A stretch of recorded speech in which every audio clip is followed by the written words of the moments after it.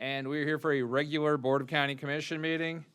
Before we begin, we will start as we do all things with an invocation and a pledge. Today's invocation will be led by Reverend Brock Patterson from Longboat Island Chapel, and our pledge today is going to be done by a very special new hire / old hire, Staff Sergeant Lee Washington.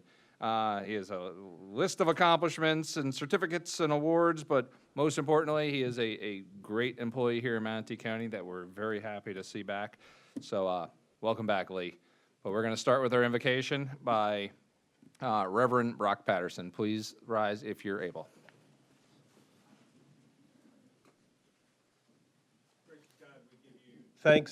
Gracious God, we give you thanks this day, Lord, for the very breath of life that you placed into our lungs and this opportunity that we have to come together.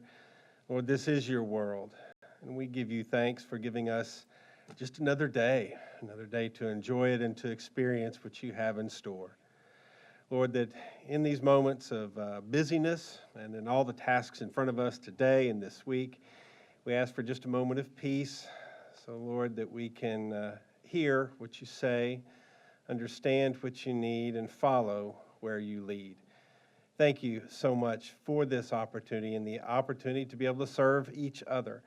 We thank you for all that you do. We pray this, Lord, in your holy name. Amen. Amen.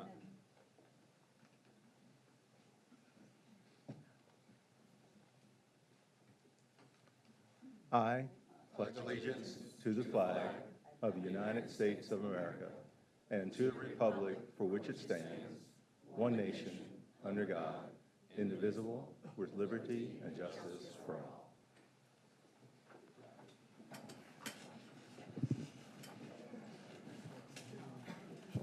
I got Jonathan here. I got you behind you. Charlie, are there any updates? Yes, sir. All updates were published with the online agenda, and item 12, adoption of budget amendment resolution B 25-042 was further revised.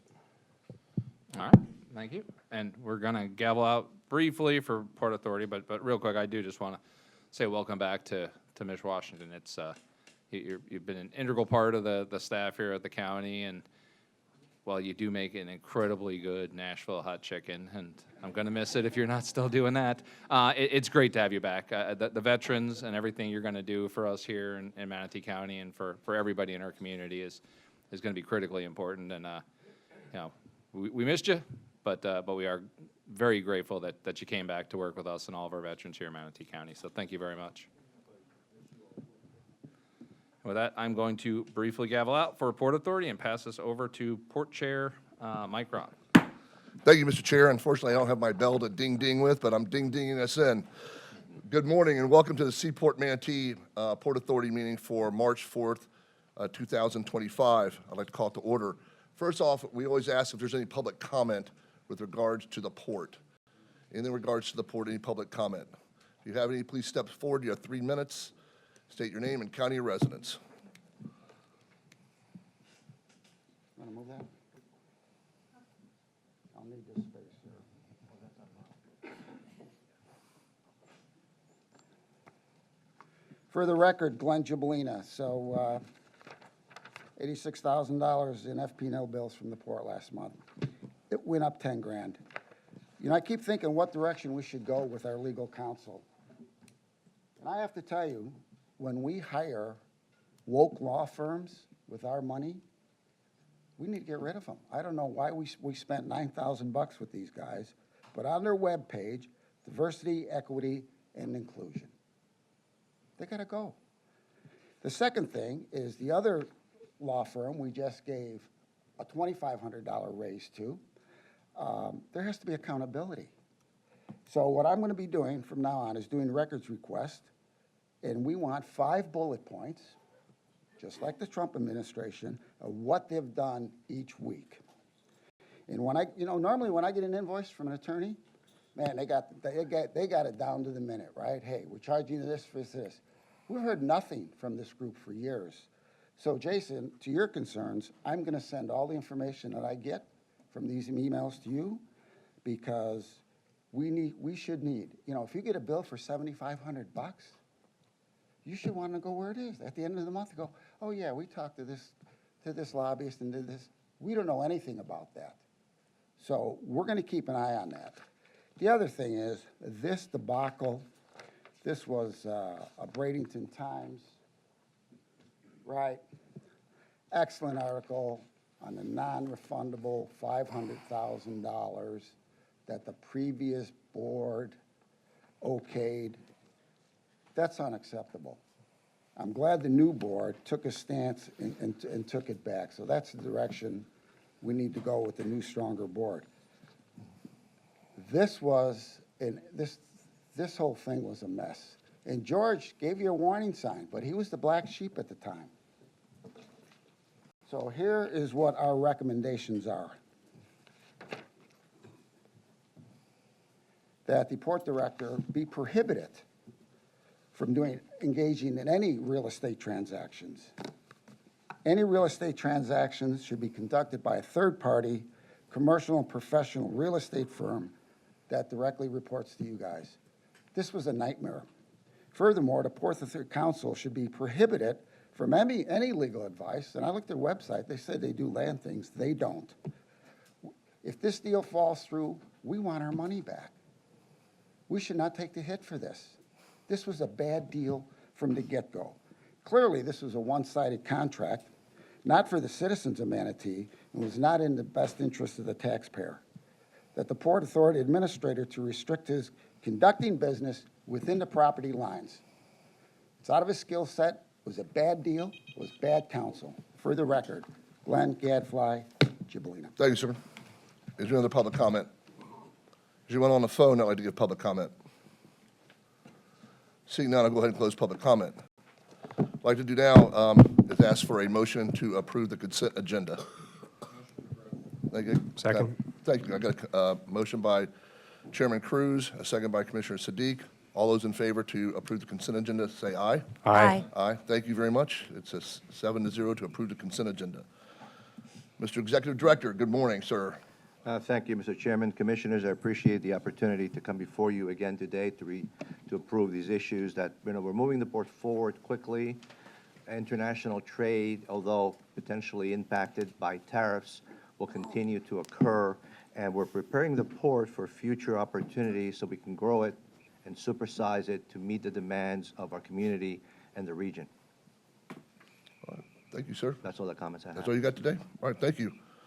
Are there any other commissioner comments from the Port Authority? Seeing none, there's no commissioner comments, I will adjourn it, ding, ding, and give it back to Commissioner Cruz. Thank you. Thank you, Carlos. Ding, ding. Excellent board meeting.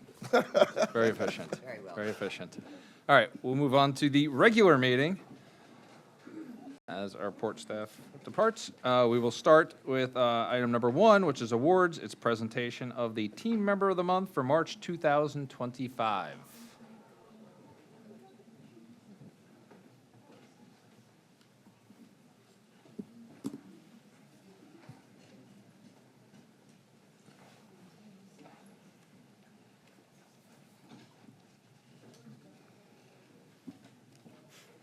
Good morning. Jody Fisk, Director of Public Safety. I am really excited to present to you our Team Member of the Month. I'm sure that Chief Jones has something he'd like to say. Katrina, where's she? Hugging. So her positive attitude is just, it's nothing short of infectious at Public Safety. And when you see somebody at Public Safety who constantly has a smile on their face, at first you might be a little suspicious.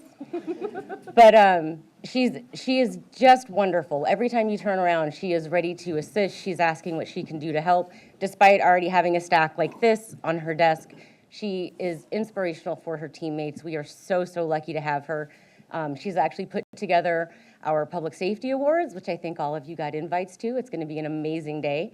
But with that, I'm going to let Chief Jones and members of her team say a few things. Good morning, Mark Jones, Emergency Communications Chief. I thought about this for a while, and the best way I can describe Kat is she's the Communications Center team mom. She makes sure everybody's taken care of. During the hurricanes, people were fed, and she truly deserves this award. Thank you. Well, good morning, everyone. Firstly, I want to thank you for your time and attention, and I want to thank my amazing colleagues for this nomination and honor. What I've learned about interactions with other people and the nature of communication, I learned from my father. He was a Vietnam veteran and later worked at the Veterans Affairs Hospital for 35 years in his profession. And every time I visited him at work, I would watch how he greeted others with a smile, with a laugh, or just being a goofball. But he was still able to get his tasks done and support everyone around him. It was through watching those meetings that I learned that we each have the power to positively influence someone else's day. I'm in a supportive role, and if there's something I could take off someone's plate, some way I could best assist or clarify something, I'm happy to do it. I am a part of an amazing team that puts their best foot forward to help others in need each and every day, and I'm proud of what we do. My colleagues are a part of the reason I smile when I walk in. My colleagues in public safety are a part of the reason why I get to laugh and enjoy what I do so much. So I take this not just as a win for myself, but as a celebration for every one of us. And I choose to take this moment to remind everyone here, watching or listening, that happiness is contagious. And it only takes a moment of our time to spread the joy we wish to inspire in others. And in doing this, we grow together. In doing this, we only get better. So let's continue to grow, improve, and share joy. That way we never forget the two compounds that make us who we are, human and kind. Thank you for this honor. I appreciate you all. Thank you.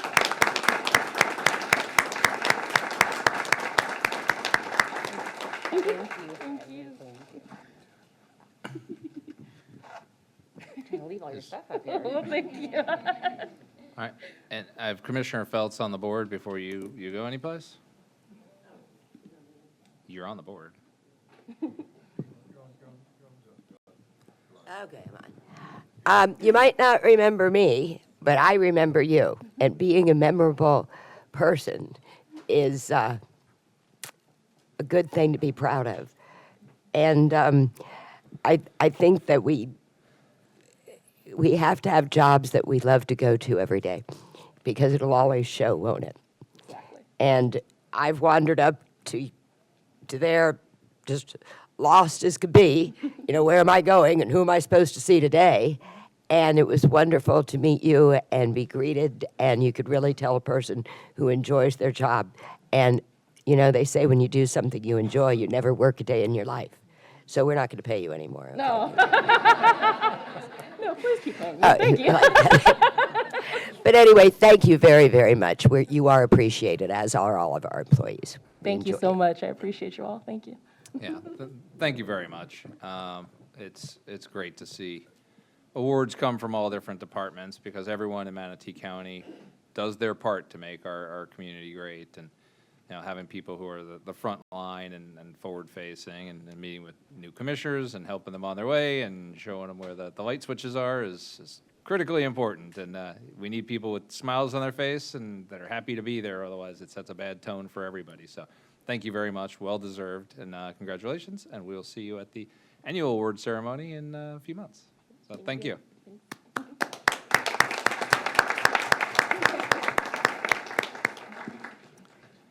All right.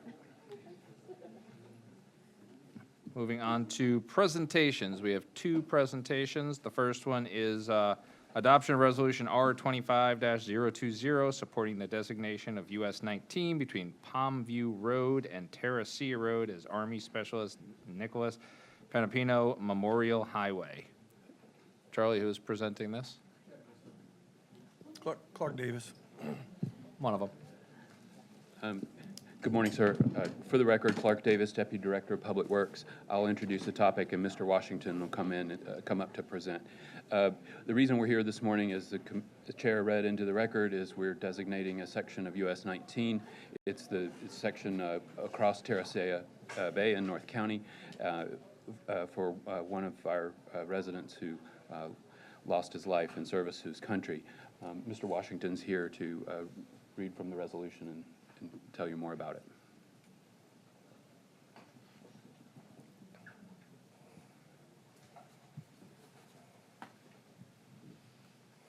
I'm going to get a copy of that resolution. You didn't memorize it? I tried this morning, but We Captain Crunch got in the way. I don't have a copy. Thank you. Family?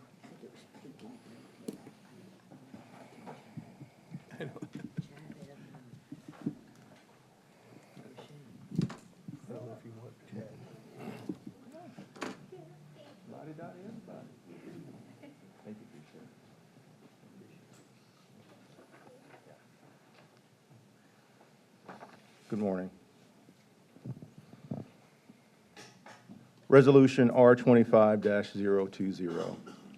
A resolution of Manatee County Board of County Commissioners supporting the honorary designation by the legislature of the state of Florida of that portion of US 19 between Palmview Road and Terracea Road as Army Specialist Nicholas Panipinto Memorial Highway, making it certain findings authorizing transmittal of the resolution, providing for severability, superseding conflicting resolutions, and providing for an effective date. Whereas Army Specialist Nicholas Panipinto honorably served the United States Army with courage, dedication, and selflessness, exemplifying the highest standards of military service. And whereas Specialist Panipinto tragically lost his life in a training incident on November 6, 2019, while serving his country at Camp Humphreys, South Korea. And whereas Specialist Panipinto's service and sacrifice serve as a reminder of the immense dedication and risk undertaken by the men and women of the United States Armed Forces in the defense of our nation's freedom. And whereas Specialist Panipinto was a beloved member of the Manatee County community, known for his strength, leadership, and deep commitment to his family, friends, and fellow soldiers. Whereas the memory of Nicholas Panipinto will forever be etched in the hearts of those who knew him, and his sacrifice will never be forgotten by the community he proudly served.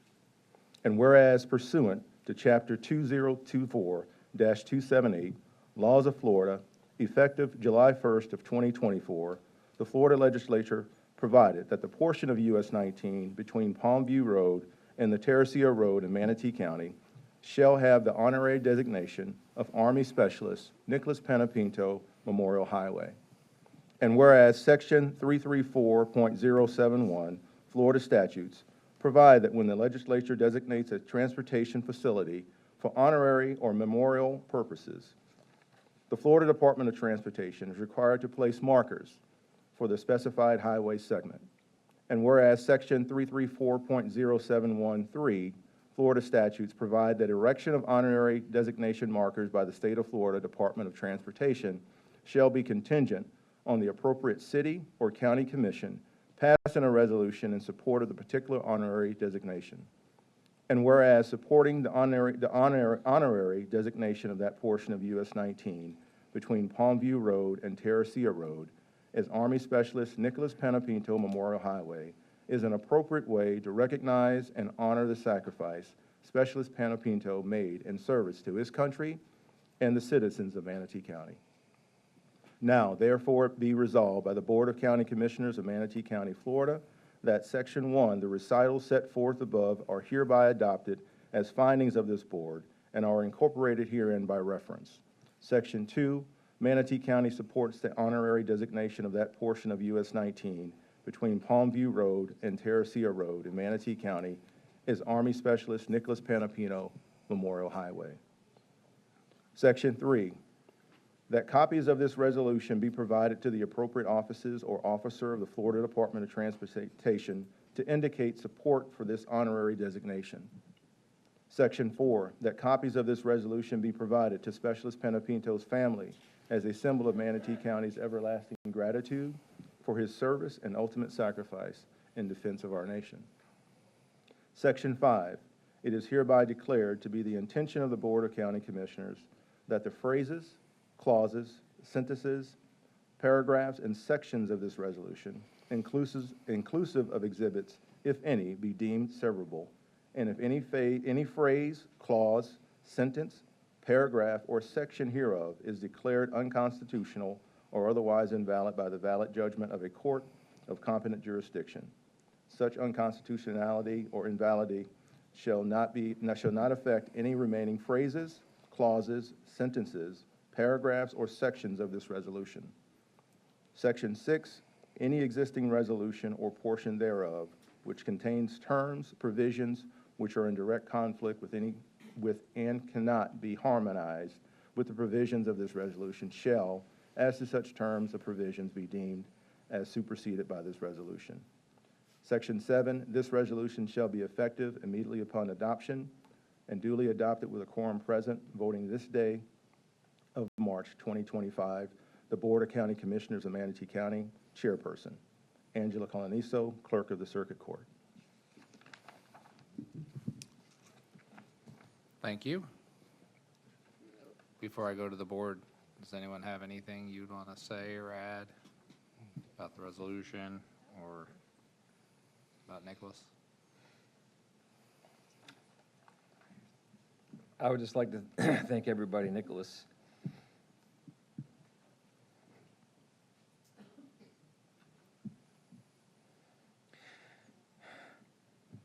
He loved this town. He loved it.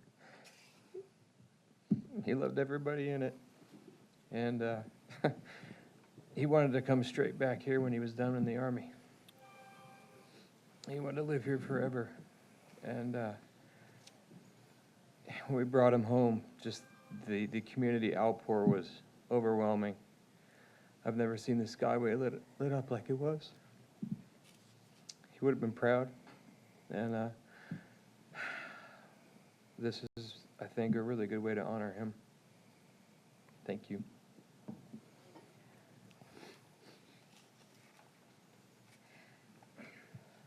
Our Nicholas was born on April 26, 1999 in Bradenton, Florida, and was a lifelong resident of Manatee County.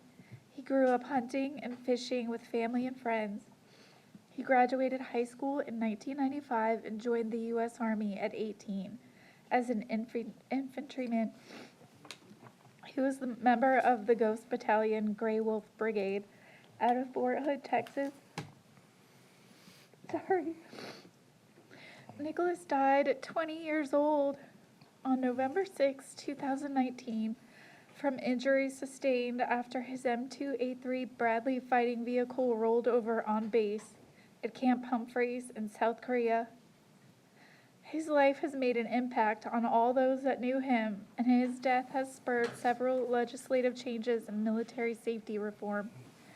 Nicholas will be remembered by his friends and family for his gentle way, his sense of humor, and his ability to live life fully. The world will remember Nicholas and the laws passed that will protect and preserve the lives of future service members. Thank you for helping us make this happen, because there will come a time when we are no longer here to share his life and his story, but securing this Memorial Highway will ensure that his life and his legacy lives on forever. Thank you very much for everything you all have done to get it this far and make this happen for us. Sorry for being a mess. Thank you, Lee. All right, and I do have a couple of commissioners on the board. Commissioner Ron. Thank you, Mr. Chair. First off, thank you so much for Nicholas's service and sacrifice. He's a warrior. He'll always be a warrior.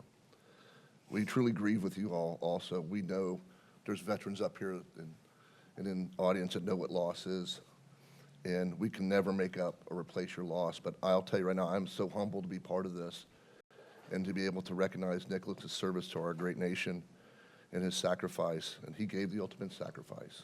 And we can't thank you enough for who he is and who will always be. And we just appreciate you. And I'm just, again, just so humbled to be part of this. Thank you, Mr. Chair. Thank you. Commissioner Beard. You know, it's always hard for me. I've been around too many families in my life and that have lost, you know, their son. And sometimes I just don't have the words to say other than thank you for giving your son to this country and raising an amazing son that's willing to lay his life down for his brothers and sisters. And there's no greater love in this world than one that can lay his life down and willing to lay his life down for his brothers and his sisters. And it's just an honor to be able to have the opportunity to do this. And thank you. That's all I can say is thank you. Thank you, Commissioner Bearden. And yeah, I couldn't possibly speak from a position of Commissioner Ron and Commissioner Bearden based on their experiences and their involvement with service. But thank you all. This is a very small token, but it's something that the state and Manatee County are very happy to do, and very fortunate to have had Nicholas involved in our community and to keep his memory alive in the long run. So thank you all for Nicholas and for everything he has done and you do for this community. So thank you. And with that, we need to vote on this resolution, but it is a resolution, so I do have to open it up to public comment, if there's any public comment. Anyone on the phones?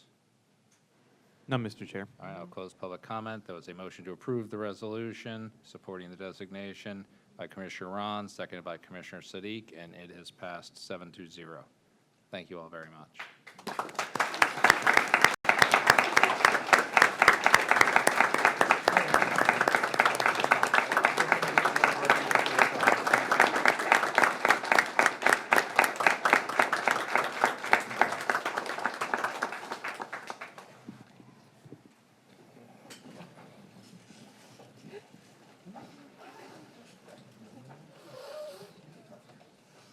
All right, we'll go to the second presentation. It's item number 3, confirmation of appointment of the Director of Community and Veteran Services.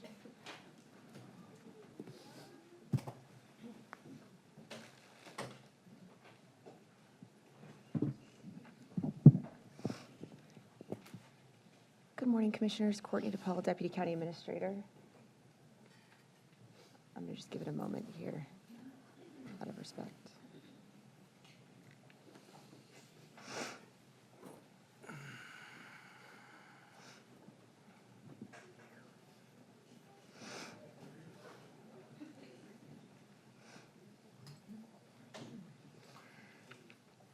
Good morning.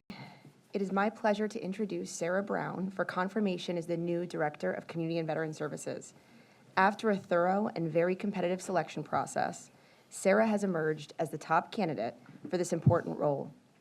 As many of you already know, Sarah currently serves as our Deputy Director, where she oversees probation, veteran services, and animal welfare.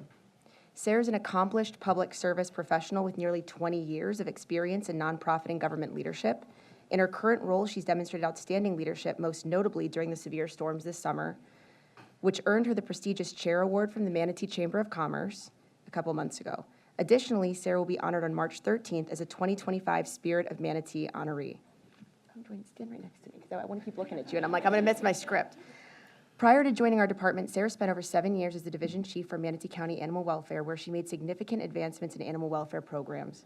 She also served as Executive Director of the Humane Society of Pinellas, where under her leadership, the organization was named Nonprofit of the Year by the Pinellas Chamber of Commerce in 2014.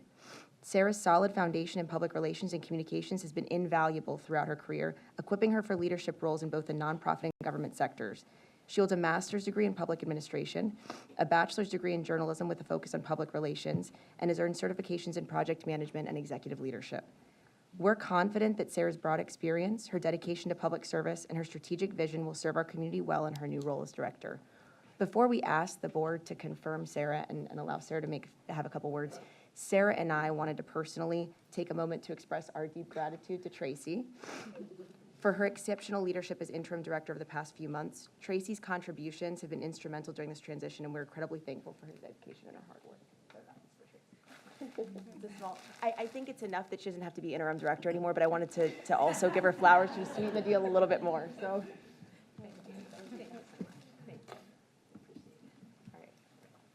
right. And with that, can I say a couple words? Sure. So a year ago, I was privileged to begin serving Manatee County as the Deputy Director of CVS, overseeing the Veterans, Probation, and Animal Services. But it wasn't until this summer, serving as the Human Services Branch Director during this challenging season, that I saw the depth of the department's work. It reminded me why 20 years ago I left corporate life in New York City to pursue a career in nonprofit and government. This department touches lives every day and helps people when they need it the most. The dedication and passion of this team, they inspire me daily. We have a real opportunity to make this department even better by continuing to foster our relationships with our nonprofit partners and addressing any gaps in the community. I'm excited of what we can accomplish together and the positive change we can create moving forward. Thank you. Thank you, Sarah. And I've got a couple people on the board, but this is an agenda, we have to vote, so this has to go. So before I go to commissioners, so we can go right into vote, I'm going to open this up for public comment. Anyone from the public? Anyone on the phones? No, Mr. Chair. I will close public comment, and we have Commissioner Siddiq on the board. Thank you, Mr. Chair. You know, every day I come into the office, into the building, and I pass at least 2 to 3 different posters that say, "Do work that matters." And I think Community Veteran Services certainly is one of those departments that does work that matters. My conversations with Sarah, going back from before, when I started as commissioner a few months ago, one of the things that I got out of you was empathy, and that's a trait that I really value in leaders. It's being able to place yourself in the shoes of people that you're serving. I think you very much embody that, given your background, where you're coming from. This is a position that touches everyone's lives in Manatee County, whether it's people, animals, veterans. You do great work here, and in many ways you're very overexposed to some people in the community, but you have to take that in stride and move forward. So I'm very proud to have you as director for this department, and looking forward to some great things from you. Thank you so much. So first, I just want to thank Tracy for leading the department in the interim role. You've done an amazing job, and we appreciate you stepping up. Sarah, I'm so excited to have you in this role. You are such a strong leader, and you have a bias toward action, and I just really appreciate those qualities about you and so many others, and I think you're really going to do an amazing job, and I'm excited to have you here. Thank you so much. Yes, Mr. Chair, thank you. Sarah, I know you're going to do awesome. You do things at a high level. You do things with excellence. And, you know, that's one of the things that I know that your leaders, directors look for, and that's why you got chosen for the job. So I'm excited to see what you're going to do and what the future holds in your career. Thank you, Mr. Chair. Thank you. Commissioner Feltz.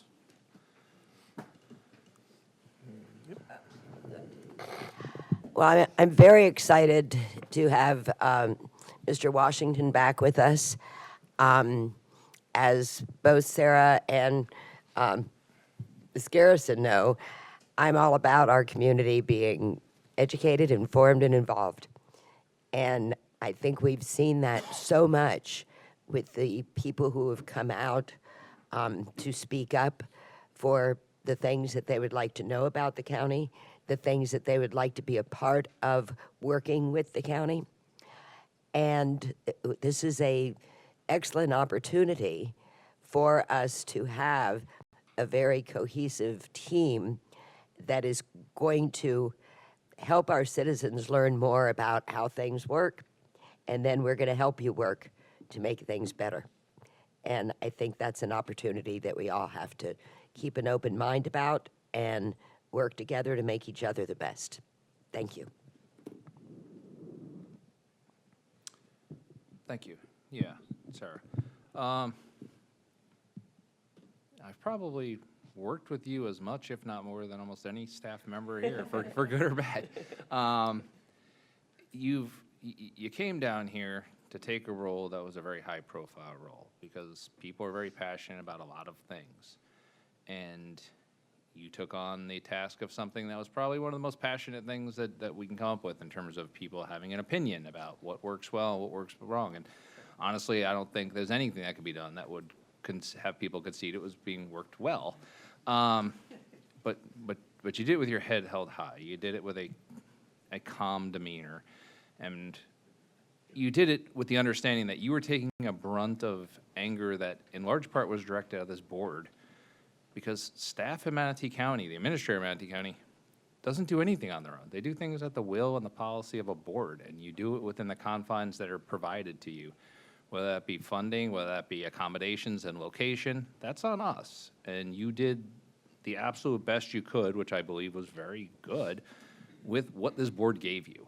And now that we're moving forward with newer things with animal welfare, you're helping shuffle that on, even though that's not your core focus anymore. You've been instrumental. During the storms, you were who I called. and you were right there. In fact, for 4+ years, if I called you or emailed you or texted you about anything, I heard back immediately, and not vague stuff or glossied over stuff. You would tell me the truth about things, and you would tell it to me promptly and honestly, and you would give me solutions on what you felt was the best way of doing it. You, in my opinion, are an incredible employee here. You do what we ask you to do. You do it well. I appreciate that you keep getting moved up. I think you're going to do an amazing job here. I think you have to realize now you're taking on libraries and all kinds of other things that people are going to yell at you about. So you're not eliminating it, you're expanding it. I think you're going in the wrong direction if you want a nice, calm life.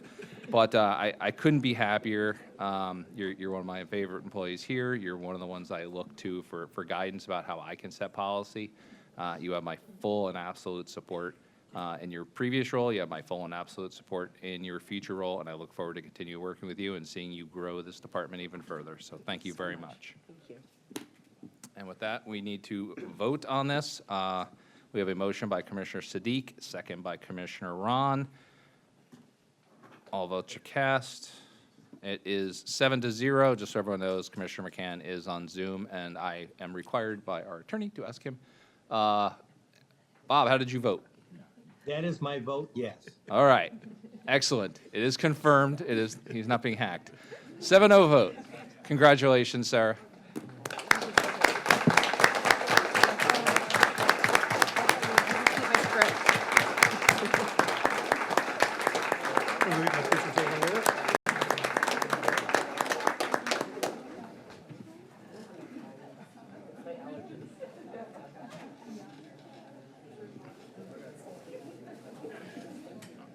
All right. Commissioners, are there any items to be pulled from consent? Yes, Mr. Chair, I'd like to pull item 12, financial management. All right. All right. Just give it 1 second. It's quieting down. I don't want to start yelling at them as they're mostly out. Commissioner Sadiq pulled item 12 from consent. Are there any other items to be pulled from consent? Commissioner McCann, do you have any items to pull from consent?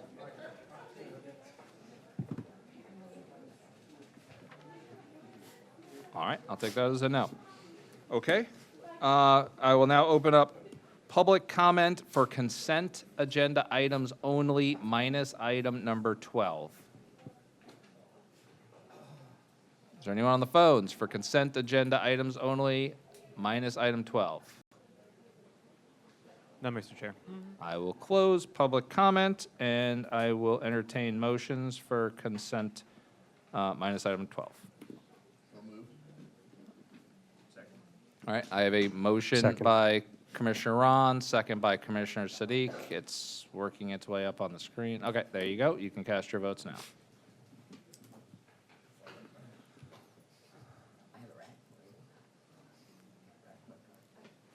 Oh, and Commissioner Ballard stepped away, so you can just drop her. She did not vote no. She's absent. That vote is 6-0. Commissioner McCann, how did you vote? I voted yes. All right, 6-0 with Commissioner Ballard absent. We will now go to citizen comments for future agenda items. This is for items not presently on the current agenda. I have one, hold on, I have one person on the list. It's probably you, but I'll just check. Nope, Dan Cohen. Is Dan here? Dan, you're first. You're on the list.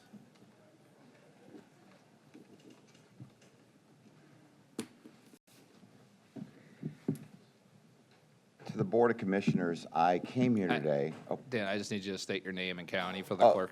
Dan Cohn, Manatee County. To the Commissioners, I came here today because I wanted to apologize. Last year, Commissioner Ron, Commissioner Cruz, the only thing we didn't do is come up with voodoo dolls. We were so butting heads to protect our livelihood, to protect our businesses. But I really do respect your passions. I really want to be able to work with the commissioner, regardless of the regulations, regardless of the rules. I would love to hear from you all. I would love for you guys to learn a little bit about us and say, hey, you know what? I don't care that the rule says this, Dan, but it'd be great if you could start going in this direction, or if you could start going in that direction. I don't expect, Commissioner Cruz, for you and I to be on the same page, but I do respect what page you're on, and I want to hear more from you if you have the time, you know, and the effort would be fantastic. In reference to Commissioner Siddiq, I've thought about what you were saying about a round table, and I even got she's the delegate of the AKC. We don't agree on all things, but she's also willing to participate. Commissioner Meredith, I would love to do some transparency, whether it be a visit. I now know the rules. You can't go with anybody, but if anyone wanted to go visit my breeders, they could. I would love for you guys to visit my facilities. But more importantly than anything, I want you to know that I respect your positions. I respect your opinions, and I respect the process. I'll be sending you guys some emails inviting you over to the store when I'm there, when I'm not there. But I really want to hear your critiques instead of just a battle going back and forth, one-liners. I want to know what you really think. I have a history of working with the public and the government in reference to being transparent, in reference to really trying to improve what we do. That still stands, and it's as strong as it's ever been. I thank you all for your efforts, and I thank you all for your personal opinions, even the ones that are against me. I've learned a lot from you guys. Commissioner Cruz, I couldn't stand you, and I've started to learn a lot about you. You're a very honorable individual. You really are, okay? At least I'm being transparent with you, you know? And I don't feel that way anymore. A lot of people after that vote that happened last meeting, which was not a victory for us, but it wasn't defeat. It kind of leaned more towards us a little bit there, would now disappear into the background until the next battle. I don't want to disappear. I want to be part of the community. I want to help the community. I want to listen to what you guys have to say and react to it in a positive manner. I don't think they'll take me up on this, but I would love to do an off-the-book tour of the shelter. If you come and see what I do, I'm really good at making things really awesome, really cheap. I would love to give suggestions if it was open to it. And to Commissioner Brown, not Commissioner Brown, to Sarah Brown, my congratulations. I butt heads with her the way I did with Ron and with Cruz. I look forward to a great open relationship, and thank you so much. I appreciate all of you. Thank you, Dan. Oh, I brought this for you guys. It has basic information on me. Sure, just give it to the clerk. Thank you, Dan. All right, there's no one else, so just first come, first serve. I don't know why, before you guys start my time, I don't know why, because I filled out a form out front, and so did Glenn. So, just FYI. All right, I'm Andrew Griffin, Manatee County advocate, activist, whatever you guys would like to call me. Just don't call me late for dinner. I also don't really care for George Cruz. I'm just joking. So mine is shelter reduction of cost and efficiency of construction. I'm hearing that our animal facility is getting bloated. I'm hearing that our price tag is close to $9 million on this animal shelter. So I would like to request this board, one, if that is true, to rein in the cost and to give the public the reality of the cost of this construction. I'd like transparency on that. The statue, you guys, it's the taboo conversation of this board. Many people, many conservative groups are still looking to find out where is our statue, has it been repaired, and when is it going to be installed? Again, something that's failing full transparency. One other issue that I have, which is more in Charlie Bishop's realm, is abuse of power by our code enforcement. We are having some issues in the east side. I don't want to speak too much because we have a quasi-judicial hearing that's coming up this Thursday. But you will find very specifically that our code enforcement, specifically one code enforcer that lives in a community, is abusing his power, causing a business to spend more money on legal expenses because he doesn't want something in his community. There is no way I'm going to sit here and not scream from the rooftops about abuse of process, abuse of power, or anything coming from our code enforcement. I also heard our code enforcement is out there door knocking. I'm not paying our code enforcers to door knock because one code enforcer doesn't want a business in his community. This is appalling to me. So we need to figure that out. Also, on a brighter side, I just want to welcome Lee Washington. He should have never been fired.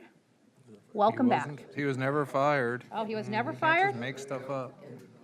Okay, well, he should have never left, so I'm just saying, I'm glad he's back. We should God have bless. required him to stay here? He is.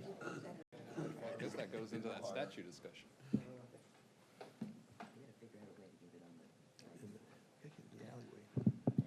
Hello, good morning, commissioners and staff. Thank you for your service to the residents of Manatee County. Valerie, I need your name and county of residence. My name is Valerie Guillory Clare. I'm actually a resident of Monroe County at this time, but I operate in Sarasota and Manatee counties for the last 15, 20 years. I'm the executive director for Trinity Without Borders, a community housing development organization.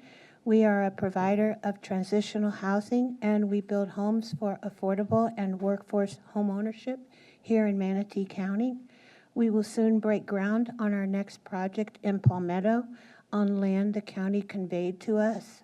I would like to thank Commissioner Cruz and then Commissioner soon-to-be Ballard for their support attending the ribbon cutting on the successful completion of our last project next door, and invite you all to our groundbreaking in April.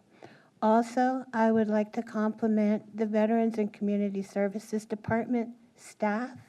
They held an outstanding community grant workshop yesterday that led me to believe they are inspired and empowered by ultimately the leadership of you commissioners. I will be sending you all an invite to our groundbreaking soon. Thank you. Thank you, Valerie.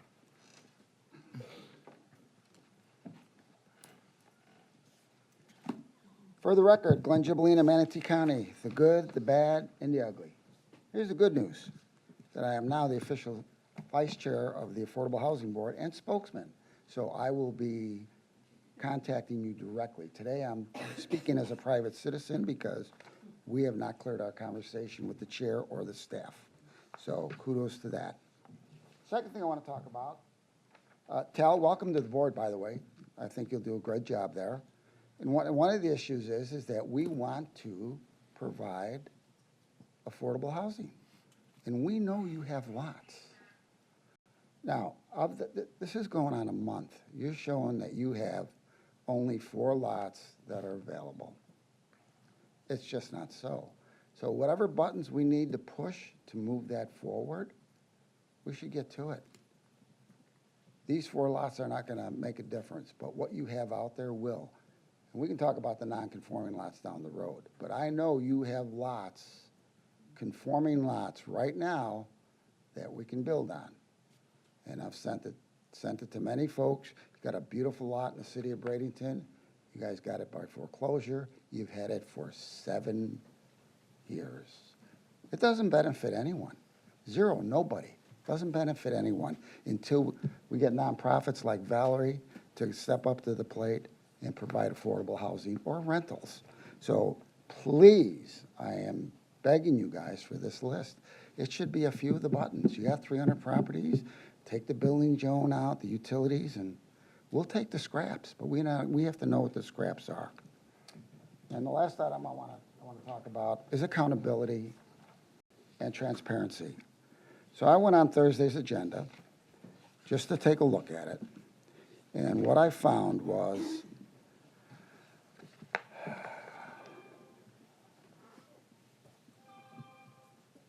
I did a 10-minute presentation. I had a lot of documents. I held them up, they're time-stamped, I handed them in to the clerk, thinking that my documents were entered into the record, because I'm very redundant. I sent an email, sent it to you. Lo and behold, on your Thursday's agenda, and it brought up my name and a couple other folks, nothing was entered into the record. I want to know who put that on the agenda, because it's an absolute, I want to say a lie, but it's very misleading. So when we go like this and we enter it into the record, I expect to see it on the agenda. So I want to know who's responsible for saying, because I wrote the clerk. I don't think the clerk did it. So I don't know if it was the administrator or it was a hiccup But please, don't insult me like that. When I come up here and work hard and provide documentations, and then you say we never got it. Please, it's an easy fix, just fix it, for the record. Thank you. Any other public comment in the room? Margie's on the list, but I don't see her.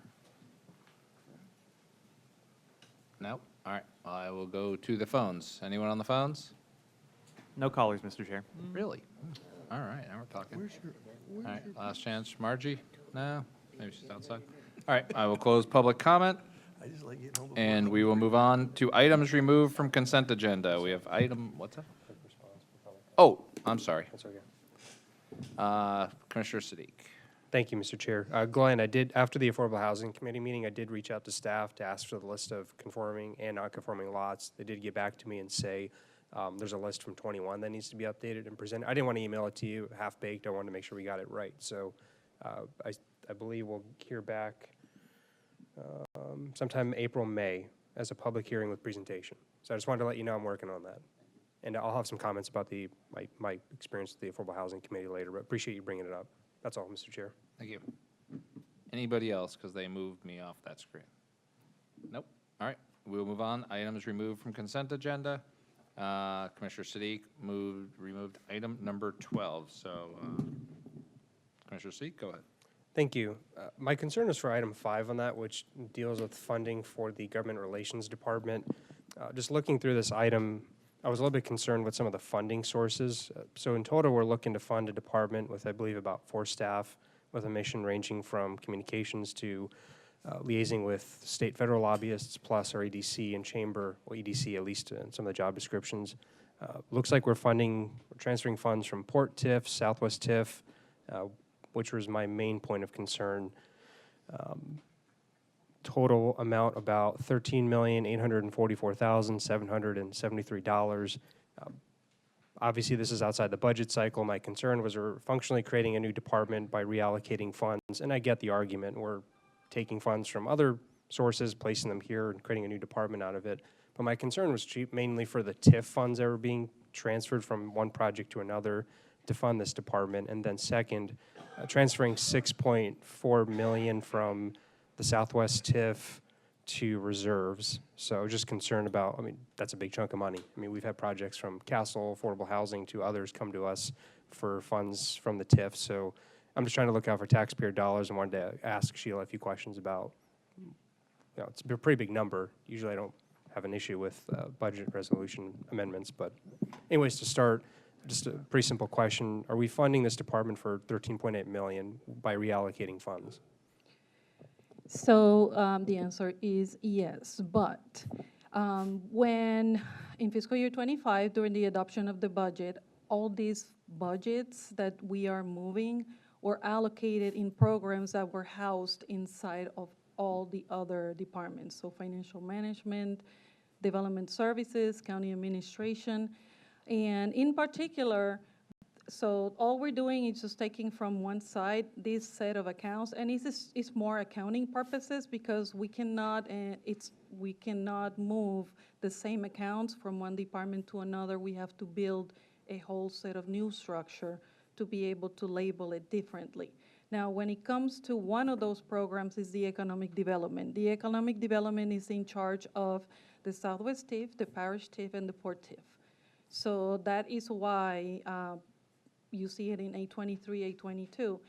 However, economic development under government relations has realigned some of those structures, finding out that there was some budgeting that was done in excess. So all he's doing is just cleaning up some of that and reevaluating how they are structuring the economic development once again. It's staying within the monies are going back to reserves for transparency. And when they are ready to realign it back up with the new initiatives and things that are supposed to be coming in 25, inclusive of what could be affordable housing, funding, then they will come back and do that. As it relates to all those affordable housing initiatives that you have are coming from community and veteran services. They are the ones that are doing those gap funding entries. So because it's just a sequence of movements like that, just structural in nature. Is this typically how we've done it for other departments if we've created them? Every time, yes. It's an accounting process. It has to be done based on our structure of our accounting system. So for the TIF funds, Port, Parish, it's not a lot, and then Southwest TIF, is this functionally us saying we're holding on to these funds so we can allocate them to some projects in That's the future? correct. That's Okay. correct. I don't know how I feel about that, just because I haven't seen a list of projects. I'm not really sure why we're setting that aside out. So this is general reserves, not like reserves in the TIF fund somewhere. It is the reserves in the TIF. I cannot TIF, move okay. TIF monies outside of the TIF fund. Yes, sir. Okay. Do we have any idea what those projects are coming up? So that's what they are trying to evaluate based on the list of the incentives and programs that they have out there for economic development. Now, what I do know is that they have a reservation for a project woodworking amount, and that has fully been completed. So they're returning that back. It took approximately $4.4 million. Returning back to the reserves, and then whenever the other needs arise in the Southwest TIF, that those funds can be used for something else. Okay. But it is transparency at best to move the monies back to reserve when they are undesignated within the Southwest TIF.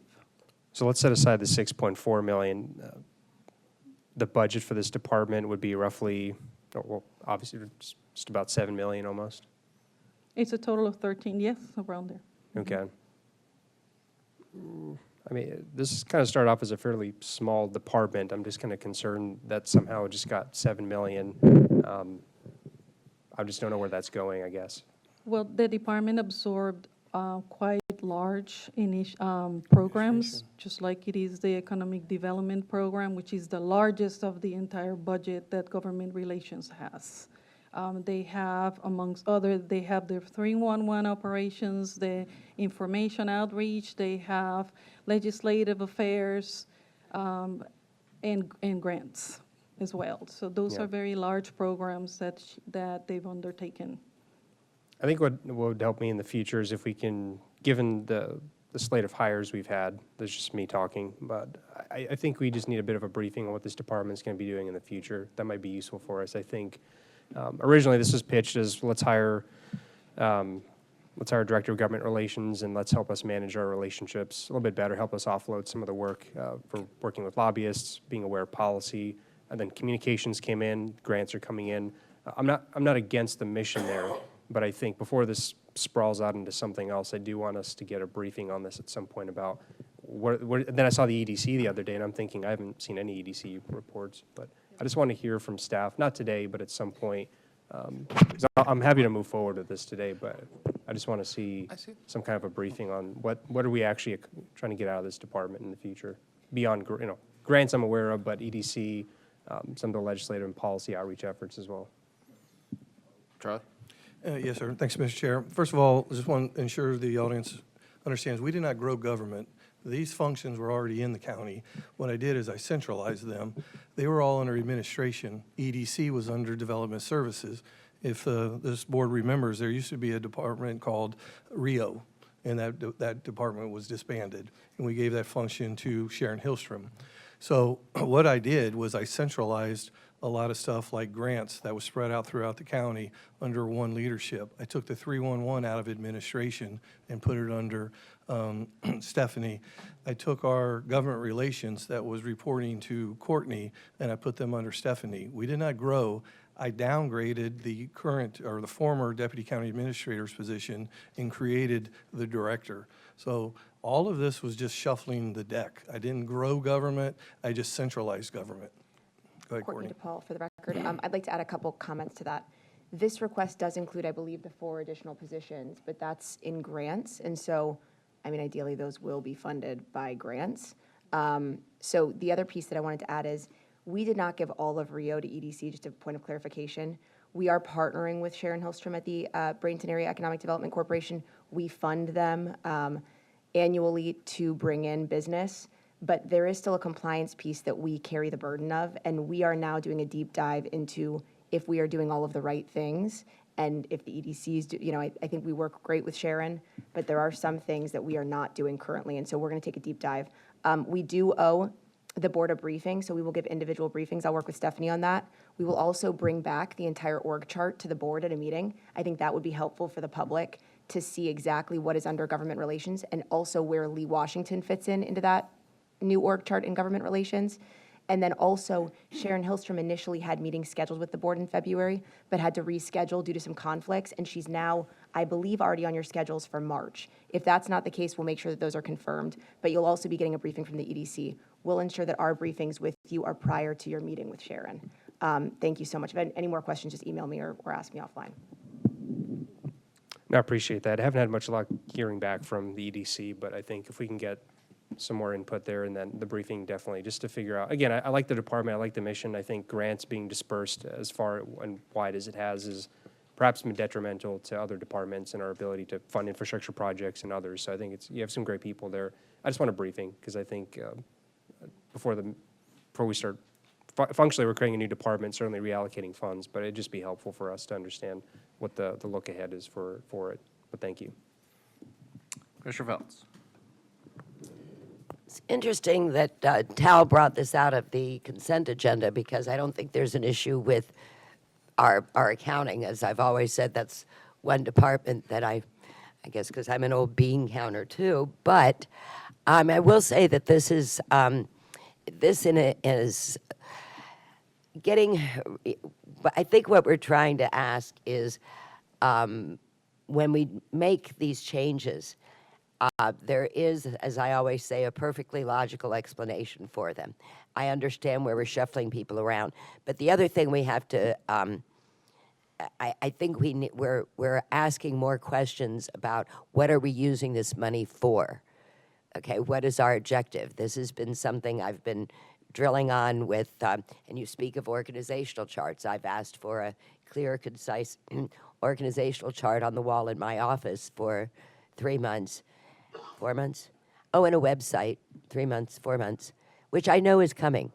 And I know there's a perfectly logical explanation for everything. But we also have to make sure that we're not duplicating efforts and that we're giving a concise objective for what we are trying to accomplish, whether it's by reorganizing or appointing new people or shuffling people around.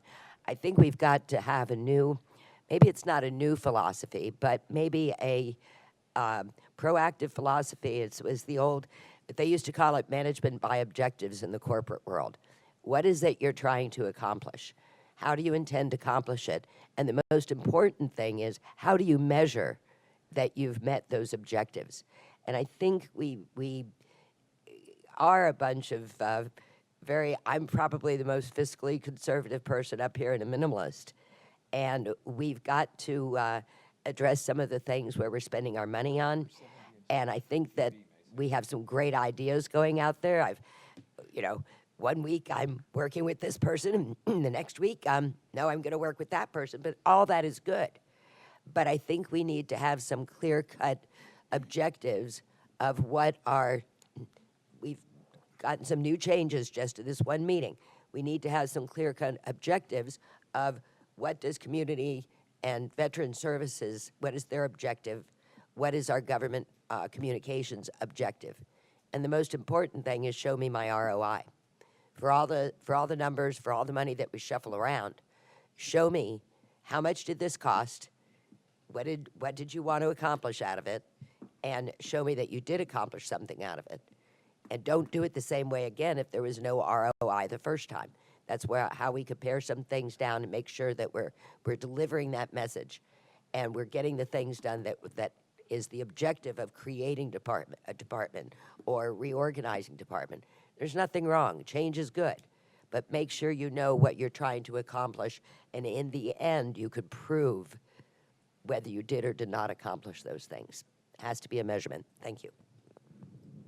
Thank you. Open this up to public comment.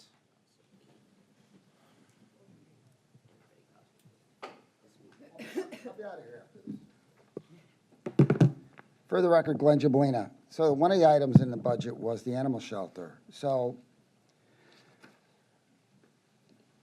that was my public comment. What I don't understand, it says scope and rationale change. Well, if you read the original rationale, to meet the growing demands of animal services within the public safety department. Glenn, we're talking about The budget. I don't think this item encompasses the entirety of every dollar spent in this county. We're talking about a specific funding mechanism. This for a was on your specific department. agenda in that budget thing. Whatever, go ahead, talk. I'll keep it short.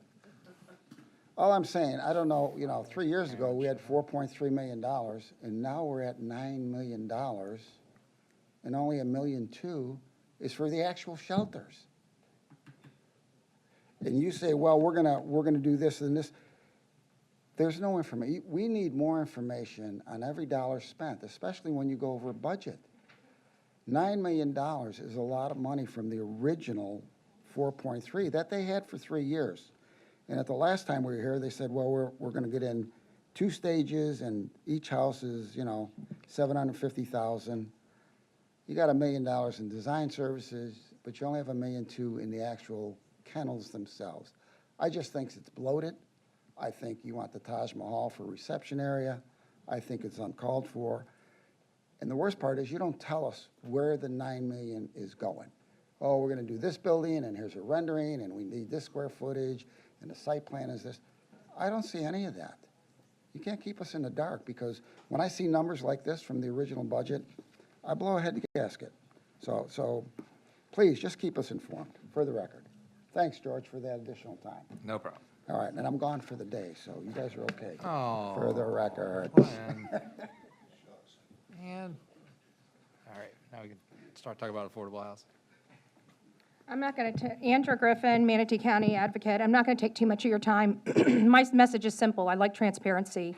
My goal in here is to reduce taxes, not increase taxes. I think we have a bloated government ourselves, and I think we need to be finding ways to reduce our employment and find a way to make our government more efficient, not hiring people on. We need to refocus what we already have. That's just my personal opinion. I don't like spending money. I don't like wasteful spending. And I think transparency is what the county has voted on. And hopefully that's what we get. Thank you. Okay, anybody else, public comments? Anyone on the phones, public comments? No callers, Mr. Chair. I will close public comment. I'll just make a statement before I go to the board that the fact this is on our agenda, this detailed with this many line items, is fairly transparent in its own right. I mean, this is an administrative shuffling of dollars. There's not an extra dollar being spent or other people hired that weren't already approved to be hired. This is just the box that Sheila and her team can click on QuickBooks to determine which bucket it goes in. That's very transparent. I mean, I would guess 90% of other businesses and so forth would have just done this and not really gone through this detail of explanation. So I feel this is very transparent. Whether, my opinion on how the department's being structured is outside the scope of this. This is an administrative thing that we defer to a CFO who we trust and knows what she's doing about the budget, saying these are the best buckets of money that go under this. It's just moving money. It's taking out of one pocket, putting it in another. There's no bloated government here. I got Commissioner Sadiq and then Commissioner Ballard, and then we have a motion on the floor. I'll be quick. I just wanted to correct a misstatement. So I did hear back from the EDC, and we do have the April meeting, but I do appreciate staff working with us on that. So thank you. Yeah, just really quickly, I was actually going to echo a lot of the things that Commissioner Cruz said, but I did want to add also the positions that are being added are grants administrators. So the idea with these grants administrators is that they are going to pull in large amounts of money for the county that we won't have to spend taxpayer funds. So the hope is that this department is very much going to pay for itself and pull in additional funds for the county that we wouldn't be getting otherwise, that are not going to be taxpayer funds, which is a really exciting thing. And I think that we have not taken advantage of the grant world in the past, and I'm really excited about our ability to do that now. Thank you, Commissioner Ballard. We have no one else on the board. I do have a motion by Commissioner Ballard and a second by Commissioner Ron. If there's no further comment, you can cast your votes now.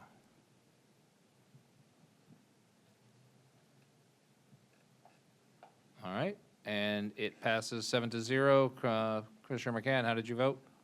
I voted yes. All right, 7-0. Thank you very much, Sheila. Now we are moving to advertised public hearings. We can keep going. Item number 45. You want me to read this? All right. Adoption of Resolution R 25-29 regarding the infrastructure sales tax to amend a project name and scope on the Parks and Community Facilities category and to amend a project scope and rationale in the public safety category. This is presentation upon request. Does anyone want a presentation on this item? Nope. All right. Then I will open it up to public comment. Anyone on the phones? No callers, Mr. Chair. I'll close public comment. There's no one on the board. I got a motion by Commissioner Ron, second by Commissioner Ballard. You can cast your votes now.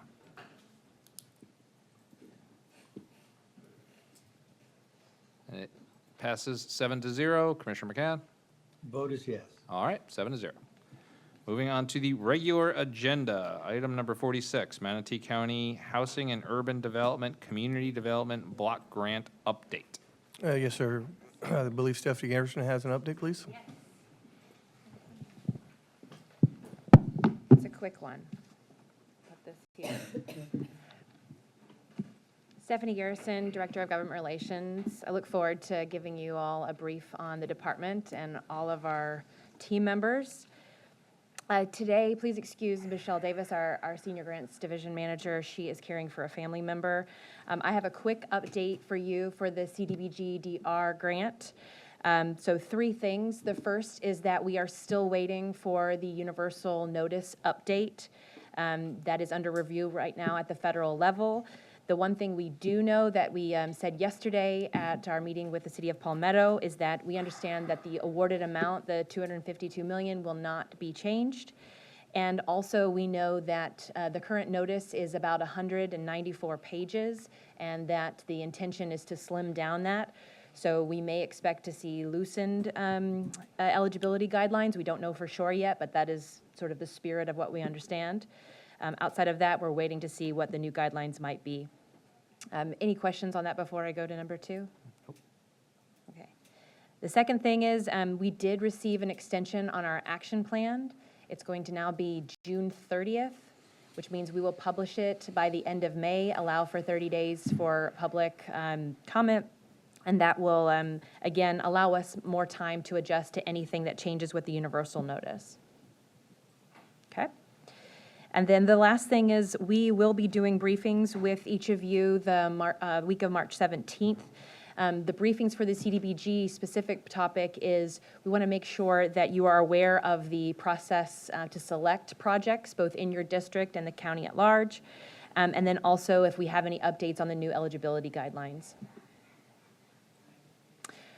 So with that, the next steps are we have 115 projects. The submitted amount is continuing to grow. It's $1.06 billion right now. So we have a litany of things to look through and to discuss and to make sure that we see what is eligible. And we also will start meeting with each of the municipalities, which we've begun. That's it. All right. Anybody have any comments up here on the board? There's no action item on this, so. Nope. And we just discussed this in even more detail yesterday, so I apologize that we're not That's okay. overly enthused about your, well, we just heard it. This is more for Yeah. the public who didn't watch the joint meeting with City of Palmetto, so Over we appreciate communication. it. 100% agree. That's right. Nothing but transparency. All right, if there's no other comments, I will move on to item, geez. What? Oh, I'm not going to. I'm just, the next item is going to be a little longer, and we take break at 10:30. What? You want to take a break? All right, we're going to take a 10-minute break. We come back, we have a couple longer items. We'll come back at 10:25.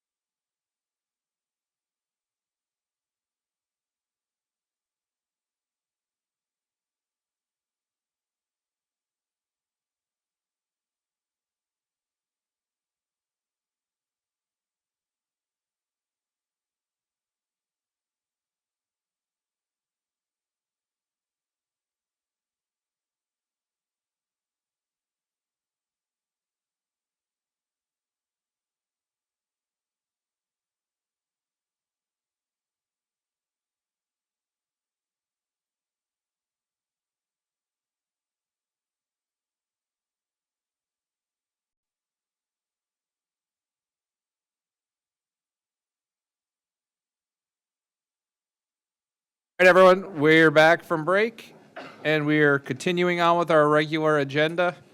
We are up to item number 47. This is property management. It's a presentation of details and options on how to bring Annie's Bait and Tackle Shop to Cortez Marina. Brian, are you presenting this? Brian Parnell, Deputy County Administrator. Good morning, Mr. Chair, Commissioners, County Administrator, County Attorney. Thank you for your time. I'm here to respond to the board motion from a month or so ago and present details and options on how to bring Annie's Bait and Tackle Shop at Cortez Marina up to code or back in operation. Following a series of inspections, it has been determined that Annie's Bait and Tackle Shop building has suffered catastrophic structural damage, rendering it unsafe for continued use. These inspections were thorough and included assessments from a licensed structural engineer, former building official, the fire marshal, and Florida Department of Emergency Management. All reports indicate the same conclusion: the building is unsafe and should be condemned. The structural engineer's findings were confirmed by both the building official and the fire marshal, all of whom agree that the building cannot be salvaged in its current state. Furthermore, the building is located in a flood zone VE11, where the current code mandates any new structure must be elevated to 12 feet above base flood elevation. This will require not only elevation of the building, but also the ADA-compliant features, such as a lift or elevator and wheelchair-accessible bathrooms. Meeting these standards will take time and resources. The process of design, permitting, and construction of a new facility would be expected to take 24 months once the project team is in place. As an alternative, we explored temporary solutions that would allow Annie's Bait and Tackle Shop to remain operational, not using the existing facility. These include options such as bringing in food sales trailers, designated seating area setup, ADA-compliant trailer restrooms as well. While the estimated costs that we roughly put together for these temporary facilities range from $150,000 to $250,000, they could be more depending on the options that would be selected. We would be committed to ensuring accessibility and functionality for customers and staff alike. Architectural renderings, we also have, I think Q brought them up. We had a couple of our great partners here at the county really work fast over the last 3 weeks to put together some concepts of what this might look like. This is from Folly Bryant. And MES Construction helped us with cost estimating and proposals. Really, really rough still, but this is an option for temporary facilities. However, we do anticipate there would be other potential delays and costs that might arise as we await the submerged land lease transfer and permitting from the Army Corps for work on the water side of the seawall. These factors are unpredictable. There may also be challenges with the maximum duration that these facilities can remain on site. Temporary facilities are typically only permittable for up to 180 days while you're finalizing a permanent option. As outlined in the Manatee County Ordinance Section 2-2-38, the county is authorized to acquire, lease, and use property as necessary for the purposes of projects such as this. If it's the direction of the board to pursue this temporary option, the Sports and Leisure Services Department would collaborate with the county attorney's office to draft an agreement for operation and lease of the property moving forward. Lastly, I think it's also important to note that there would be impacts to the development of the site once we were ready for construction of a future marina build, which was the purpose marina and boat ramp build for that Cortez Marina site, if we're maintaining operations on the site at the time. However, we do understand the importance of the business to the local community over the past decades, and given board direction, we will lean forward with rebuilding the facility or implementing temporary solutions to allow them to remain on site. So, standing by for questions. Commissioner Siddiq. Thank you, Mr. Chair. I was reading through some of the estimates. Am I correct in saying the county would be putting in between $145,000 to $253,000 into this? Yeah, for temporary facility estimates that we had one of our contractors look at, it would be for leasing per month lease of temporary facilities over the span of a year. So if we were to go further than that, those costs would rise. Okay. Yes, sir. Or purchasing, there's purchase options, but they would all be 150K plus. Yeah. Okay, and this is more for the public. We've had this discussion too, but one of the other questions I had for you was, we obviously have an ordinance around around procurement. How does this, what is the, how are we operating with essentially sole sourcing this out? And how does that ensure we're not conflict? I mentioned, How are we but I'll not let conflicting Jake with that explain ordinance? more of what we came up with to be able to work that. Sure. Hey, everybody, Jake Erickson, Purchasing Official, Commissioners, County Administrator, County Attorney. Based on that ordinance that Brian referenced, it is within the powers of the Board of County Commissioners with a majority vote that they can act as a lessor and they could lease the land to basically whoever they want. They do not need to go through a competitive procurement process unless it is for concessionaire services. Based on the understanding of what this project entails, this would simply be just a land lease. It would not be a concessionaire contract. So it would not need to go through a competitive solicitation process. Okay, and how long is that for? Can we do this indefinitely? Is it just for a limited amount of time? There's nothing that I could find in the ordinance that dictated time. Okay, I think in my briefing we mentioned I think there's a limit to how long you can sole source for about a year or less than a year. Was I off on that, or did we find new information? So correct, a sole source is valid for 12 months. A single source is valid for 60 months. But again, this would not be a sole or single source. This would be outside of the procurement process in and of its entirety, as you guys would be leasing the land to the owner. Okay, and they've never owned the land, is that correct? It was always leased? Yeah, I misspoke, I'm sorry. Not the actual owner, the tenant. Okay. No, the operator of Annie's Bait and Tackle Shop was leasing that particular facility prior. And what was the rent? Do we know how much they were paying to a previous property owner per month? We were told $5,800 a month. $5,800 a month, so we're looking at, what, $69,000? Okay. Sir. Okay, I don't have any questions for now. Thank you. Pam, you're on the board. Thank you, Mr. Chair. I just wanted to clarify a few things. Mr. Erickson, I know you looked at the procurement rules, but I assume you didn't examine the surplus land ordinance, because that would fall under Mr. Metter, right? That's correct, yeah. Because it's the surplus land ordinance, Commissioners and Chair, that deals with the leasing of land, and that if you're going to lease land for less than 12 months, then you don't need a surplus land declaration. But if you're going to lease it beyond, you do need to declare it as surplus. And then pursuant to your surplus land ordinance, there is a competitive requirement process. So there's the issue of procurement, but then there's the separate issue of the land.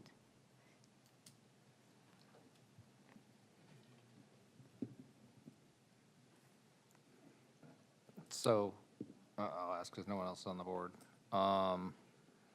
You're talking 150, I'm using round numbers, I don't have it in front of me. $150,000 to $250,000 effectively to build this out to a point, which my understanding was isn't even what they really want it built out to, but built out at least to the picture here that Stu put together, to allow it to be leased, correct? And that's probably the minimum amount, yes, sir. Okay, that's for this picture right here. Is that inclusive of bathrooms and facilities and everything? Is that an all-in? Is that like the last dollar in?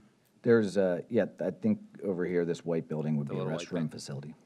All right, so you're talking $150,000 to $250,000 to build out something temporary to allow to lease it to somebody. And that's the hard dollars. That doesn't count.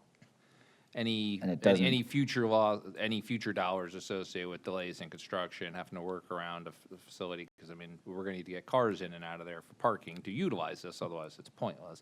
So we're gonna have to reconfigure what the demo site looks like and how the fencing works and how the future development works, and kind of work around this from a liability standpoint and a cost standpoint. So there's an indeterminate cost to that.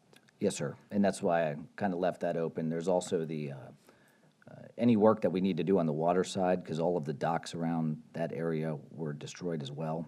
And we would need to get the permitting through the Army Corps to be able to replace in kind any of that if we need to for boats to be able to safely pull up around that particular area that we have designed. So we haven't been able to get to those types of estimates, but there could be a cost to that as well. Right. So at $150,000 to $250,000, not counting the incidental costs, which are not going to be insignificant. At 69, call it $70,000 a year. You're looking at 2 to 4 years worth of lease revenue to break even on the cost of this, not counting the incidental. And then we break even. But we can't lease it for more than 12 months. Yes, sir. And then also permitting for temporary facilities, as I mentioned,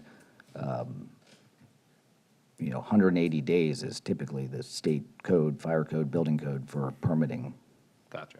Okay. So we might butt up against a challenge at 6 months as well, once we officially start leasing temporary facilities. Okay. Commissioner Bearden, and then Yeah, Commissioner Siddiq. I want to know exactly what the board wants to do with this, and we need to quit bouncing around this whole particular issue.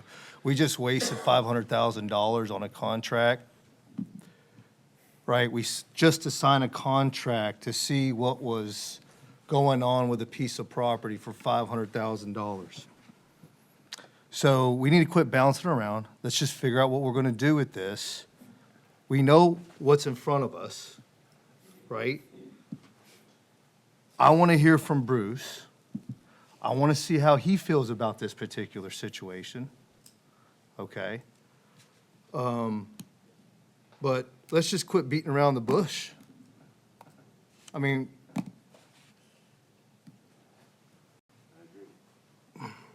what do we want to do? All right, I don't want to have us find reasons on why not to do something, right? Let's figure out a way how to do it and how it can work for everybody. Okay, that's what I'm up here making a statement about today. Okay? Because anytime we don't want to do something, we find out ways on how to beat around the bush and figure out a way on how not to do something. We should have figured out a way on how not to sign that dadgum lease, or that contract for $500,000 over at the port and waste it and just threw that money down the drain. But we didn't do that.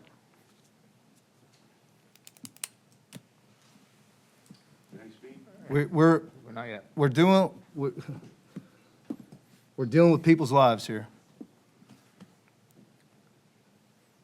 So let's just figure out. I want to hear what Bruce has to say, and I'm sure when public comment will come up, Bruce will come up. But that's all I'm hearing up here right now. And I'm anticipating that's the direction that we're going. So that's all I have.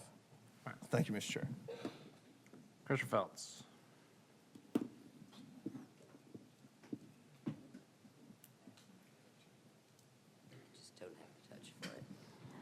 I think we saw a lot of outcry from the public that this was a semi-historical type of area, and we knew when we were getting into making the purchase on the seafood shack that we needed to have a vision for what was going to be here. We probably didn't know that the hurricanes were going to alter that vision so much that it wiped out Annie's, and we need something back. But we can't put, the county has a lot of T's to cross and I's to dot before we could have a transactional deal that basically is just, I know we don't look at it that way, but it's basically we're rebuilding someone's business for them. And I understand what Commissioner Bearden is saying is we fritter away a lot more money on maybe not as noble causes. But would there be, and with the rendition that we have here, would all be temporary. And is there anything that we have as far as our long-term plan for that property there that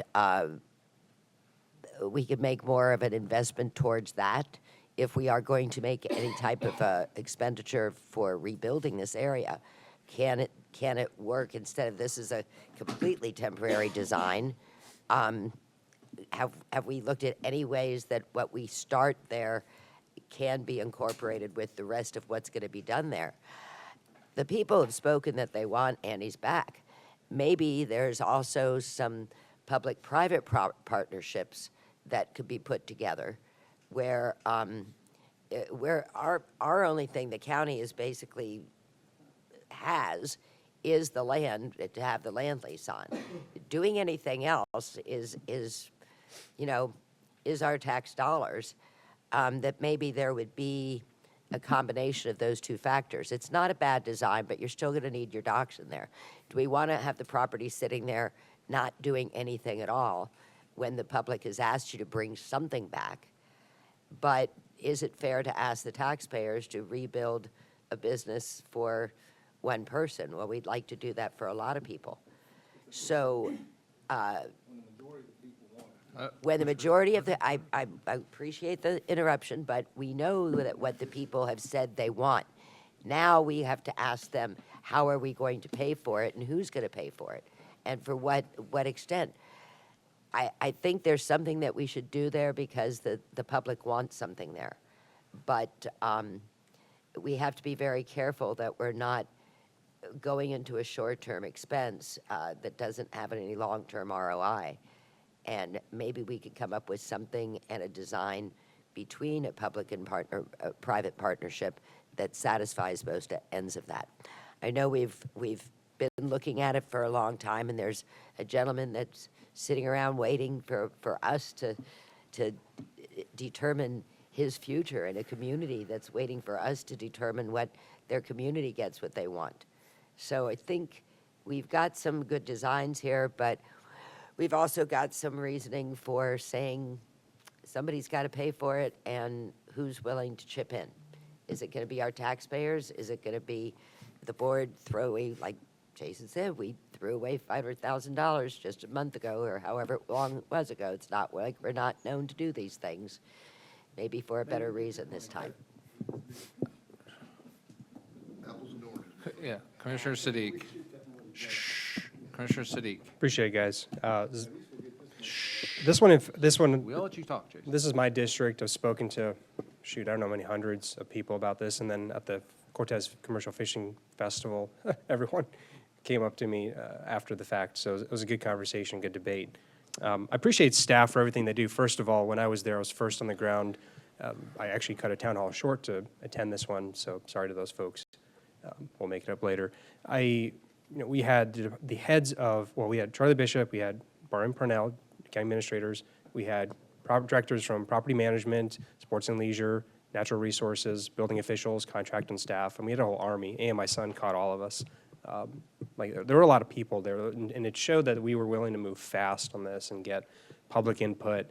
I spoke to a number of the news outlets after that. We've been above and beyond transparent on this one. Coming in, I wasn't necessarily a big, I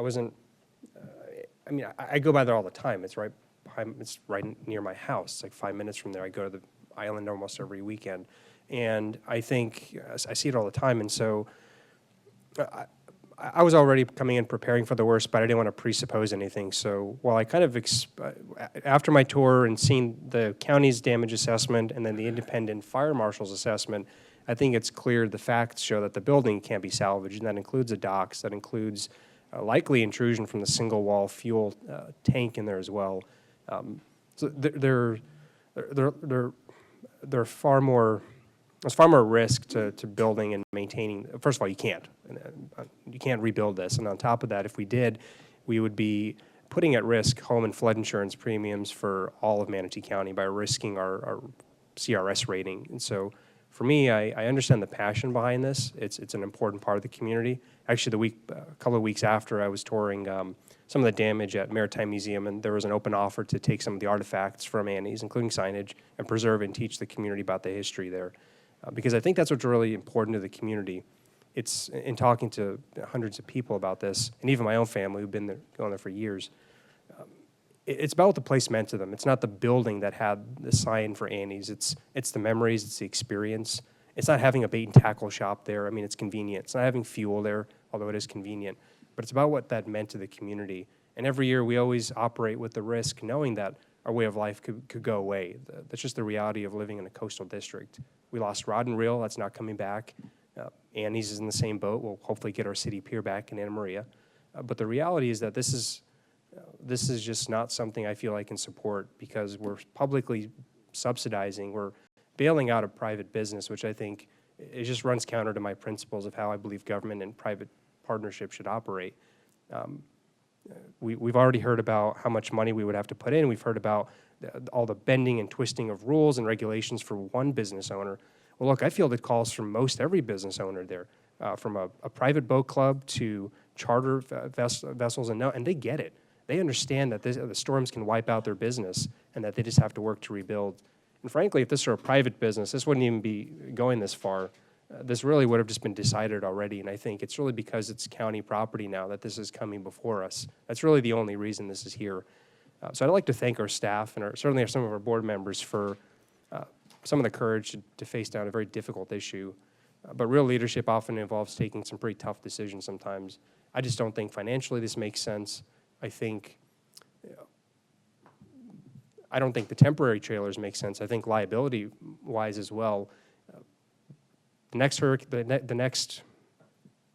Ian, or the next Helene, or the next Milton that comes will absolutely toss those temporary facilities around, and then there's the added soft cost of maintenance, of moving them around. I think, and even parking. There's less than half dozen spots because we have to close off the rest of the facilities there. This just doesn't make sense. But I do think we can preserve some of the history and culture there. We can ensure that what we build there makes sense for Cortez, and it's not like a gaudy, modern building, but that it looks like it belongs there. And I think that a lot of the work on Annie so far has precluded our ability to have public workshops, to get the public input, to get websites stood up. So for me, I'm really a no on the temporary lease. Financially, it doesn't make sense. I just don't think it makes sense for the community as well. There are more than enough bait and tackle shops that residents can go to. What I do envision eventually is, hopefully through public input, we do get something back that's up to code, that will be resilient. I was just touring Tampa Bay Pilots Association. They lost their facility on Nebon Key, but they're working to rebuild something greater on the north end of the Skyway that is up to code. And so that's what I'd really just like to see happen here. This is a reality for our coastal community. But I will foot stomp. I want to preserve working waterfront. I do want to make sure that the heritage and character of Cortez is preserved. So I certainly hope that, I think staff gets that. This is a working fishing village. We got to make sure people can work for a living here. But personally, I'm more in favor of us moving forward. Let's just close this chapter. Let's preserve what we can historically. I do apologize, Bruce. I know we had a brief conversation. But the reality is that I just don't think this can work. I mean, even if we set these facilities up, you can't take a boat in. We can't fix those docks. And so I think it just doesn't make sense there. But that's kind of where I sit on it. I think we should rebuild this up to code. Let's get public input. Let's get the community to speak here. Maybe we can call it Annie's Marina or Annie's, sandwich shop if we rebuild it to code and honor the history of this community. But I'm just not in favor of effectively bailing out a private business when I've got to say no to a half dozen other business owners that have equally tough stories for me to process. People that are facing down lawsuits. I just can't do that. If I'm the only one on that, then so be it. But I just can't support this. I can't support a lease, and I can't support anything that doesn't include a full rebuild. Thank you. I'm not going to speak specific to this because, as Commissioner Bearden said, we want to hear from the public, and everyone just keeps going. I'm aware. So I'm just going to comment on a couple things that were set up here, and then we could speak about the actual Annies once everyone has an opportunity. Two things. One, we didn't spend $500,000 on a contract. A Port Authority board spent $500,000. And if you can't understand the concept of changing your hat when you're doing that, then there's a question on being on that Port Authority. The Port Authority spends money from the port. They have $0 of tax money, and the director of that port is fully responsible for the profits and losses of that port. And if he encourages us and asks us to spend $500,000 of his profit, that's between us and him. That has nothing to do with taxpayers. That's a wholly separate discussion. Second, please let me finish. I did not say one word while you were talking. Second, to say we're beating around the bush, this storm just happened. We just started this discussion once the new board sat. We already have full renderings, budgets, plans, specs for, this is the fastest I've ever seen anything happen. I'm still waiting for a groundbreaking on a trail I brought up over 4 years ago. There's nothing beating around the bush here. We've been falling over ourselves to expedite having discussions about this, and now we're sitting here with a fully transparent discussion with more documents attached to this agenda item than any other agenda item on this thing. This has been a very strong effort by this county while we're trying to deal with everything else with the storm to make sure we resolve this one way or the other for Bruce and for the community. So, let's not minimize the work that our staff has done. Let's not minimize the work that Stu and Foley Bryant and MES and everybody else has done in good faith to make sure this is done in a quick time. I think that's disingenuous to everyone to not acknowledge the work that was put in an expedited manner to get to this position of coming up with a resolution. Commissioner Beard. Thank you, Mr. Chair. Bruce, I want to make this perfectly clear. We can make it work. It's just these board members choose not to make it work, okay? Let's make that perfectly clear. We have the ability to do anything up here on this board. Okay? So here's the thing, and we're talking about, oh, we're not going to bail out a private business, but we're going to build big business in this particular area. So where are we going to contradict our statements at? We're going to shove out the little man to put in the big man, to put in the big private industry, right? So, I mean, and another thing, nobody wants a sign, okay? Who the heck wants a sign? I mean, they want the ability to have conversation, to have a beer, to be able to create memories in a spot where they've been creating memories for the last, decades, all right? So nobody wants a daggum sign at a museum. And I don't think Bruce wants a sign at a museum. I think that's kind of a spit in his face on that matter. I mean, you should probably not even said that. We have the ability to do some stuff. Okay, we have the ability to look at things. I've had conversations with Brian in regards to trying to figure this out.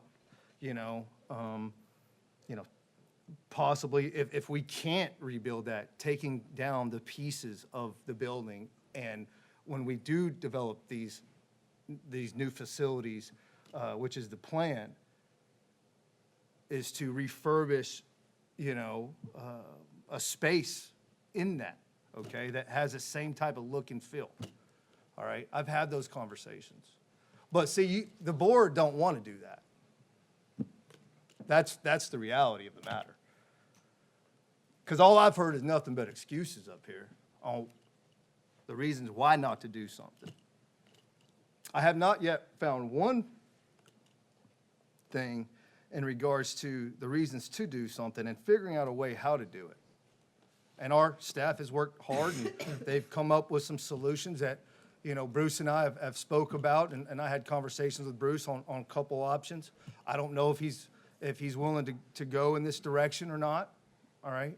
But I can already tell you right now, you don't have the support of the board based on what I'm hearing. So it's like, this was just like a dog and pony show. That's all it was. They wasted your time to come up here for a dog and pony show.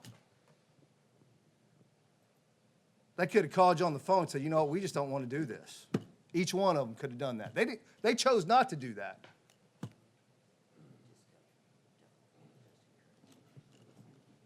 They chose not to do that, to have that conversation with you. But they wasted your time here, sir, and I apologize for that. So that's all I have. Thank you, Mr. Chair. Commissioner Siddiq. Thanks. I really don't believe in grandstanding on the issue. I made my point clear. I'd like to make a motion to direct staff to move forward with the plans to proceed. I'd like to motion to direct staff to move forward without entering into a lease agreement on this property. Let's get something good going here. I have no idea what that motion means. Don't want to clarify it. We're not going to do a lease agreement. Let's just move forward with just demolition of the entire property, and let's just get public workshops going. So if I need to clarify the motion, Madam Attorney, please let me know what's the best way to phrase that. Can you repeat what your objective is so I can I understand? think the heart of it is he wants to direct Brian and his team just to continue moving forward as is with developing the marina without inclusion of a temporary lease for Annie's Bait Shop. That was, That'll work. I think you can probably just say so moved there. There you go. So moved, yeah. All right. All right, I got a motion by Commissioner Sadiq and a second by Commissioner Feltz. I will open this up to public comment. Nobody's on the board, so people can come up as they choose. Please state your name and county of residence. My name's Andrew Griffin, Manatee County advocate, activist, and what I'm about to say probably is not what you guys expect me to say. I think the problem here is a lot of you guys aren't from here. A lot of you guys have lived here for a while, but I've been here my entire life. I can tell you that Annie's Bait Shop is far more than memories. It's far more than just getting tackle. It's far more than sandwiches. It is a staple of this community. It has been a staple of this community since the doctor at Manatee Memorial Hospital patted me on my little rear end. It is the tackle shop that I got my first shrimp from to go fishing. And I know that those things are important to people in this community. And granted, we all have to deal with change. But there are certain things that aren't defined by cookie cutter ordinances that sometimes we have to take into consideration. And I hope that each and every one of you guys take your time before you say no and look at all the good that this tackle shop has done. I'm 45 years old. 45. There's nothing but good memories from that place. If there's a way that we can save it, repurpose it, I don't know. I really think that you guys need to look a little deeper. Sometimes we do things, we all have pet projects. This is not a pet project of mine or anything like that. I'm just speaking from the heart here. But we all have our pet projects that we kind of shuffle things around and push on through, every one of us, even including myself. And I just think you guys need to look a little deeper because this is not just Annie's. This is my generation's, before internet, before telephone. This is, many of you guys don't know, I don't have a great relationship with my father. This is the place that my father used to take me to get shrimp as we went out on the water to go fishing for the day or night, because he liked to wake up at 12 o'clock and do night fishing. But I digress. I just think that maybe some things go outside of the ordinances and the cookie cutter of county stuff. And I know that that's not what I typically always say. I'm always a bottom line person. I'm always looking at the taxes and what this is going to put on our taxpayers. But this is a generational thing. This comes back to my people. And God bless. Thank you. Bruce?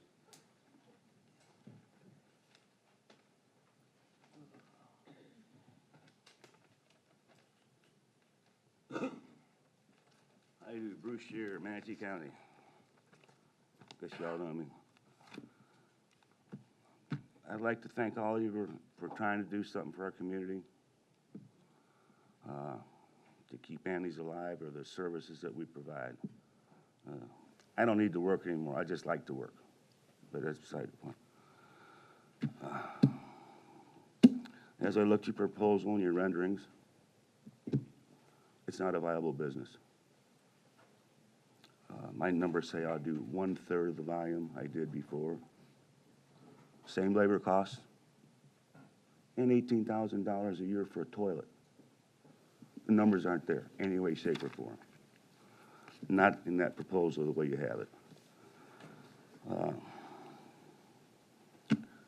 I know you talk about the building. When it was looked at the first time, it said repair. I talked to the county, and they said I'd have to get a contractor.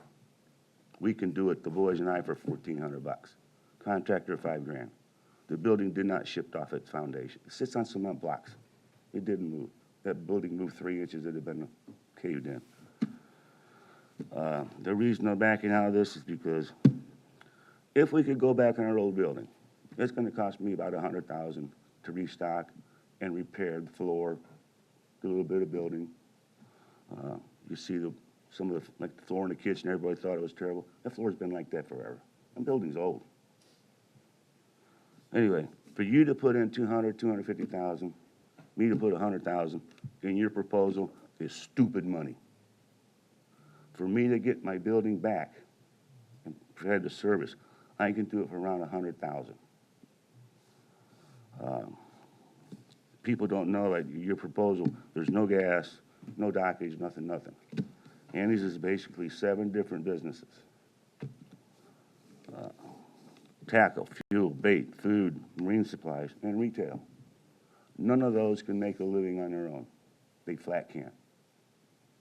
And with you, with the little takeout thing and the tackle, that's 2 out of 7. I need a bar area. To be honest with you, that's where the money's at. And I need someplace inside because your proposal, if it rains, it's cold, it's dead. I've always prided myself on employing people 40 hours a week, a living wage. And if we were slow, we're painting, cleaning, or something. With the concept you want, as soon as it rains, done. As soon as the wind blows, done. So there's no way that your proposal can work. That's why I can't go with it. Not to mention the $18,000 for a toilet.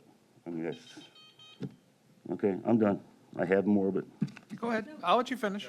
All right. Like I said, I repaired the building. I did talk to architect and engineer. They deal a lot with historical buildings. The theory is to keep them. If the roof won't cave in, the floor's not gonna fall in, they'll let it go and do repairs as necessary. I realize this is not historic. It's a grandfathered building, though. I'd like to take consideration of that.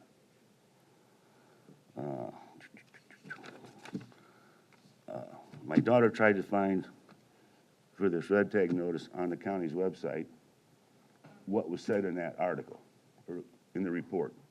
She can't find anything. And Lord knows I can't find it because I'm computer illiterate. So, like I told you, I talked to the county inspector before, he never got back with me. And so, my closing statement is, for Ann to be viable, I pretty much have to have everything. And the county gets their money, we provide a service.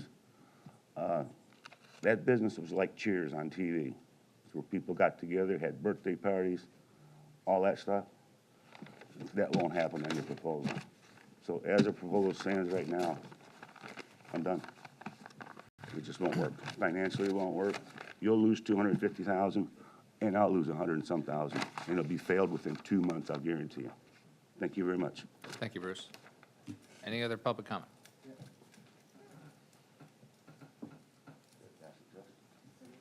Hi, my name is Terry Ingham. I'm a business owner. I live in Harbor Landing.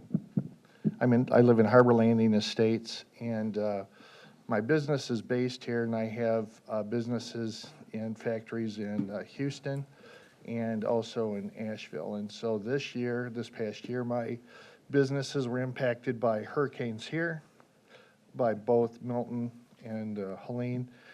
Burl got me in Houston, and Helene went up and got my factory in Asheville. So it impacted me in all 3 states. It's amazing. The only thing that hasn't hit me is the horde of locusts, and I've been looking for those. But my point is that I live here, and I still like supporting this area.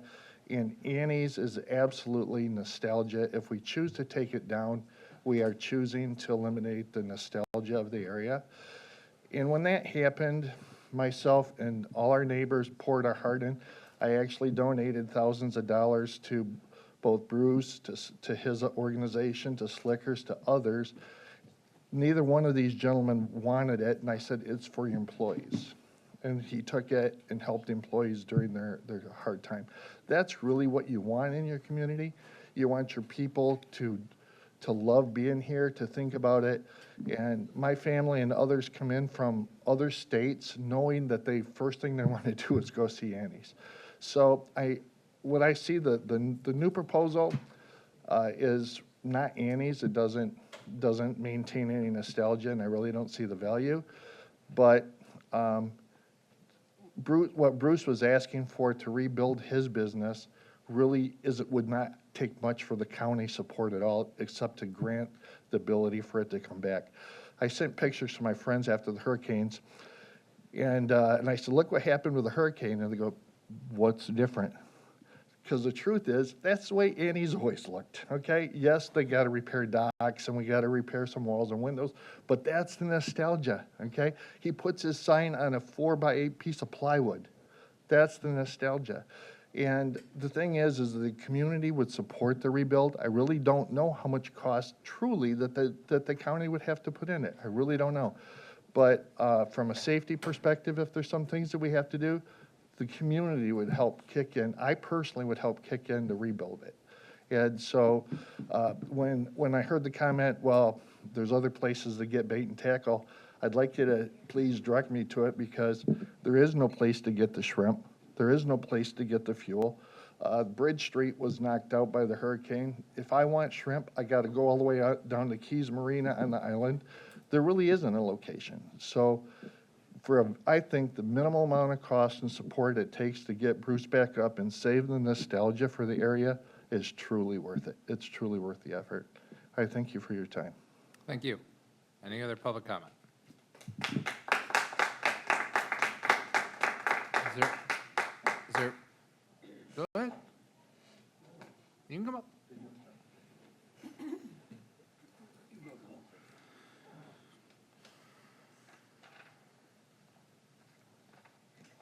My name's Kelly McLaughlin. I'm a current resident of Charlotte County. I am born and raised Manatee County. Been here my whole life. My family has resided work at Seafood Shack, Starfish, and above. Worked for him for my whole life till he sold it and to the people that you people have bought it from. I've been the bartender at Annie's Bait and Tackle for 10 years. I also own High Tide Technologies, which we do a lot of work in Manatee County. With that being said, I am again going to put this up here. Our sticker was never to demolish. We were never condemned. We've never been evicted. So why is everybody determined that we've been condemned? It says unsafe repair. It does not say demolish. So where did everybody get that the building had been condemned? I can't find where there's a red sticker on the building anywhere or on county records that the building was actually condemned.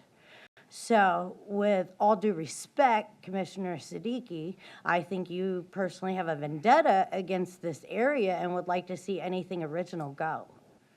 And I'm sorry that you feel that way. I've been here all 45 years of my life. I went to school here in Manatee County. I married here in Manatee County. My family has been a big part of keeping the restaurants going here in Manatee County, from cooks to chefs to owners. And honestly, if the building has never been condemned, we've never been evicted, then why can't he put the $5,000 to replace the window and the 2 pieces of plywood that make that wall? I don't understand. I think that I agree with Bearden. I think that the board has come up with many reasons not to do something. You've seen your whole community pour out to you, which we've asked them all to stand down today. I have over 350 people that wanted to be here at this meeting to stand for Annie's. You're taking something that has helped build this community and build the seat that you're sitting in, and you want to make it go away, which in turn will probably cost you your seat on that board. I have nothing else to say.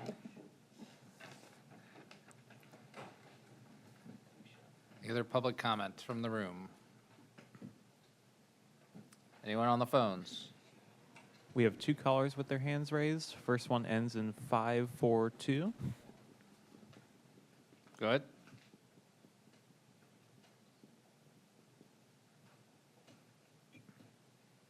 Hi, I'm Anna Gaffey. I'm a resident of Marion County, but was born and raised in Manatee County. I'm Bruce's daughter.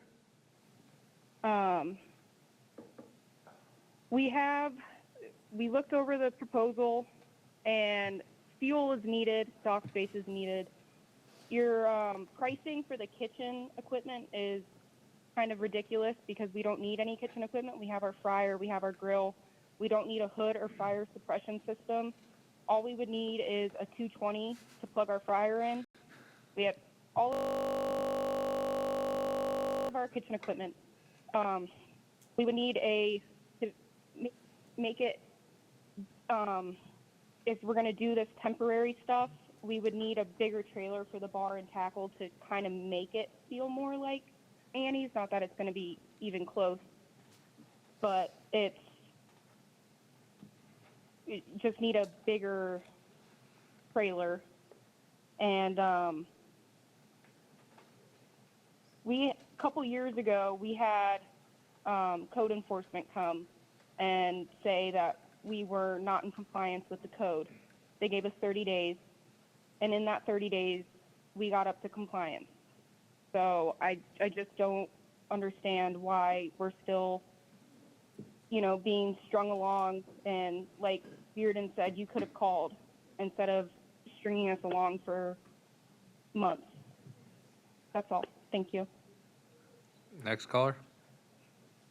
Next caller ends in 224.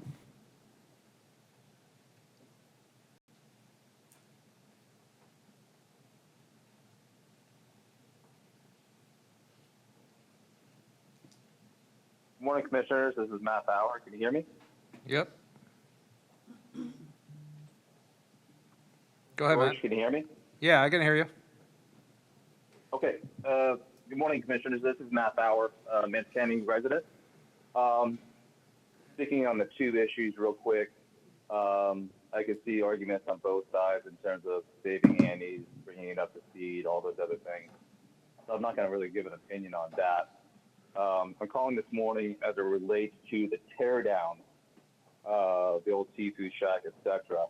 I just want to say I think it's potentially premature in that not being an expert with the way these things are ran, how they're built, etc. I think it'd be prudent to speak to some experts like my friend John Lynch at Cortez Marina and put things out to bid. For instance, Marina Jack down in Sarasota. That property is actually owned by the city, but it's leased out, and the city takes in income as revenue. So there are organizations and experts that could potentially come in, bid out the build out of what you might envision that to look like down the road, and within that bid, also be paying for the demolition and so forth. So before the county puts the bill to demolition and extract all that stuff out of there, we may not have to come out of pocket for that. So, and on top of that, it's kind of a step one to not knowing what step 2, 3, and 4 and the end goal is. So I think it's a little bit premature to approve a motion to pay for the demolition of all these things when we don't even know what we're doing yet, or whether or not we actually have to pay for it. So I would suggest thinking that through before jumping to that step to understand what you may or may not have to pay for down the road and what the end result is going to be. So that was just my thoughts that I wanted to throw at you to make sure we get some experts on this to understand what could be done and what it will cost us or not cost us down the road. So thank you for your time today, guys. Have a great day. Thank you, Matt. Any other callers? We have another caller ending in 000. Sounds fake.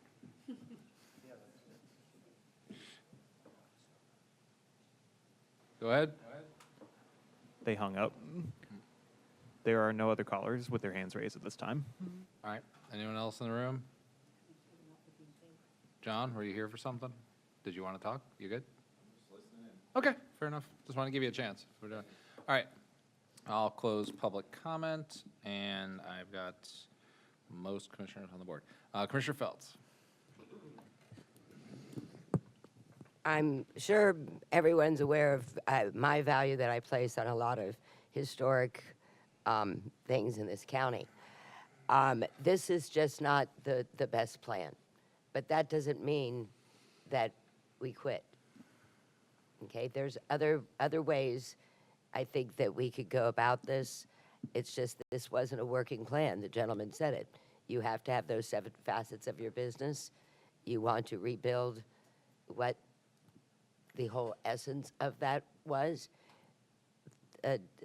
This is not Annie's. This rendition is not Annie's. So don't give up. Don't think that the county isn't. It's one of the reasons the county bought that property is because of its historical value in it. It's because we know what was built by your family. So just because this is a no doesn't mean that we might be able to work something out in the future with it's just going to take some time. We own the property now. We're just as much at a loss from the storms and what we bought. But it's not the right design, and it's not the right time, and it's not the right sources for the money right now. But let's not stop, okay? So just because this is a no doesn't mean the essence is not still there. And maybe we could do better. Maybe we could do better. But it's going to take some time, and it might take a more of a collaborative agreement, because we can't be unfair to other businesses that also had damage with the hurricane as well. There's a special, I agree, special place, special reasons. But this wasn't the right plan. So we're not stepping away from the drawing board. There might be something in the future. Just remember that we have to have that fairness for all of our citizens and all of our taxpayers. But never give up. Yeah, a couple of quick things. I'll let everyone else speak. Well, there's 2 other people on the board. One, the question keeps coming, why do we bring this back? Why do we drag this? Again, 1, I'll preface, this was very fast. 2, a commissioner on this board made a motion directing staff to bring this back. It was going to come back. No one commissioner can make one phone call and terminate a policy direction of this board. That's why it's back in front of us. Our staff was asked to come up with a best-case solution, and we were here to determine whether or not that best-case solution made sense, and Bruce was there to determine whether or not our best-case solution made sense to him. There's multiple parties in this. So that's why this is back in front of us. But at the end of the day, it still comes down to 1, and Commissioner Feltz said it well, and other people have said it, what's being proposed isn't Annie's. What's being proposed isn't 7 different parts of a business. It's a food trailer with some picnic tables and a fancy porta potty on the outside. That's what this effectively is, because that's what can be provided on this site at this current time.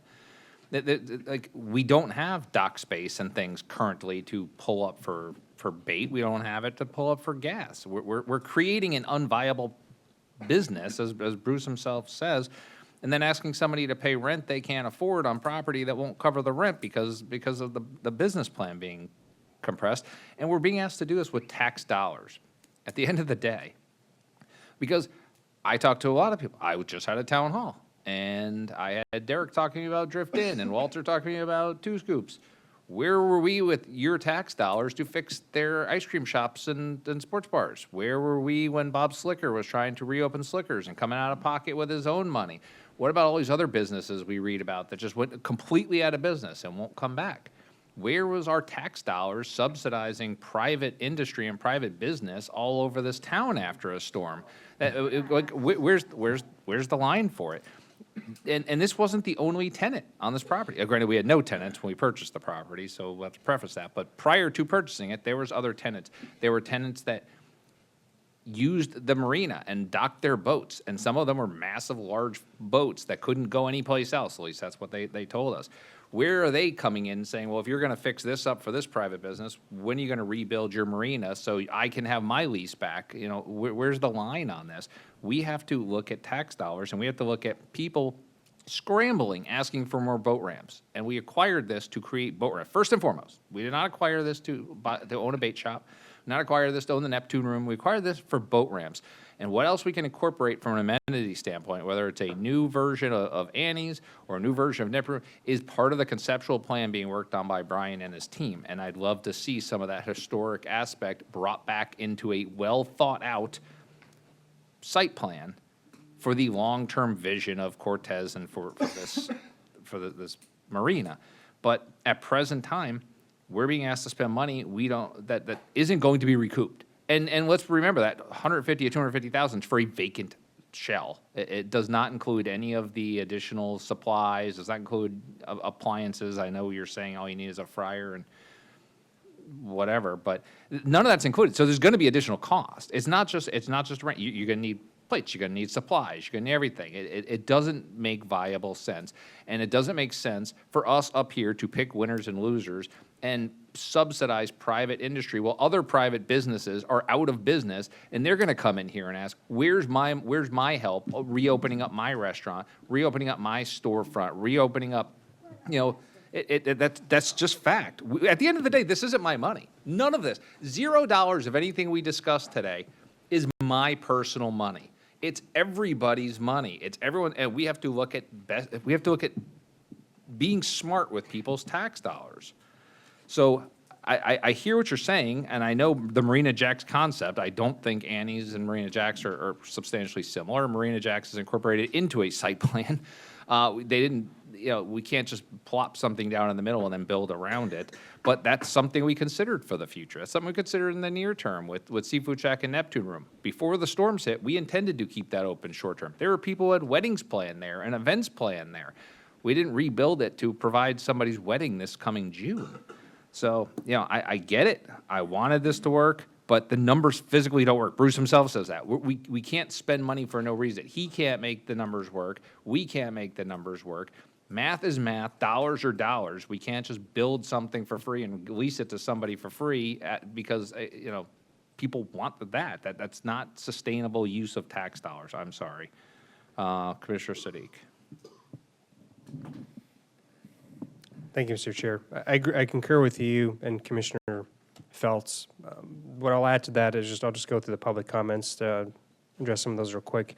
As far as the determination for the recommendation around demolition of the building, we have 2 attachments on this agenda. Everyone could have seen those. This isn't a secret here. Actually, we went above and beyond by going out to the West Manatee Fire District, which is independent, and asking nicely for a fire inspection, which they kindly obliged, so thanks to the West Manatee Fire guys for that. But the actual report that we conducted, the recommendation says that the building be replaced with a new structure. I mean, that's the crux of the matter here. Can you fix it? That report clearly says no, not without going above and beyond the FEMA rule, and even then, 50%, I mean, look at what's going on with the Moose Lodge there. That's a 3-year plan to rebuild that, and I'm a member, and it's sad to see that get flooded out. But the reality is that's a 3-year plan. If we let you rebuild 3 years, we could have just built something up to code anyways. And we haven't even heard how long you're willing to operate it. But I appreciate your comments about the fact that what the county's proposing, what we're effectively telling you what your business should look like, is not what you want to look like. On that, I agree. That's just temporary structures. It isn't Annie's, and it's not addressing the needs of the community there. The West Manatee, the fire inspection concurs with the independent inspection we requested. I mean, it agrees with that there are certainly options for repairs, but they both ultimately recommend replacing the structure. I mean, that's a county requested report, and then there's an independent fire inspection from the fire marshal. That is fact. I can't overrule that. That's just the reality here.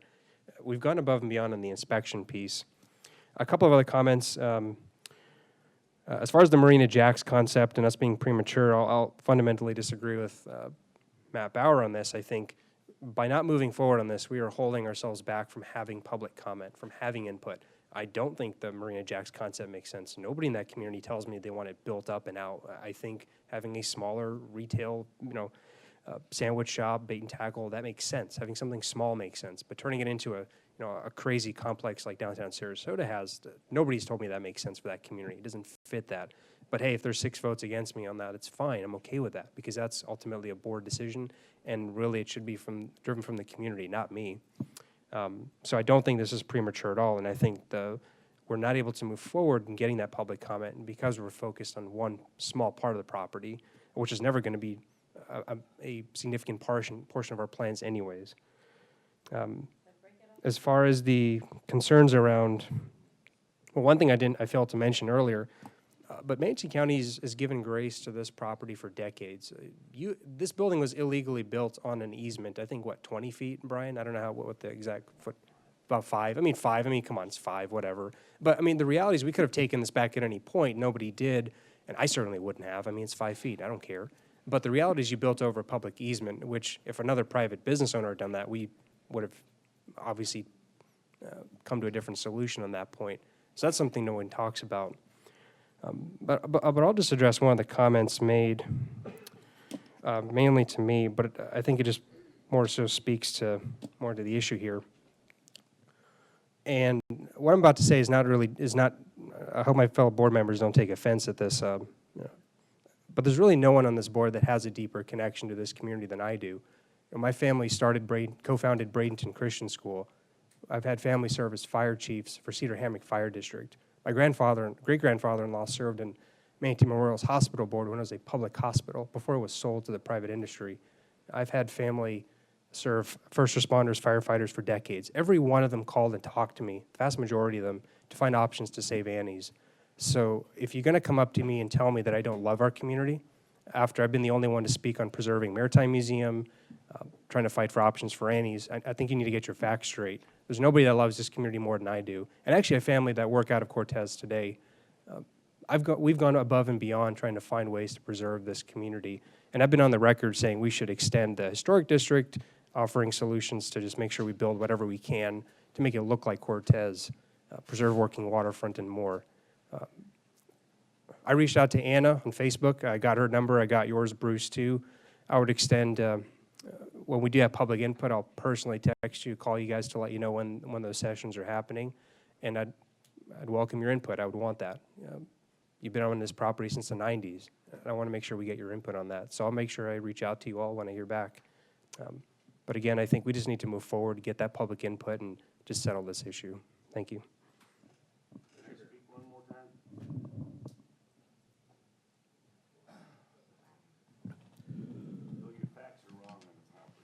So, I was told that this property was condemned. That's initially what was told to me. Now that I see that it was not condemned, the difference between this business and the other businesses on the islands, we actually purchased this property. And there are things in the future that, there are going to be some major investments and commercial investments, okay, where there's going to be opportunities for food, beverage, services, shops, things of that nature in that area, okay? We know that.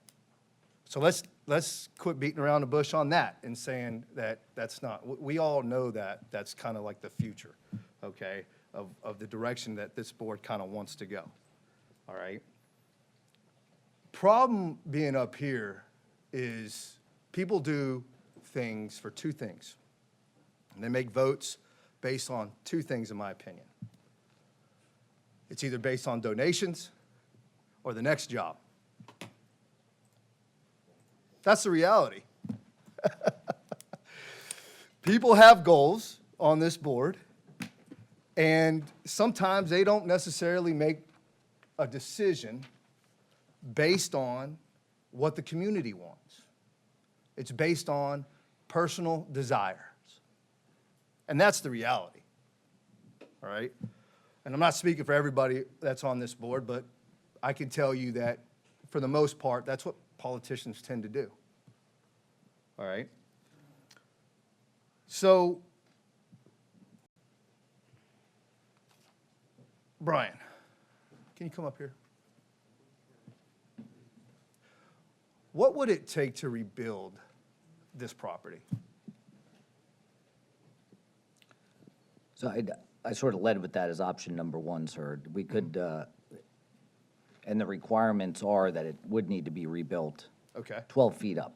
That's the Okay. main mitigation for the, you know, the federal regulations for the zone that it's in, the VE11. And then obviously the other things that I mentioned.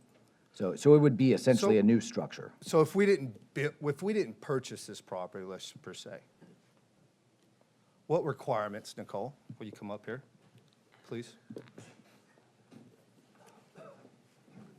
What were requirements, if we didn't purchase this property, what would the requirements be to get this building up to where it needed to be for code?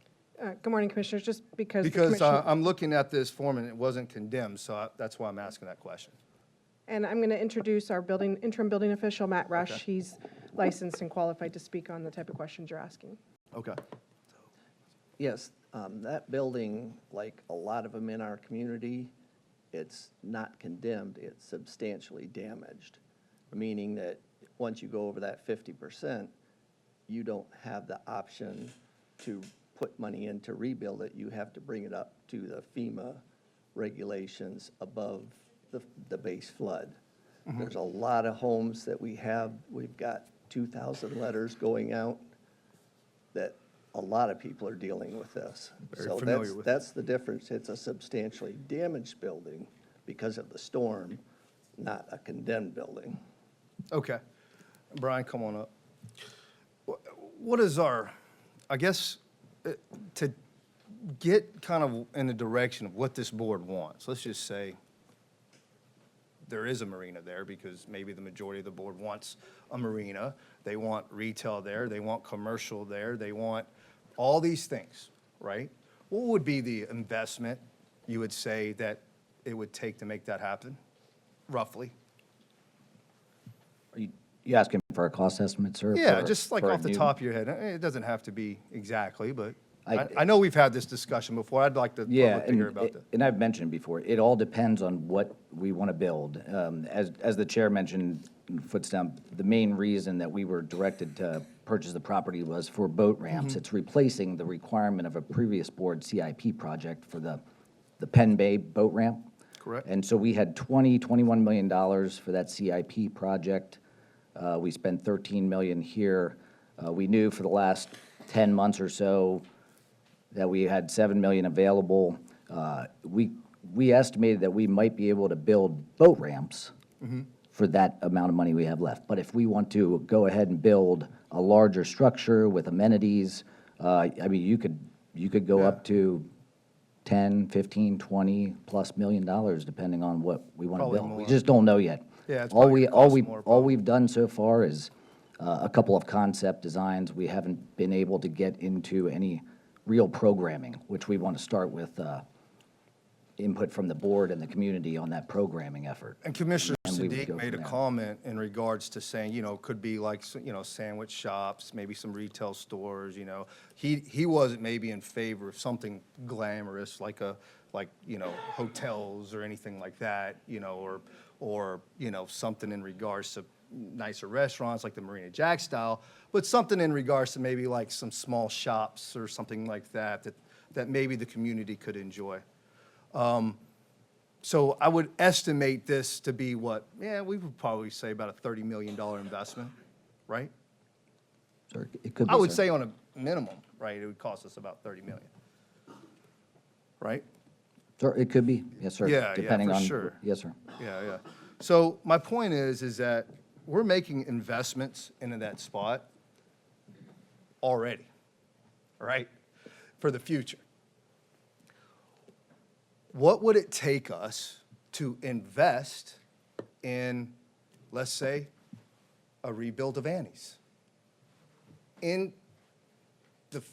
With the design of what this board wants altogether.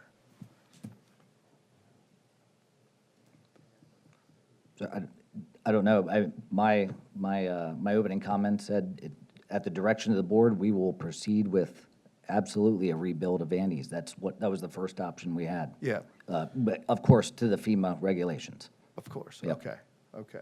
And the reason why we would have to do it under the FEMA regulations is so that our insurance, right? Well, we're going to do that anyways. We're going to build everything up to FEMA regulations. We have with to, the- sir. With the current investment that we have to make as it is. Absolutely. And we actually have, we have 2 public restroom facilities on Coquina Beach that were destroyed that we can't repair. We've got to rebuild those up to FEMA regulations. So we have other county properties that, it's the law. We can't get around it.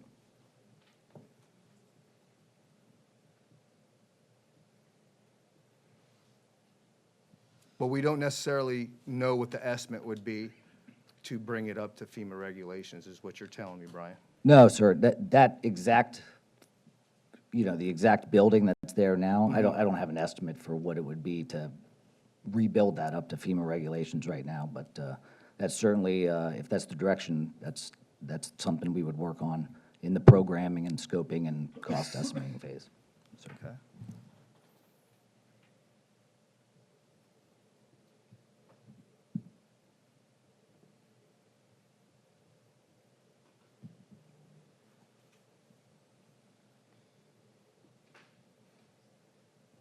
Okay. Here in a minute, I'm just thinking. Can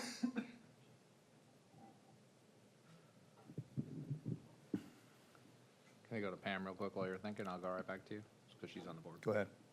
Pam? Yeah. Thank you very much, Mr. Chair. Deputy Administrator Parnell, just wanted to get some clarity on the discussion about condemnation. Pursuant to the county's unsafe structures ordinance, has the county's building official made a declaration that the premises, the building, or the structures are unsafe structurally? Condemned. Because I think that's what, condemned. well, the term, our ordinance doesn't actually use the word condemn or condemnation, but it defines an unsafe structure. Yes, it's defined as an unsafe structure, and then the FEMA SD estimate was put into place based on the engineering report that the last building official did, and it was determined it's substantially damaged, and that's where we're at now. So just to kind of clear up the confusion, would you agree with me that, the general terminology for what is appropriate to be condemned is something that we consider to be an unsafe structure and an unsafe building? Well, they have the option of elevating it and bringing it up to code, but it can't be rebuilt in the condition it is right now. Just want to make sure the board understood that. Thank you.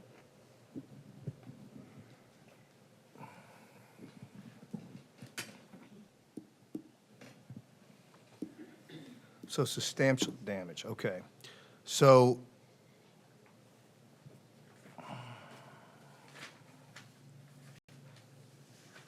well, we'll see what the board wants.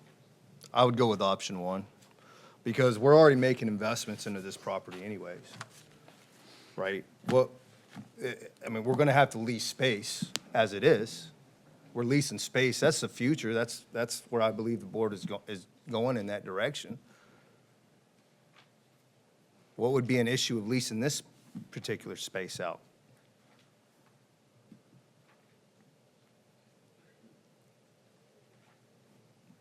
And bringing it up to where it needs to be? Are you asking? I'm asking a question for Sure. the board, I'll- to have a solid conversation. Sure. I think 2 things with that. One, we don't have a site plan. We've got a large parcel of land that we're trying to maximize utilization. Agreed. Okay, thank you for clarifying the word that I should have used to go against what you're saying. Because we don't have a site plan, we can't just build a structure someplace and then build a site plan around it. That is poor planning. You build a site plan for the best possible site plan. And if at some point in time, we direct Brian and his staff and everyone else to try to incorporate an Annie's or some other retail into it, they will determine where it's best in the site plan to incorporate that. If we rebuild a structure today, we're playing their hand. Now we're saying build a site plan around this structure and do the demo and the construction around this structure and around tenants of the structure and around visitors of the structure in its current situation. That's why it doesn't make sense. Am I open to, and have I said on this dais multiple times, that we need to keep dialogue with Bruce and with Annie's so that a future site plan to the extent it incorporates food and gas and bait, incorporates Annie's, and we bring it back in some form of historic remembrance, 100%. I've said that last time we had this conversation. But rebuilding it on its current site and then going, oh, you know what? Because of environmental, because of best practices, that's not where that restaurant should be. Now we're stuck. Now we just spent a lot of money because this isn't a $100,000 fix. This is a FEMA-regulated fix that's going to cost a lot of taxpayer money, and now we've just forced our hand. That's why it doesn't make sense now. Does it make sense later? Sure. We're going to have plenty of time. We're going to have public comment. We're going to have town halls. We're going to have opportunities for people to opine on what this site plan is going to look like and best use of this marina. And to the extent the public wants an Annie structure there, to the extent this board wants an Annie structure there, then it can be incorporated into there. But there's a time and place for that conversation. That time and place is not, let's throw money at it today. So I would agree to you in the aspect of if this particular building was in the middle of the property that we just purchased. But it is kind of located in the south, I'll just call it southeast corner, right, on the edge of the whole property. So to say that we can't, we're having to work around something, I don't know if I, would agree with that, because it is in a strategic place where they could potentially still have operations in that facility, bringing it up to code, okay? And we could still be able to do the things that we want to do as well, because we're going to lease that space out anyways, and we're going to lease that land anyways. It's not like we're losing money on this. It's not like we're just throwing money down the drain, Yes, right? You are, though.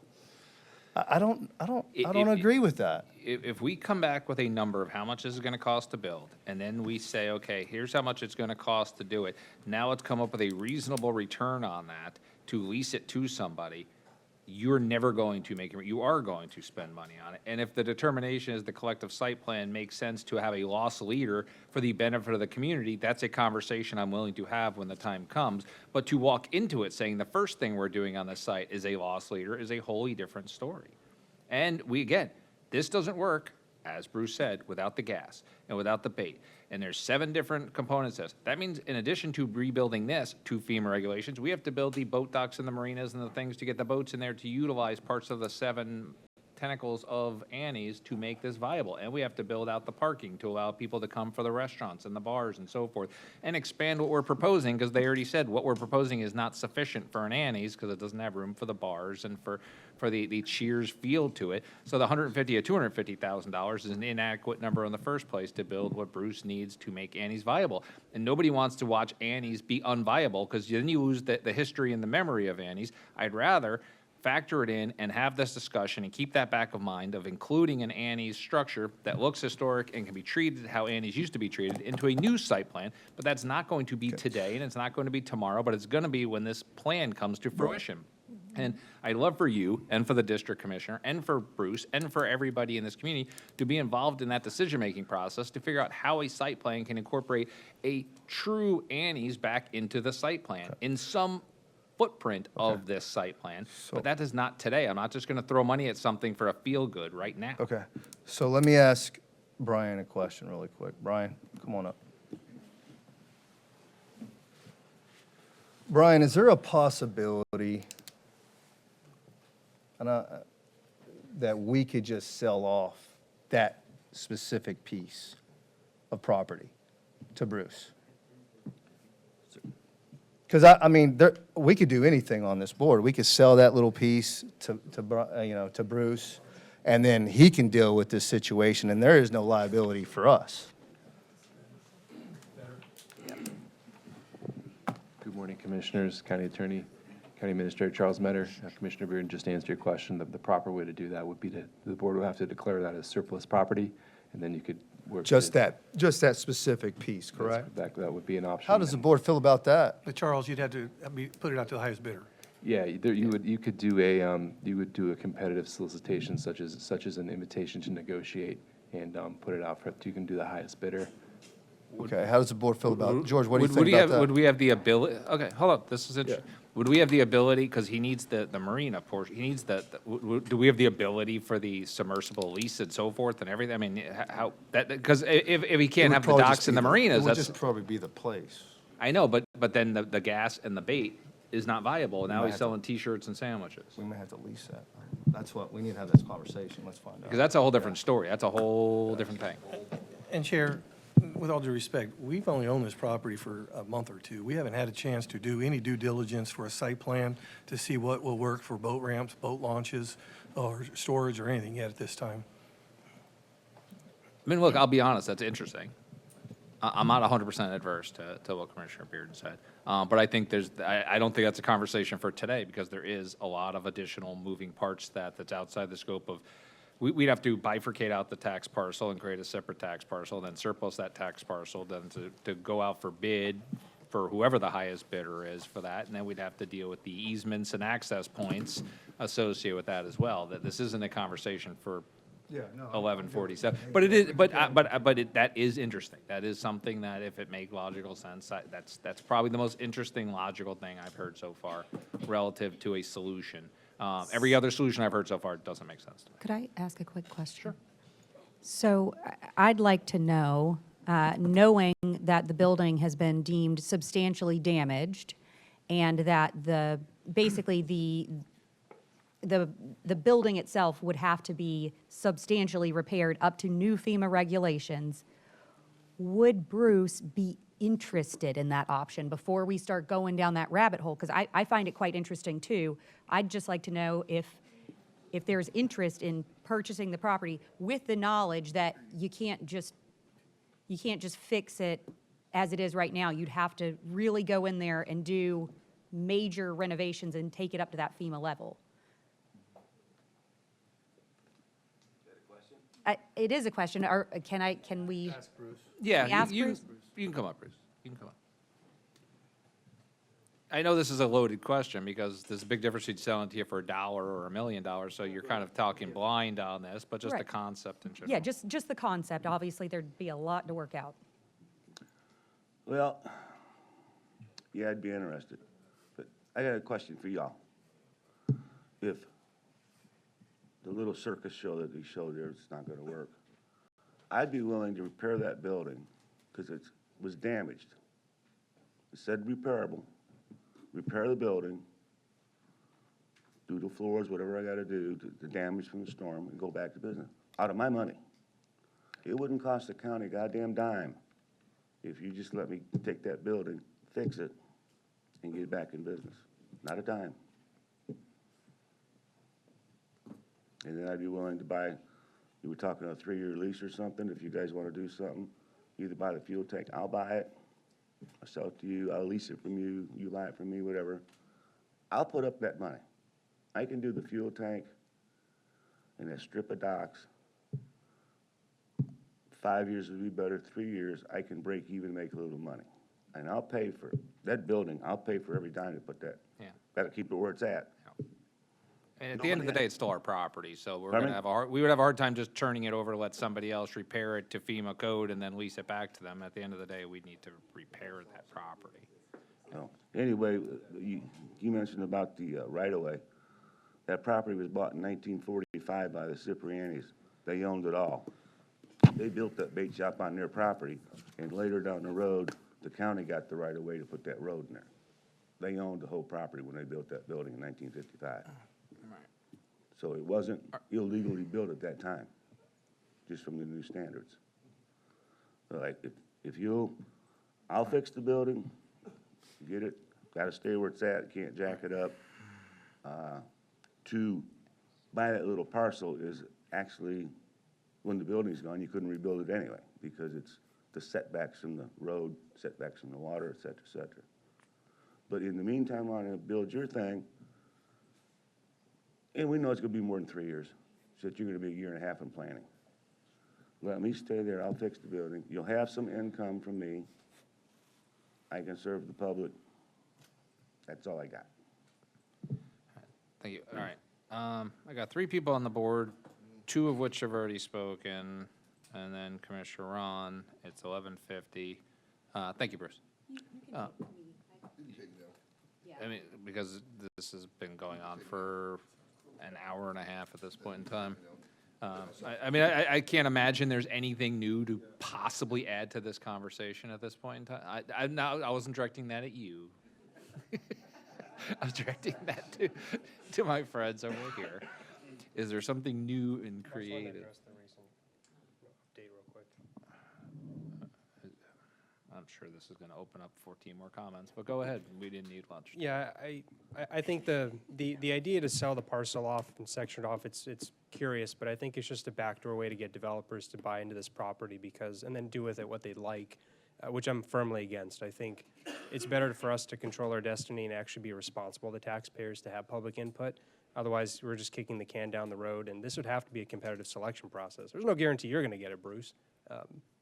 And you know, that's just the reality here. You know, it's an interesting option, but I think we would have to, again, risk the ability for us to put something good for the community rather than, which could address traffic, like we've talked about having a small fishing dock. We've talked about having a pier that was on yesterday's, not a pier, a ferry station. All of these things, just because this piece of property is off to the side doesn't mean that it somehow exists in its own vacuum and that we can operate Seafood Shack separately or the marina separately. It all plays in together, and that's at a critical point in the community because it is the entry and exit way for that east-west portion for that community. So by effectively selling it off to a developer, which we would end up doing, we would invite whatever ungodly request comes before us in the next couple of years. And then we're going to come back and say, hey, we shouldn't have sold this off. This is a terrible idea because now we have no control over this property and we have no idea whether it's actually going to be preserved for working waterfront or for somebody to own maybe they want to put a sandwich shop there. Maybe they want to put a duplex there. I don't know. I can't predict what future boards would do. I just know what we can make sure we have control over now. So I'm firmly against that idea. I think I want to turn this back to residents, get their input on it. That's all I have to say about it.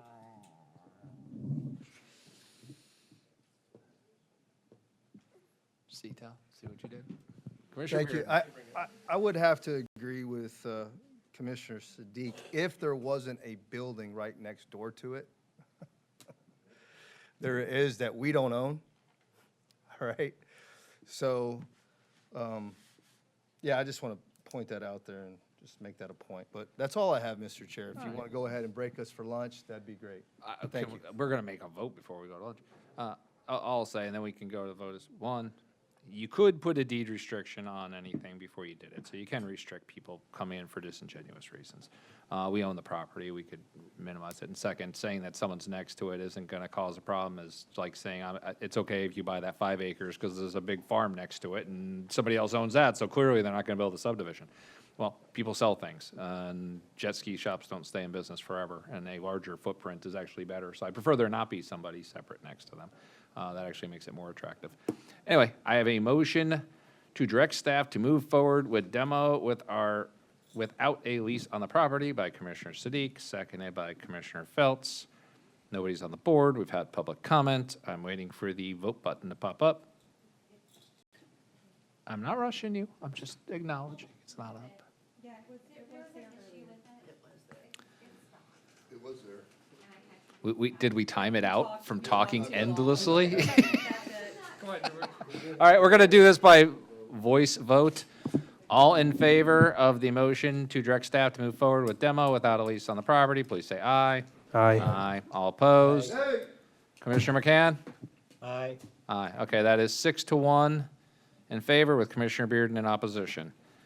We are now going to take lunch. We have a 1:30 time certain, and when we come back, we will continue on with the agenda.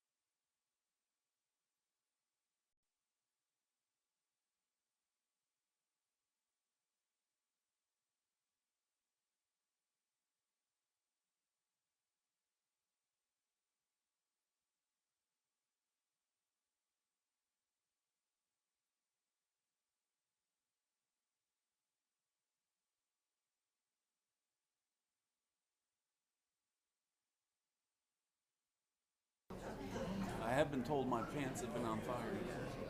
Just leave it. Or you're just.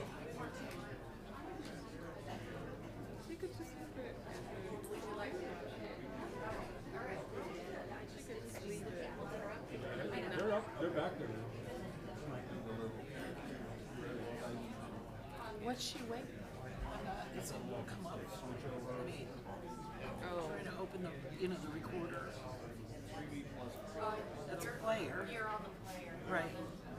Yep, that's both of them. Okay, she cannot start.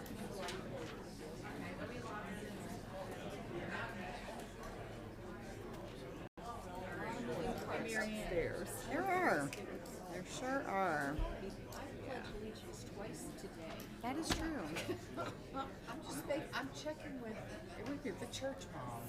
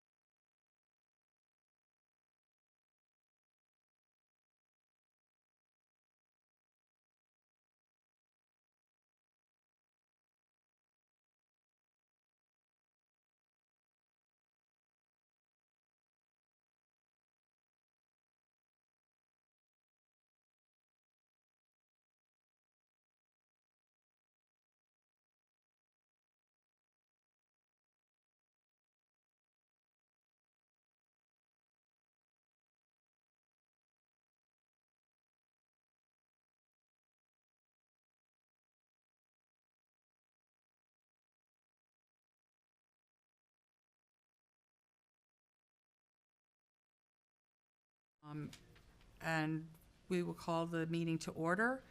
In the interest of time, we're not going to restate the Pledge of Allegiance and are going to go directly to the citizens' comments.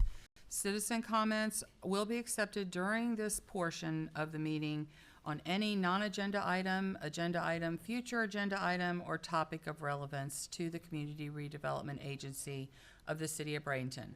Comments will be accepted on the public hearings at the appropriate time. So, do I have any public comments? No, ma'am. Okay. Okay, next on the agenda is the consent agenda. Do I have any motion? Madam Chair, move to approve consent agenda 4A through 4E. Second. Okay, any comment? Friendly amendment to remove B from the consent agenda? B, That will be fine. amend it. Okay, so all in favor of the consent agenda, items A, C, D, and E? Aye. Aye. Chair votes aye. Ms. Coachman? Aye. Okay. Sorry. Okay. It passes. Councilwoman Coachman, or, I'm sorry, Moore, number B. I just wanted to, I would prefer to keep the freebie grant in the revised. I don't have an objection to including the unchained fence grant. And I understand that maybe it is taking up some time from staff, but it seems to me that it's going backward from some stated goals as far as micro-mobility, multi-mobility. And if we're working with the city to create parking spaces for the freebie, for the purposes of this grant, that's okay. I mean, I think it's okay. I think we can work with people that desire the grant. I don't think that the grant is necessarily an entitlement. But I don't see a point in removing it just to potentially later work with the city to add the ability to then add it back in. I would rather us keep it and know it's a goal so that we're kind of still pushing forward with that goal. So what you're stating is instead of removing it from the grant, just put it on hiatus and take it offline, but leave it in the grant application itself. Is that an appropriate vehicle for not having the bandwidth at this time? Yeah, I would feel more comfortable with that. we can do that. Okay. That would mean the motion would be to approve item B with the recommended amendment from CRA Board Member Moore. To put the micro-mobility grant on hiatus until such time that the city and the CRA can collaborate to move it forward. Is that your motion? Yes. Okay, second? Or Any discussion? Yes, I have a discussion. Can you please point out exactly Microphone. where you're referring to in? Page 13. Page 21, 3.3.6. Page 10 of the. 10 of the document, correct? 10 Yeah. of the document. Okay. Actually, if I could also just make, I'm sorry, Board Member Kramer, did you want? No, I just want clarification because we were talking about stuff and it was something that had been titled micro-mobility is now titled unchained fence.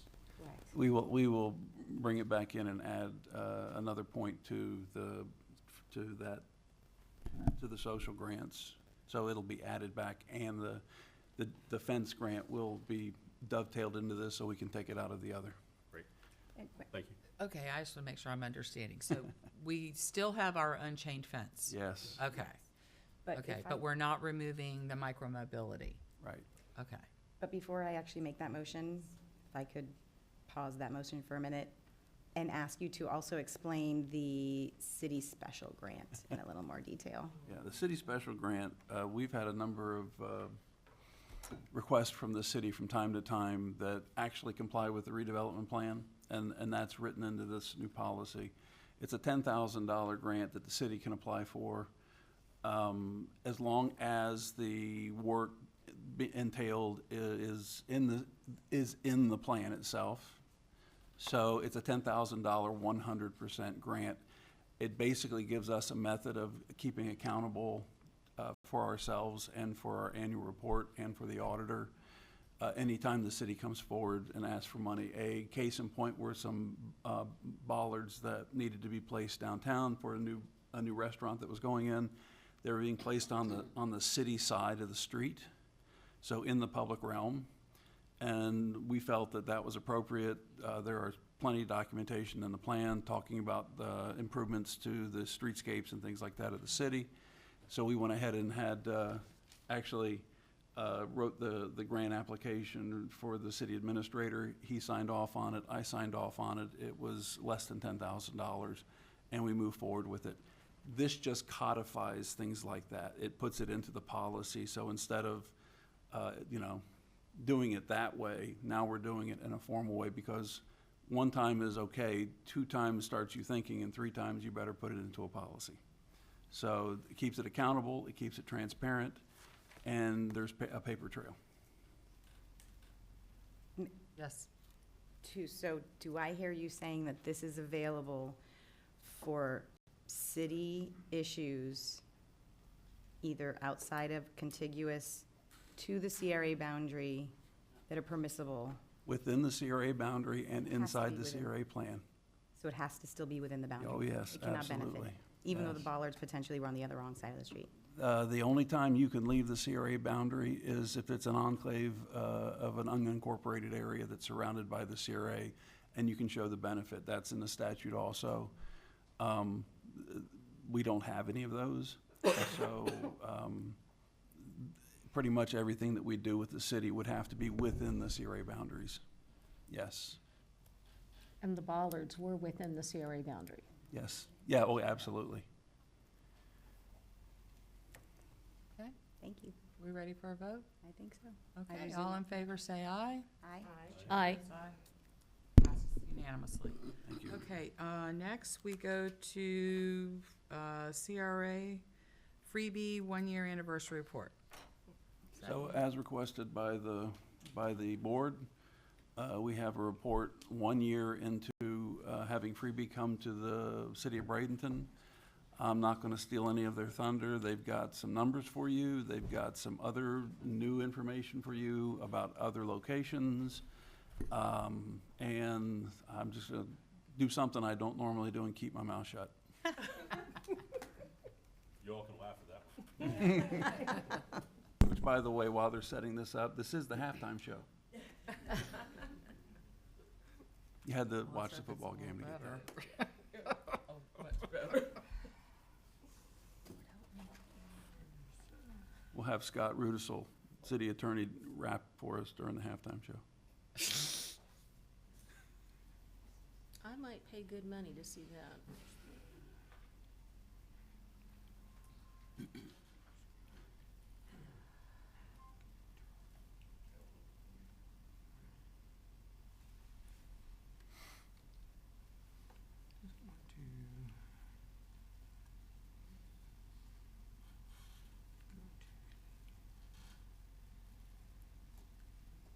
Having issues with the screen mode.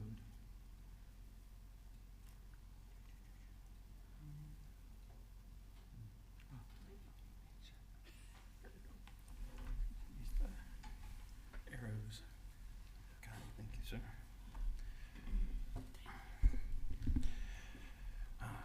Good afternoon, everyone. My name is John Janis. I'm the Vice President of Economic Development for Freebie. Thank you, Council, Councilwoman, Council Gentlemen, CRA. It's an honor to be here. Thank you for this opportunity to present the 1 year approximate summary of Freebie microtransit service here in the Bradenton CRA districts. So the cover there is just the ribbon cutting from last year. So let's get down into it, what the original goals of the program were, which were to introduce an innovative turnkey transportation solution that serves the city's residents, visitors, business employees by providing an easy connectivity to work, shopping, restaurants, events, nightlife access within the 3 Bradenton CRA districts. We are a transportation service, but we're very much focused on driving economic impact, delivering customers directly to the front door of local businesses, a feeder system, first and last mile for mass transit, to reduce, minimize vehicle emissions, promote a cleaner and greener environment, and to help make City of Bradenton a place where you can live, work, and play without the need of a personal vehicle. And as Bradenton continues to grow, that goal becomes more and more vital.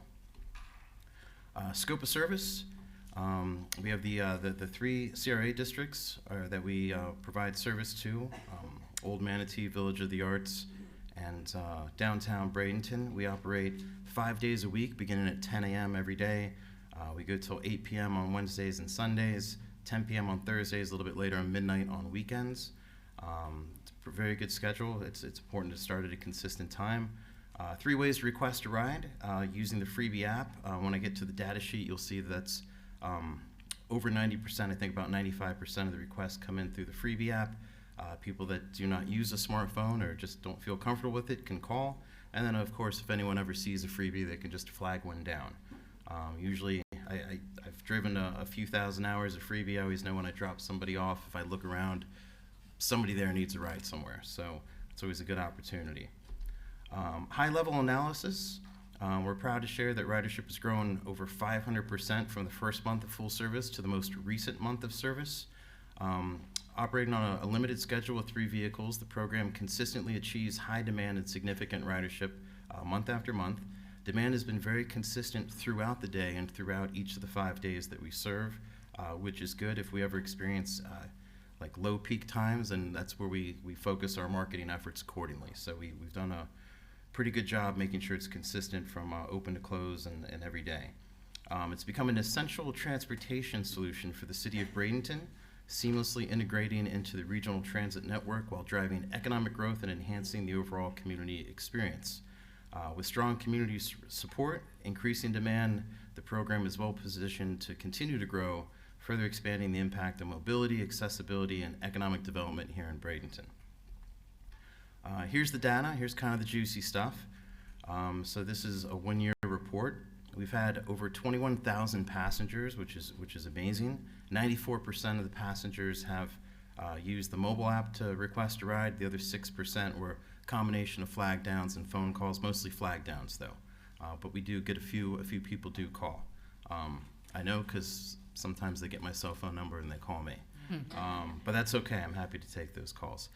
We also can track by zip code. So 82% of the riders are local versus 18% come from out of town.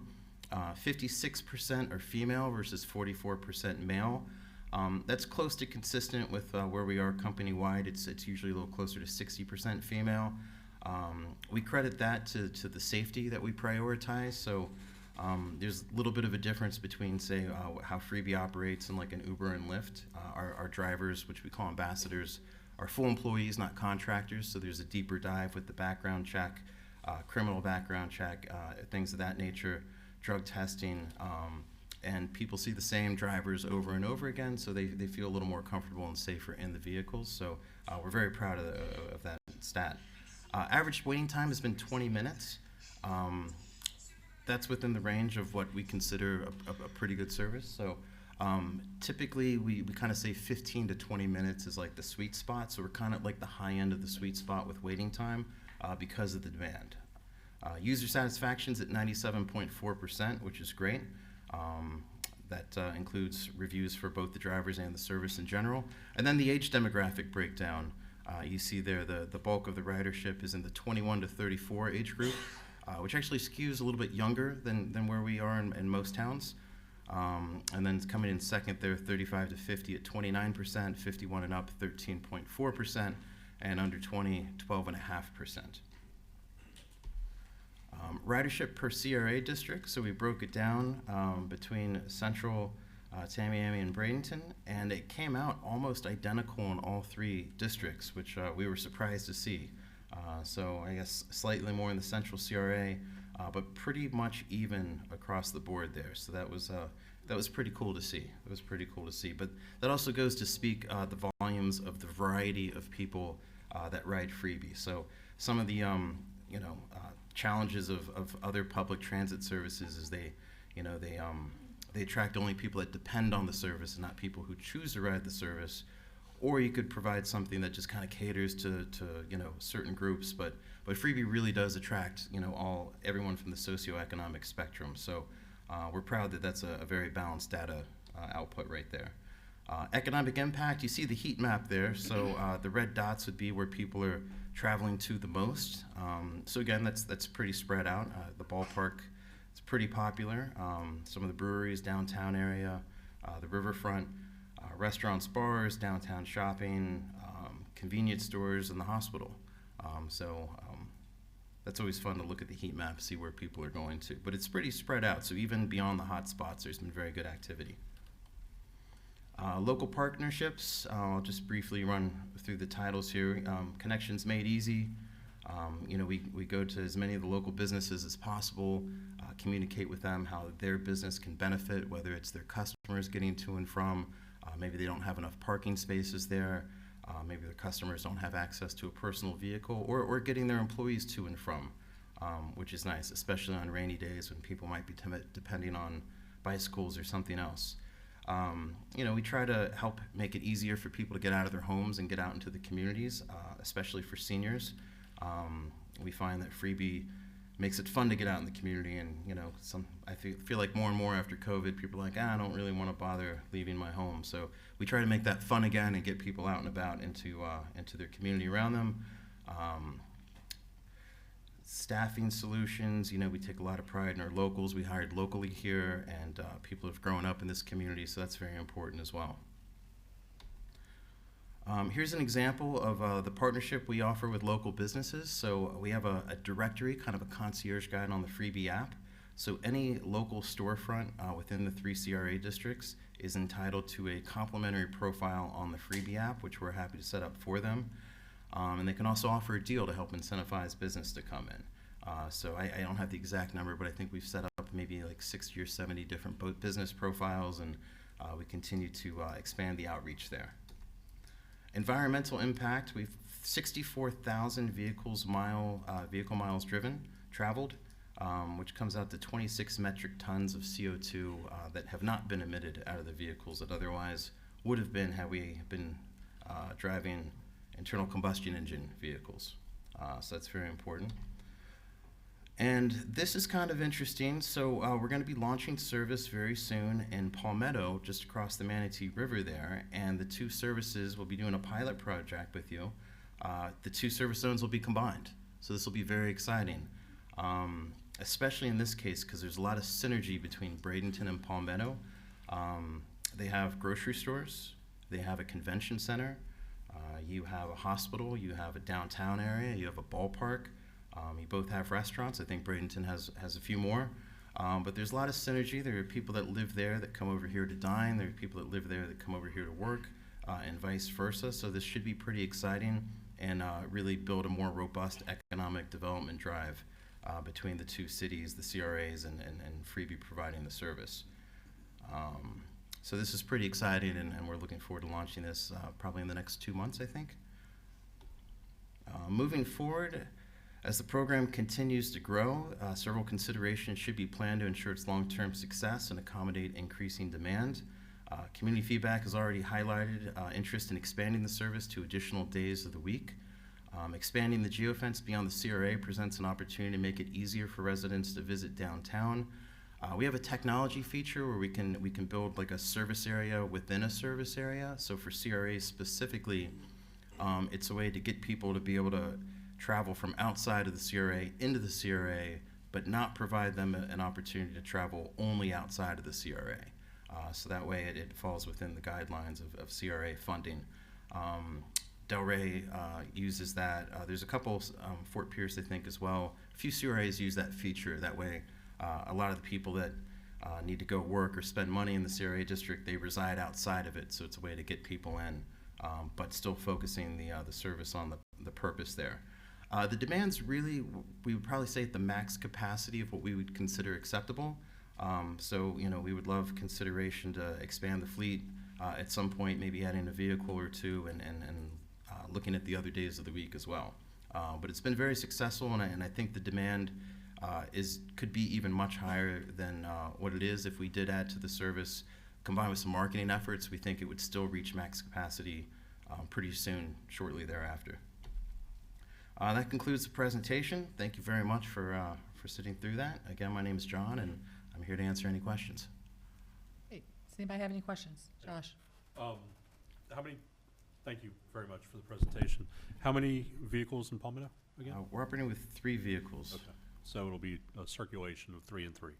Yes. When we were leaving our luncheon today, a van drove through that actually is a disabled abilities van for Freebie. I don't know if you can expand on that a little bit. Yes. I didn't know it was happening, so I was excited to see it. Oh, okay, of course. Well, being that we're a fully equitable service, it's important that we can accommodate everybody to ride Freebie. So even though the general rotation of Freebie are 3 Teslas, there is a backup spare vehicle. That was Cammie. She brought that out just for the luncheon, so that was kind of like an extra vehicle that just surfaced there for about a half an hour. But we always have an ADA accessible vehicle available. That way, if somebody has that need, of course, we asked for those people to give us a little bit of advance notice, maybe 30 minutes. But compared to paratransit, where sometimes you have to book it days in advance, we can take request wheelchair accessible rides 30 minutes in advance, and then a driver just switches out the Tesla for the minivan. It's not 100% electric, unfortunately. I believe it's a hybrid, but those advancements in electric vehicles are coming along. So if this were an area where we had daily rides that required a wheelchair accessible vehicle, then we have other vehicles that we could bring in that would be permanent in the rotation. But since here it's kind of more of an exception than like a daily, then it serves as a backup vehicle. It was very good to see, and it's always exciting to see it driving around town. Thank you. Oh, my pleasure. Thank you. Thank you. Yes. Councilwoman Moore? Thank you. If you all are interested, I will share some just boots on the ground. My family, several members of my family have used it and use it pretty regularly. I live just outside, as everyone here knows, in a neighborhood that is contiguous to the CRA but is not actually within it.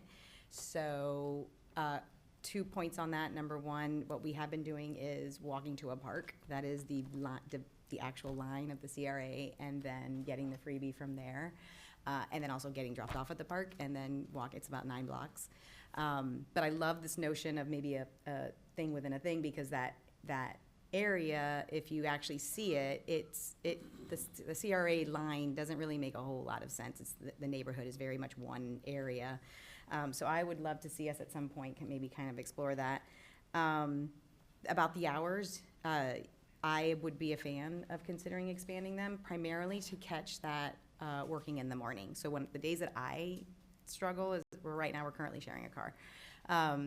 And I'm the one that usually leaves the house last, but 10 is a bit late for me to actually get to work. So I would just throw in the back of your head, and everyone here, just my anecdotal observation that for people that whose jobs are a little bit more 9 to 5, that starting at 10 and also not having Monday and Tuesday is just something that my family currently has to like juggle and think about.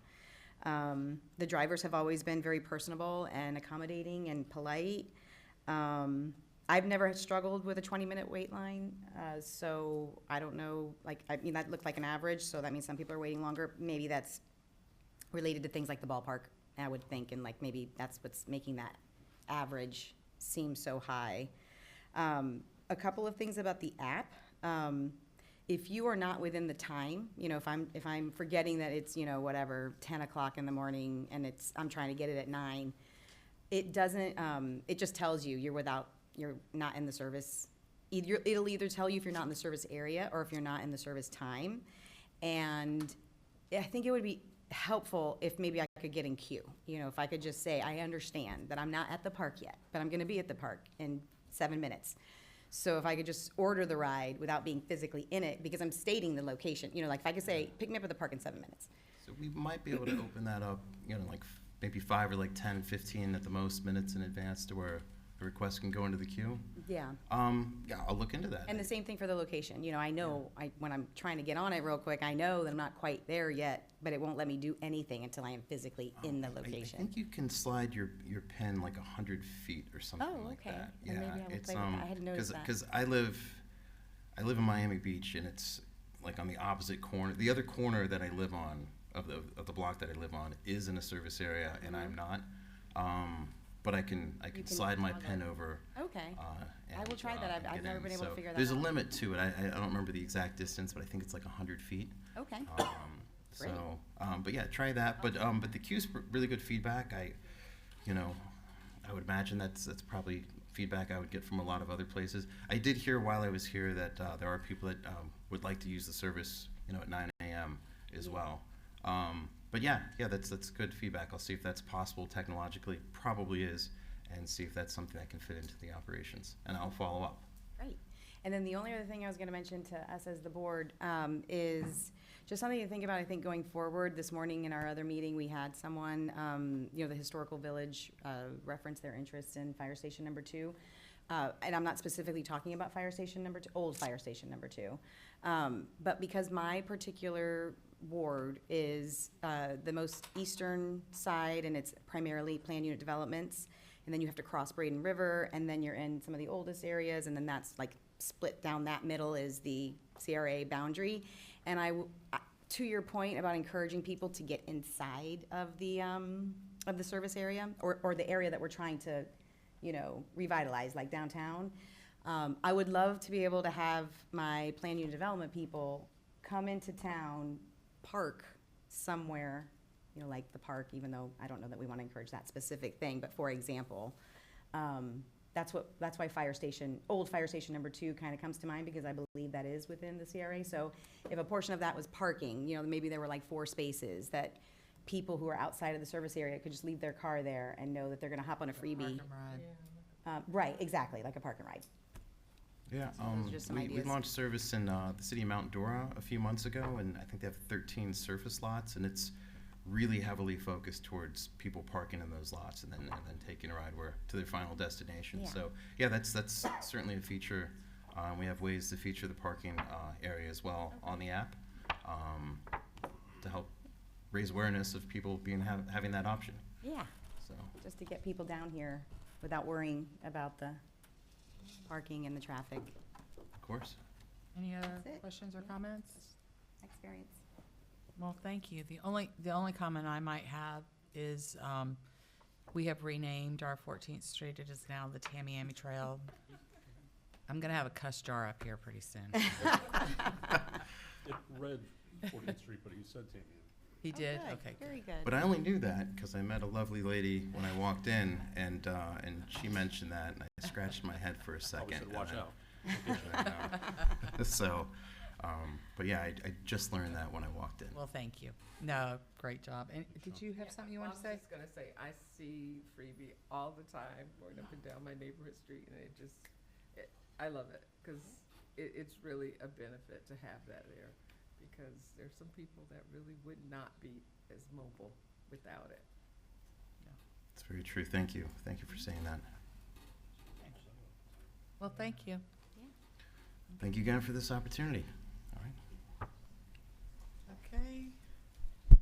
Dr. Burton, I believe you're up next. Just a couple things. One, in the process of selling the 14th Street property, it was, I was surprised to find out that it was a brownfield site that had not been remediated. We're in the process of moving that forward with the developer. Luckily, we have a developer that is experienced with brownfield sites. It will actually benefit, his project using the brownfield program. We solicited two consultants. One was a CCNA and the other was an attorney that is an expert at brownfields in the state of Florida. And we got two solicited bids. One of them falls underneath the purchasing policy, so we're gonna move forward with using, I wrote it down, a mechanic, the Chia, Hearn, Weston, and it'll be about $20,000 to go through the process to designate it as a brownfield site. We'll have to work with the city council.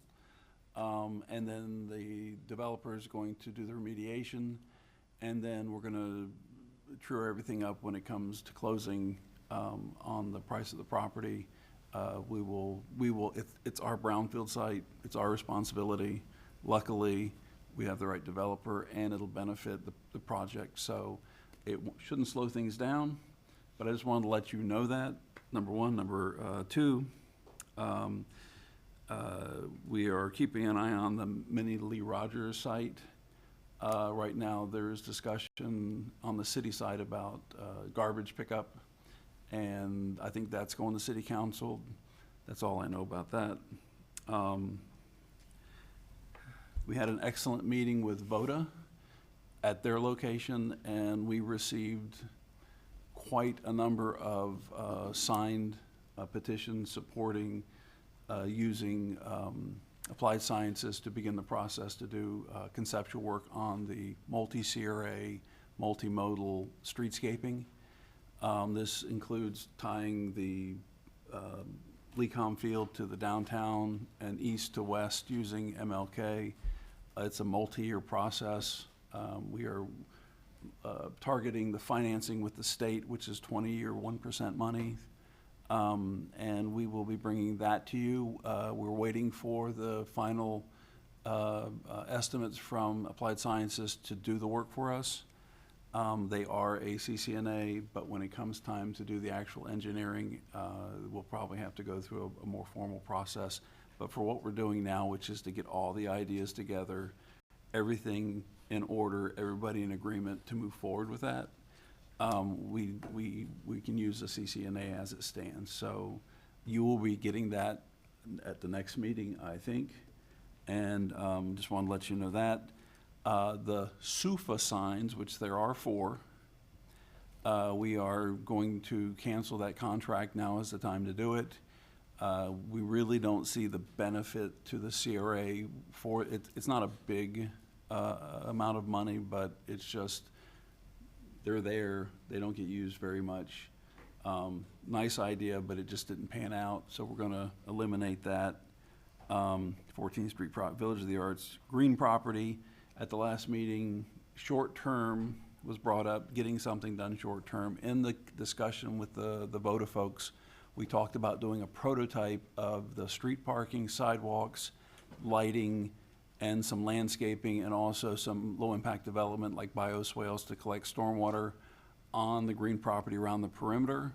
They were happy with that. They would love to see what that's going to look like, because the idea is to use that prototype in the rest of the Village of the Arts to increase the parking spaces for both the Village of the Arts and baseball.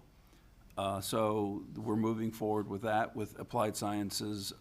Chris and Todd met with Applied Sciences this month at the site to go over that. So we'll be getting an estimate from them to do that engineering work so we can move forward with that. We'll pay for that out of our own cash to get that work done. The Mineral Springs Public Art Project, it is moving forward. It's also moving physically, because to put it where it was originally going to go would mean that we would have to undo some of the work that has been done. So by moving it, we're going to make it so that nothing has to change with the existing park. It will be in a little bit different place. We'll show you that with some. But John Toddy, the architect, and Chris have been working on that. Just to let you know about that. We do have the numbers for the market analysis, and we will have that to you in the next meeting also. So all 3 CRAs will have the general market analysis done that we told you about, that gives you ideas. You can talk to the analyst, ask questions about what types of businesses, why businesses are coming, why they're not coming, and he will give you a fairly detailed report on that. Had a nice meeting with him last week going over some of the details of that. And then we are also working on the homesteaded, non-homesteaded statistics. The city has a consultant that they use. We contacted him. He's somebody that worked for me in the past, asked for that, and he's going to get us an estimate on doing that work. So you'll have that also, just to have an idea of what's homesteaded and what's not when it comes to residential in all 3 CRAs. That is what we have to report this month. I'm going to tell myself to be quiet now, because you got to get back to your other business. Any questions? As someone who had an office in that building on 14th Street, when we call it 14th Street, I'm going to be very interested in the results of that brownfield stuff. What we can tell you is we know that it is a kerosene tank. It's common. I have removed a ton of them in Palmetto. It's not a big brownfield. We will not be going after the tax credits, but we will be going after the sales tax on affordable housing materials, which will be significant to the development. It will be workforce housing, which qualifies, and a $20 million project, sales tax on that will be significant. An added benefit to the developer. So. Okay. Anything else for the good? Okay, we're adjourned. Oh, pass the gavel. Yeah, pass it on. Musical chairs again. That I'm in a.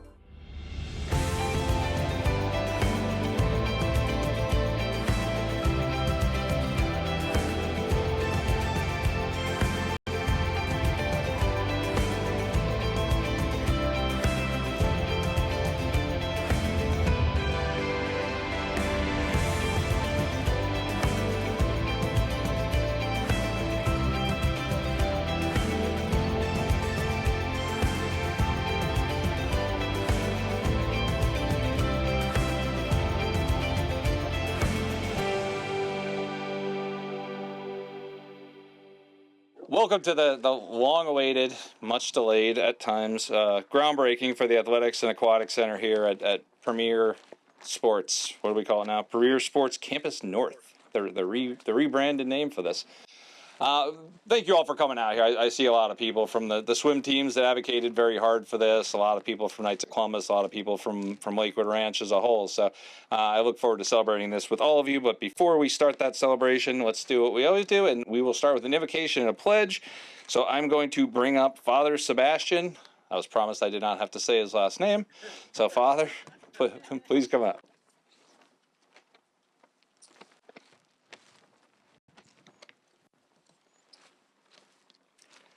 In the name of the Father, and of the Son, and of the Holy Spirit. Amen.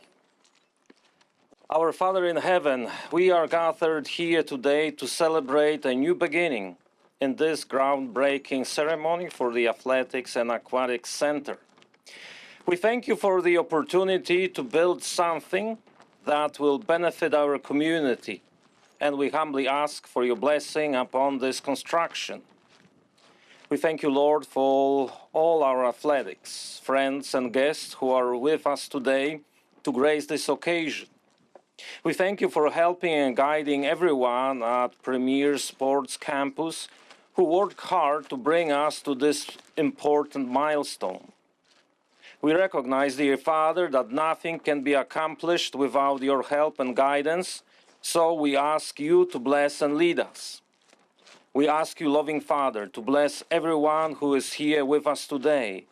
I have friends and family, and the pillars of this community, so that each one will continue in the work of fostering and nurturing not just the youth, but everyone in our community. We pray, dear Lord, that you continue to shower your blessing upon our donors and supporters who have generously contributed to this project. We humbly ask for your blessing upon this construction. Guide the hands of the workers, keep them safe, and ensure that this place stands as a testament to your providence. May it be a place of hope, unity, and positive change. We ask this in the name of the Father, and of the Son, and of the Holy Spirit. Amen.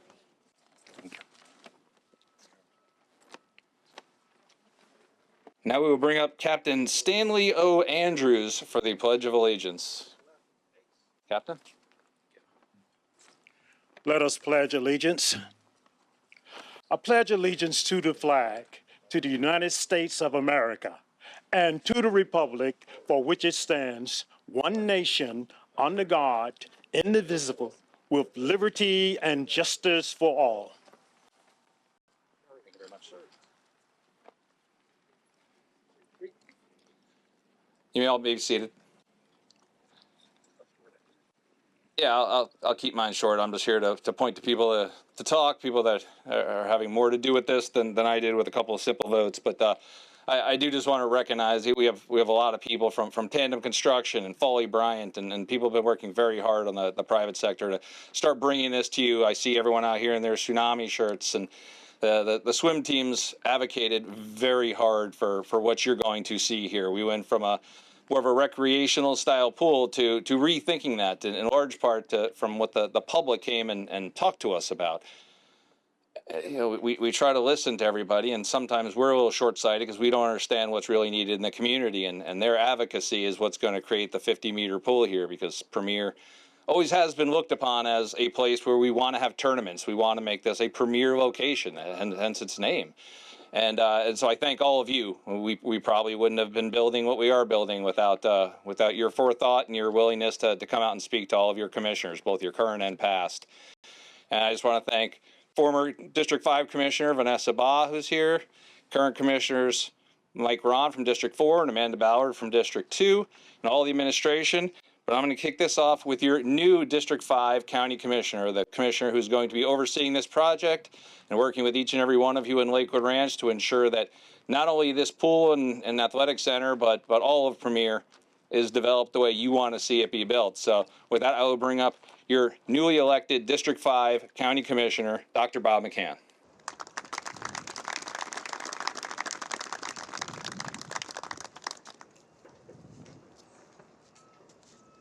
I just want to tell you that the weather in District 5 is what we have all the time here. I'm glad to be your commissioner, but I want to tell you this is not about me. I want to thank Father Sebastian for coming here today and blessing us. I want to thank the Knights of Columbus and the Honor Guard for coming on such short notice. I want to thank Stan Andrews for his service. Thank you for your service, and thank you for giving us the pledge today. I also want to say that what I would like to do is just deviate a little bit from the program here because, you know, we had a tragedy in Washington, D.C. last night. I would like to take a moment of silence for what happened. Unfortunately, everybody lost their lives in that crash. Nobody survived.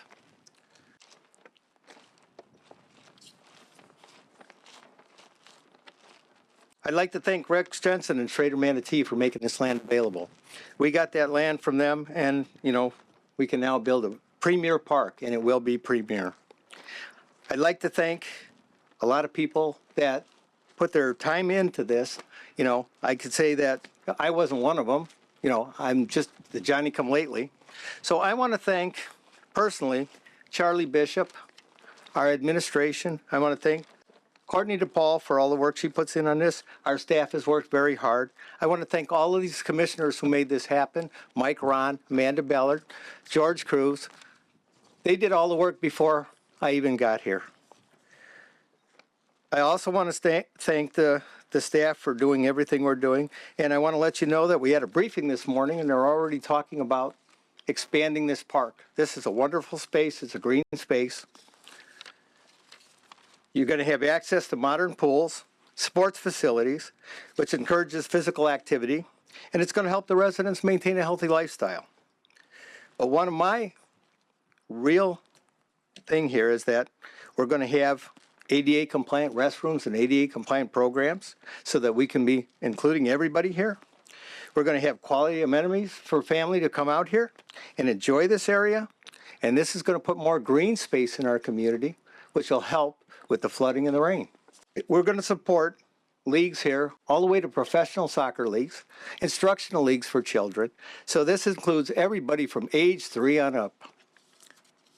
This is going to be a wonderful facility to live, work, and play. And I don't want to take any more of your time, but, you know, I thank all my fellow commissioners for being here today. I thank all of the past commissioners that put all this work into this. You know, we can't forget where this started as a concept and who brought it out today. So, again, thank you very much for all your time.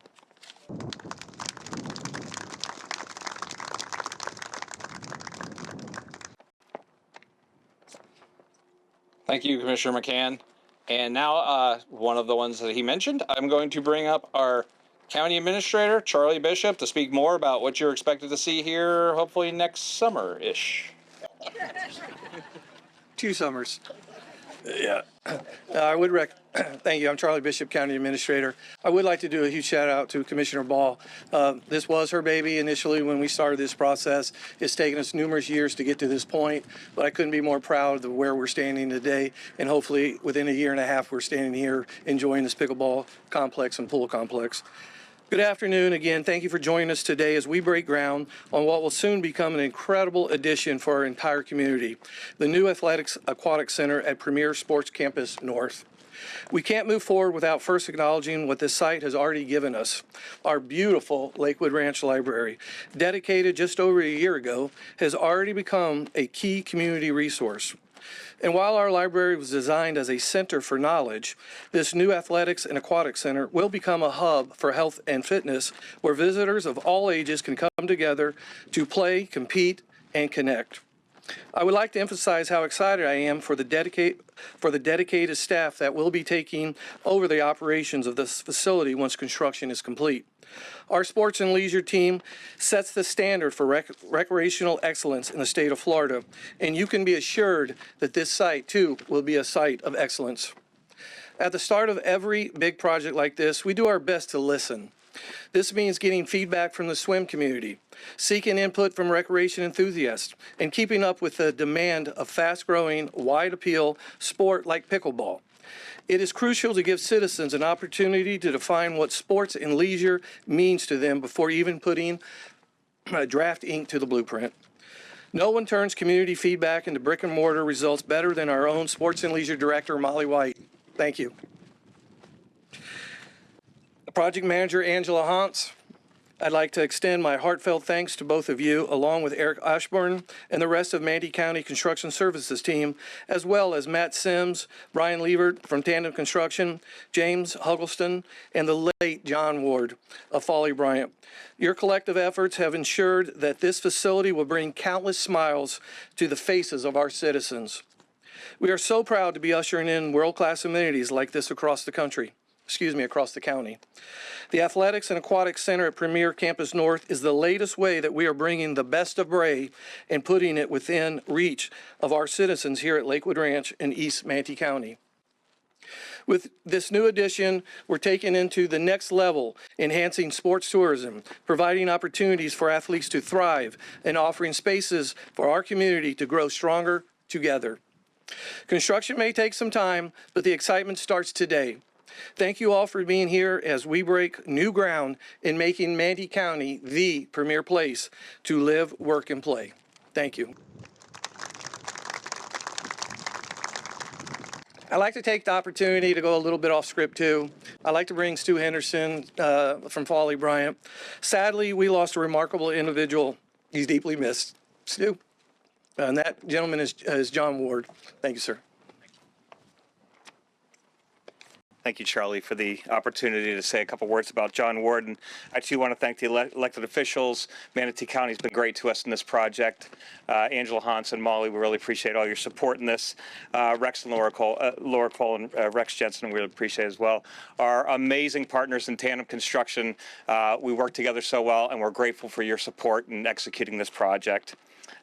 James Hugglestone, Senior Project Manager, Javier Hernandez, and Brad Givens have picked up a very difficult time after losing John to really do a great job for us and carry this forward. So we are honored to help this community develop your vision and execute it. So it's really your thoughts that we've embodied into the renderings here and with the library, and we're really grateful for everyone's input. Today, as we break ground on this remarkable community project, we also take a moment to honor someone who really should be standing with us here, our colleague and friend, John Ward. John was the kind of person who made every day brighter. His infectious smile, his unwavering kindness, his deep love for his work, and left an indelible mark on all of us. He poured his heart into this project, believing in its purpose and the impact it would have on this community that he cherished so deeply. Beyond his work, John was a devoted husband, a man of faith, an active member of the church, and an avid pickleball player. So it's an appropriate facility for that. He lived with integrity, with love, and was an undeniable joy that made all of us better for knowing him. Though he's physically not here with us today, his spirit is woven into the foundations of what we're building. Every element of this facility carries a piece of his passion. It's for you. Thank you for your work, your heart, and your friendship. You're deeply missed, but your legacy lives on. Thank you.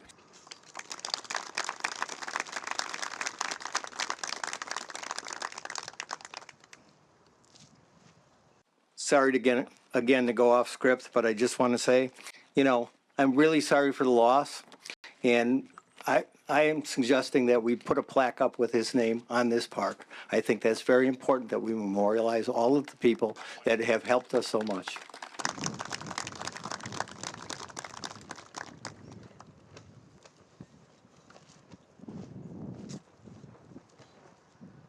Thank you, Stu and Rochelle, for coming out here today. John was a great guy. We attend the same church, spoke in the lobby frequently, and the work he's done for this county will not be forgotten, and I fully support Commissioner McCann's proposal here today. But as I said, this county works with its people, and you see that with Stu coming up right now. You see how ingrained we all are together, whether it be the designs, whether it be the construction, whether it be just our friends that all work together to make our community the great place it can be. And so before we conclude here, I just want to make sure we bring up one of the members of the public who was very outspoken about the need for the pool that you're going to see here. It was her advocacy that's getting what we got here, like I started off with, and we are here to give the community what they want and what they need. So with that, I will bring up Jennifer D. Pascali.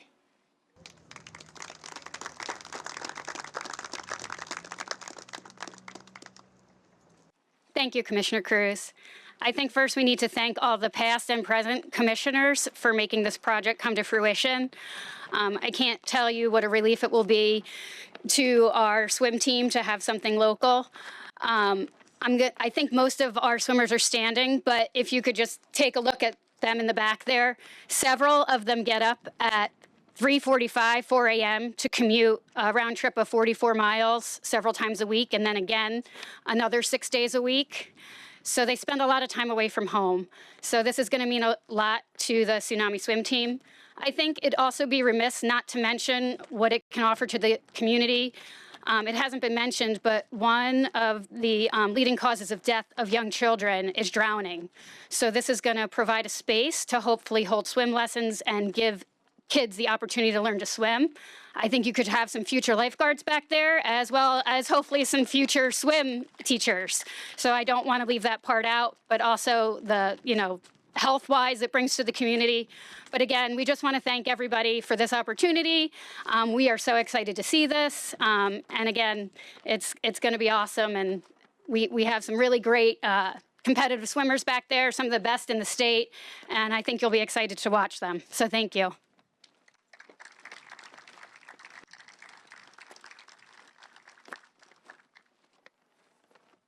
All right, that pretty much concludes this portion of the program here. So what I'm going to ask everybody to do is all the county commissioners, administration, you can meet me back here for the first turning of dirt. We're going to have a couple of turns at this. So I'd love to get some of you involved in this for photo opportunities to memorialize the start of this great step in moving Premier even further forward. As we continue to build out Premier, thanks to Rex Jensen and SMR and all of our partners here in Manatee County. So Commissioner Ron, Commissioner Ballard, Commissioner McCann, County Administrator, everyone else, please join me. Thank you.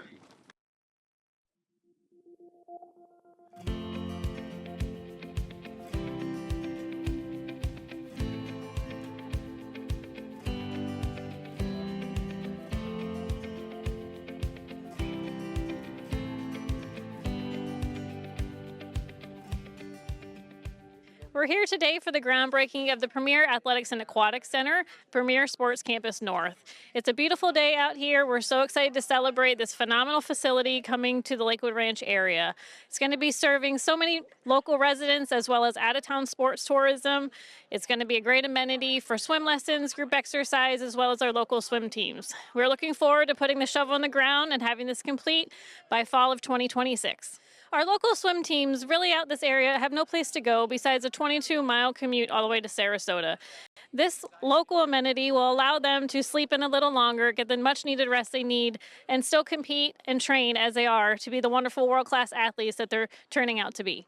Construction will be starting out here soon. You're going to see a lot of dirt turning. This is a massive facility with a 50-meter pool, a therapy pool, 24 pickleball courts, 14 of which those are covered. It's going to be very exciting for your local residents to even be able to ride their golf carts too, or take a nice long walk and enjoy the local amenities, as well as check out next door with our library that just celebrated its 1-year anniversary. We are so fortunate, with the support of our Board of County Commissioners, to have Manatee County truly be the premier place to live, work, and my favorite part, play. We have not only GT Bray for our East County, but now this is going to bring so much more out to our West County residents. No matter where you are within Manatee County, there's always a place for you to find the best recreational activities for any of your needs.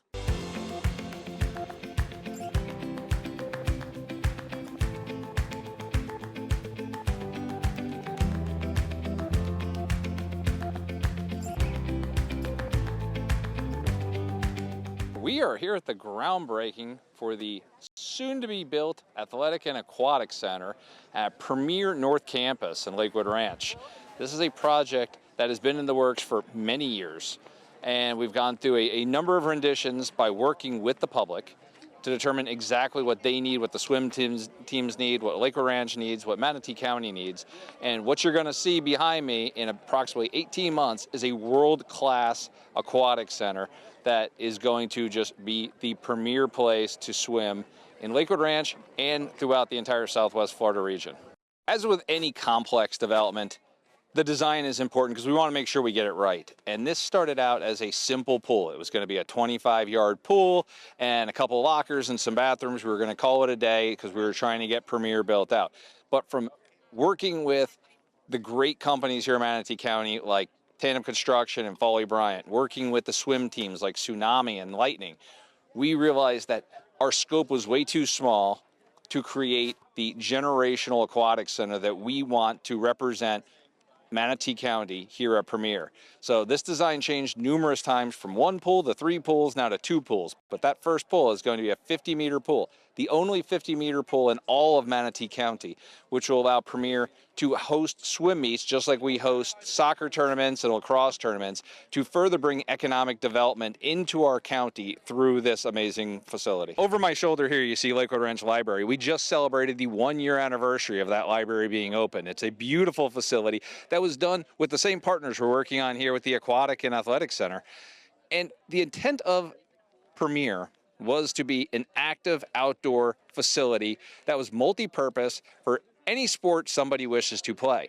Over here in East County, with Lakewood Ranch growing, with Parish growing, the amenities simply weren't there. We don't have a GT Bray. We don't have some of the preserves. So Premier is supposed to be the area and will be the area where everyone in East County can come out and enjoy themselves. So we've got the soccer facilities. We're putting in some synthetic fields over there. People play lacrosse and other sports over there. We're working on many other things, some of which are in various stages of design or conceptual ideas. So I'm not going to go into exactly what they are. But what you're seeing is everything we do, regardless of what it is, regardless of when it is going to be top-notch in this facility. Premier is not going to be small projects. They're going to be large-scale, generational, economically generating projects for our entire county, much like the soccer fields, much like this library, and much like you're going to see behind me here with both the aquatic center and the pickleball facility, which 14 of those pickleball courts are going to be covered, similar to GT Bray, which will allow us to not only host small tournaments here, but host even larger tournaments in Manatee County by having the facilities both at GT Bray and here to be able to accommodate the largest tournaments in any pickleball league.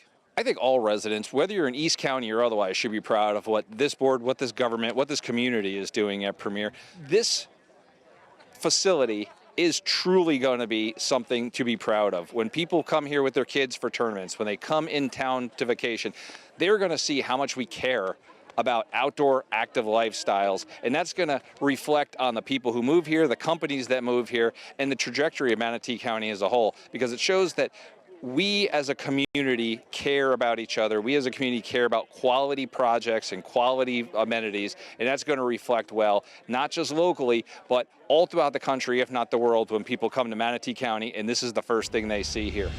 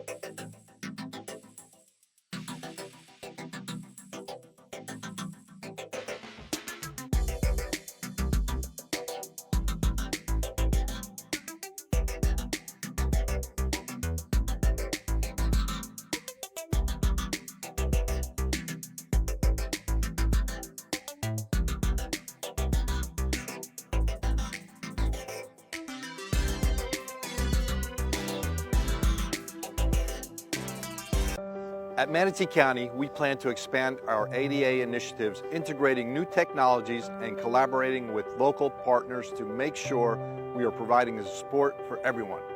We invite you to attend our ADA focus groups, where you're able to have a voice and share your ideas, and we can address your needs. These groups are accessible online or in person at designated sites. The focus groups allow you to connect with others who may share similar situations and bring light on what we can do as a county to make your experience better. You are not invisible or unheard. We want you to participate in this growing initiative. For more information on our ADA programs, please visit mymanatee.org/ADA and continue to make Manatee County the premier place to live, work, and play for everyone.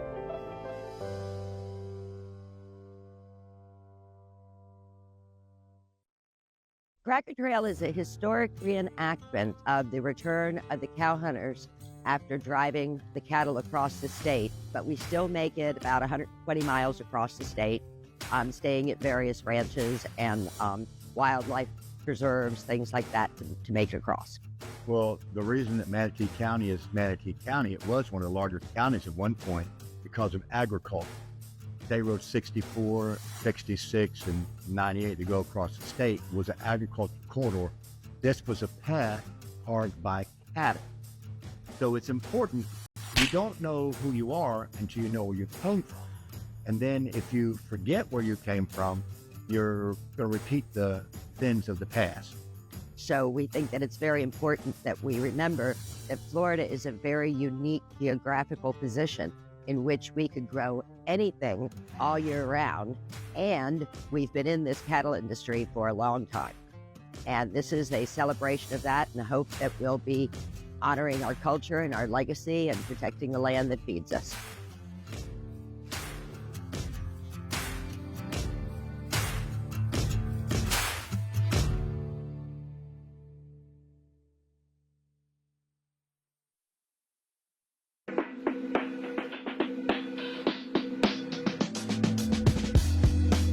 So today we are at Under One Roof. This will be our shelter for women. And we're here with students from Lee Middle School painting a mural in what will be the cafeteria. We have over 100 adult women in Manatee County.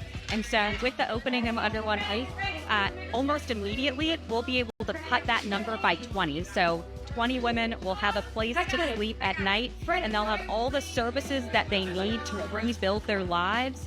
They'll have things like parenting classes if they need that, substance abuse classes, mental health treatment, all in one place and all kind of holistic, so that basically they have a chance to get out of that fight or flight mode, recover, and become productive members of society. So you've got, the bright colors, you've got, the sunshine, you've got some of those wonderful Manatee County landmarks. Then you've also got the word resiliency in these huge letters. And we're really hoping that Under One Roof is a place for these women to build the resiliency that they need to be successful and live a great life here in Manatee County.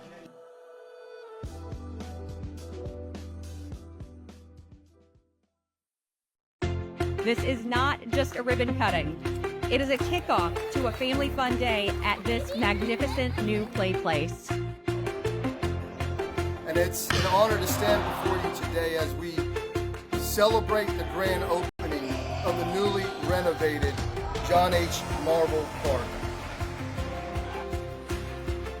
This is more than just a place to exercise or cool off in the summer. It is the space where friendships are forged, where children take their first swim, where families gather for celebrations, and where our community finds strength and unity. Places like this serve as the heart of Manatee County, fostering a sense of belonging and shared purpose. They remind us that when we come together, we are stronger. And when we invest in our community spaces, we invest in each other.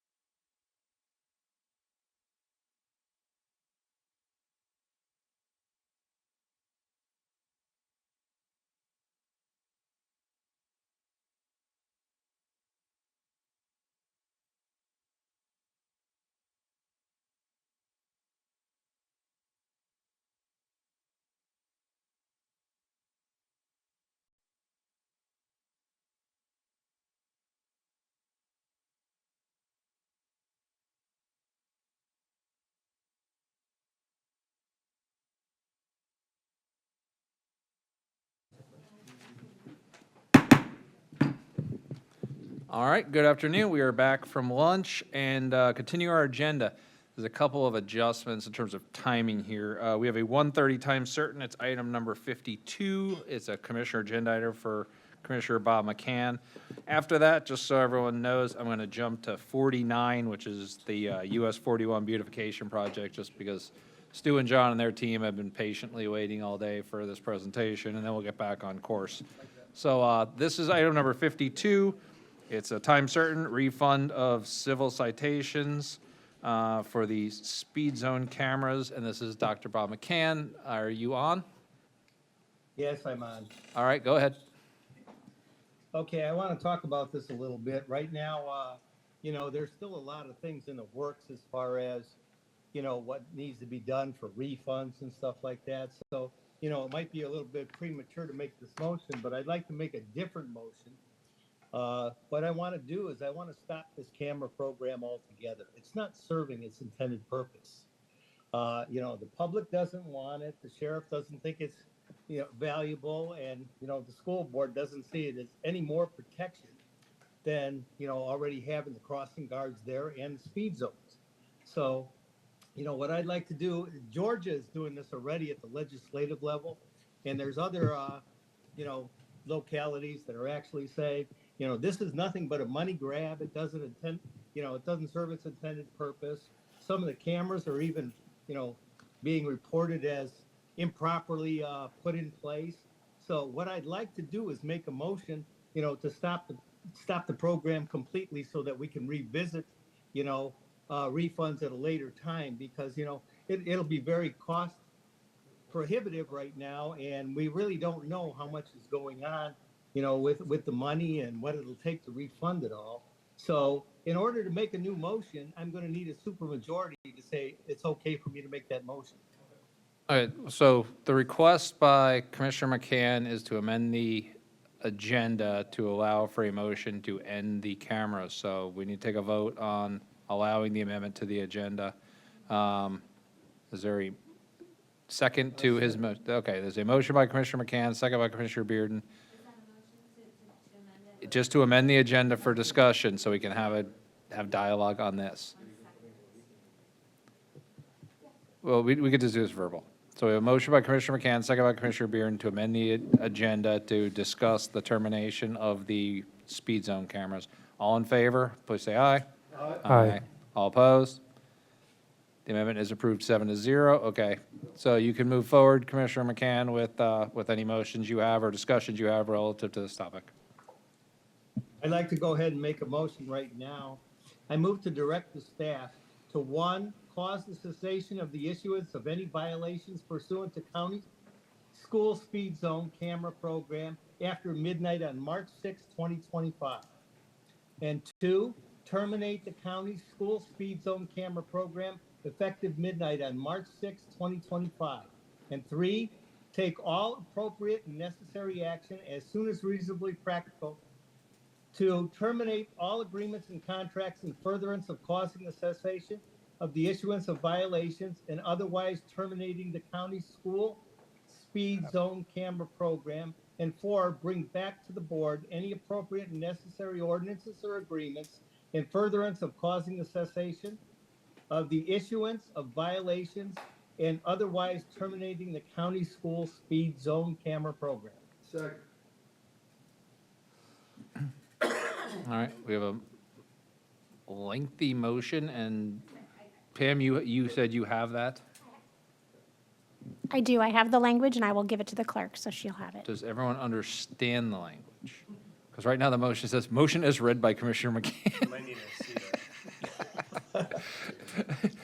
Pam, will you just let us, do you have the gist of it? Do you have the bullet points?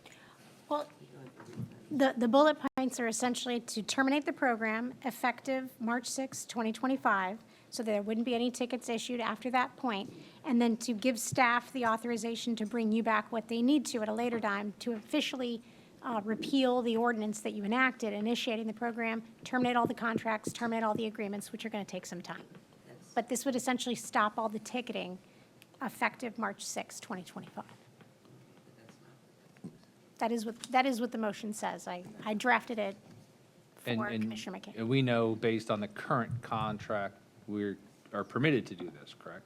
I believe, I'll defer to Ms. we hear DePaul from here staff? because I think she Yeah. spoke on the contract at a Go ahead, previous Courtney. meeting. Jake Erickson is not here at the moment, but we already spoke today. We've spoke previously. We are authorized by the contract to terminate effective immediately.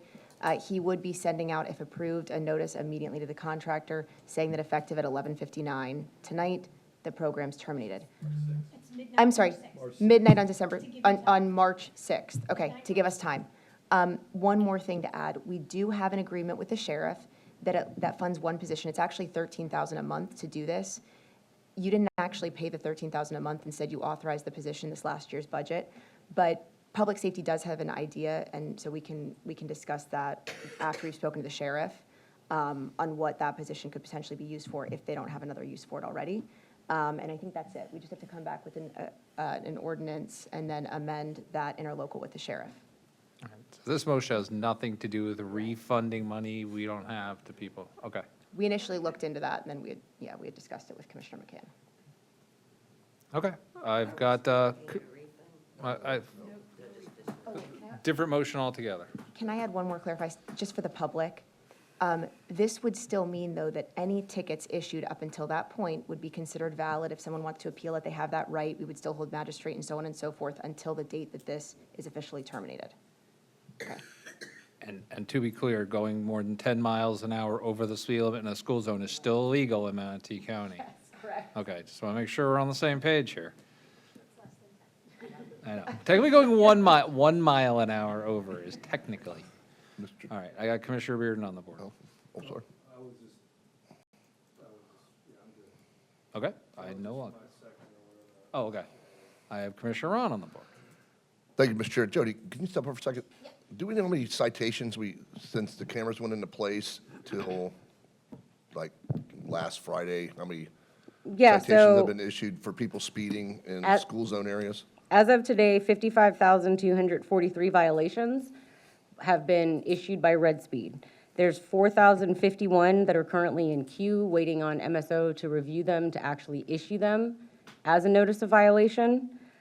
45 are currently awaiting the next hearing date, which is set for March 26th, and the total paid violations is 22,292. Well, I know I'm part of that number. I got caught twice, and I paid my fines.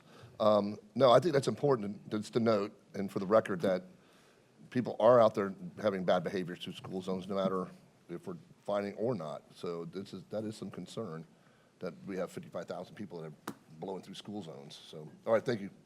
Thank you, Director. Commissioner Sadiq. Thank you. Well, one quick question. I know our clerk is here and it's time certain. Wanted to make sure she has an opportunity to see. Are you okay? Nice to see you. She was here because of the motion that was Okay. on the agenda. Okay, just making sure you got your time. Thanks for coming by. Second, I think I did speak to the sheriff about the interlocal agreement and the positional funding. I think a little bit cautious about moving forward on this without having a clear idea of what that entails, because he likes that position, but also because it's doing a good job it's filling an important need for the community. Anytime we're at work, we have something with a blast radius that affects our constitutional officers. I urge caution, because we do need to have those communications, not just from one commissioner, but for all of them, and that includes myself. No calls directly. I think having something in the record would be important. I think the important thing we're kind of missing here and getting rid of the program, because I was out in favor of modifying it because I thought it was unfair. People didn't know the hours. So I appreciate staff working on that. Thank you. I think there's some little quirks here and there about signage, but I appreciate staff working with me on that. The important thing we're kind of missing from this is we have, what was the number again? 400, 200? Which one? The paid violations or issued? Issued violations. Total number of issued violations was 55,243. Okay. And this is after the Red Speed's analysis, Red Speed's evaluation, and then the MSO's evaluation of those citations, correct? So there's two filters, as I understand it. So those are the total number that Red Speed picked up, and then out of that number, there's 4,051 that are currently in the queue. There's 4,883 that no action was taken on the citation, so it moved to a uniform traffic citation, which is the equivalent to getting ticketed by a deputy on the road. So that citation does come with points on your license, and it's a traffic ticket is what it is. So there's 4,883 of those that have been issued. There's the 45 that are currently sitting in queue and waiting the next hearing, and then there's the 4,051 that are awaiting MSO to review them, and then the 22,000 that have been paid already. Okay. So we have 50+ thousand issued, but there's 22 that have already been paid of that 50,000? Correct. Okay. But just to clarify on the process, my question was, there is a process, let me know if I'm wrong, that first Red Speed reviews it, then the MSO does, is that correct? Correct. So there's 2 review processes to get to a point where you have a citation, so there's a lot being filtered out that are probably junk or Correct. issues with that. I mean, one, I think that's an important number to have, 50,000. That is not a small number. And that is this, and I guess I'd be curious how many of these came after we made the modification to 30 minutes before and after pickup, 30 minutes before and after drop off as well. I mean, I can get that breakdown. That's okay. We don't need it now. But that's still a lot of people just generally speeding. I mean, that's, I think this is part of a more comprehensive approach. I think, one, we didn't have the numbers at all. Now that we have the numbers, that's crazy. That's shocking to me. I mean, we knew that coming in. So I'm just really hesitant to just kill this entirely when the data proves there are people that are clearly speeding in school zones, violating the law. But that should also give us, that also gives us data to help us understand, one, where this is happening, because we have no clue, we have no visibility. There's a big fog of war. I mean, this is the fog of war we're operating against here. Now we've got data, now we know where. I think one of the things I was hoping to get out of this was, what can we do next? I think, what's the term Chad uses? Speed calming? Traffic calming? Yeah, traffic calming. Speed pillows. Hey, speed pill, that's the new one. You know, I'm trying to get them on 9th Avenue Northwest. Everyone keeps emailing me about it. We had those taken out, by the way. Yeah, I know. I appreciate it, but I like speed pills. But I think the logical next step for me should be, how can we look at those areas where people are speeding and then introduce some traffic calming? Not let's just kill the program and then lose our visibility in the problem entirely. I mean, God forbid a kid gets run over, and then we could have done something with data we had. I would just urge caution and just not kill this entirely, but I think we should workshop traffic calming solutions in these areas, because now I've got 50,000 requests. Now I know where where people are being ticketed. So is it a problem where maybe the signage is inconsistent? Is the sign like before you get ticketed or after the camera shoots? I don't know. I've heard inconsistent stories around that. There are plenty of signs now. I've seen signs and I'm like, why is this You're sign improving that, yeah. to a But yeah, you answer my questions, and this is more for just throwing ideas from my board, my colleagues here. We have data. Let's act on it. Let's just not kill this entirely. Let's actually make our streets safer now with it. Let me clarify one point too. So I just remember some of the metrics that Jody had sent previously. So prior to us changing the hours, it was about a 60-40% split. So 60% of the tickets were issued during the other hours, and 40% were during that AM and PM hour. So, because you think there's higher traffic in those areas, during those times anyway. So we're probably taking on about 40% of the volume that we were before the program changed. So. Sorry, quick follow-up. You said 40% reduction, or only 40% of the volume now? 40% of the tickets were during the AM and the PM hour prior to us changing the hours. So I would assume that we're pretty much capturing about 40% of the volume that we were after changing the program. So we've already seen a 60% decrease in revenue as a result of that. So this is less of a cash grab, I guess, more of, hey, we're actually catching people speeding when lights are flashing. Yeah, and I would argue that the traffic's not so bad in those areas because people are still able to go over 10 miles. So we have Speed limit. That's all I At had. least on Nothing more. Thanks. Commissioner Beard. Thank you, Mr. Chair. I mean, we don't need this. We have a sheriff's department. Here's a solution. We have the data. Now let's take that data, give it to the sheriff's department, say, hey, look, during these times, based off the data, we see people speeding in these zones. Would you mind putting a sheriff's vehicle there or have a sheriff's presence there to reduce, people speeding in those zones? I think that's the most logical approach to this, because we do spend hundreds of millions of dollars to the sheriff's department, and we need to utilize them because a lot of them are already in these zones as we speak, in these school zones, right?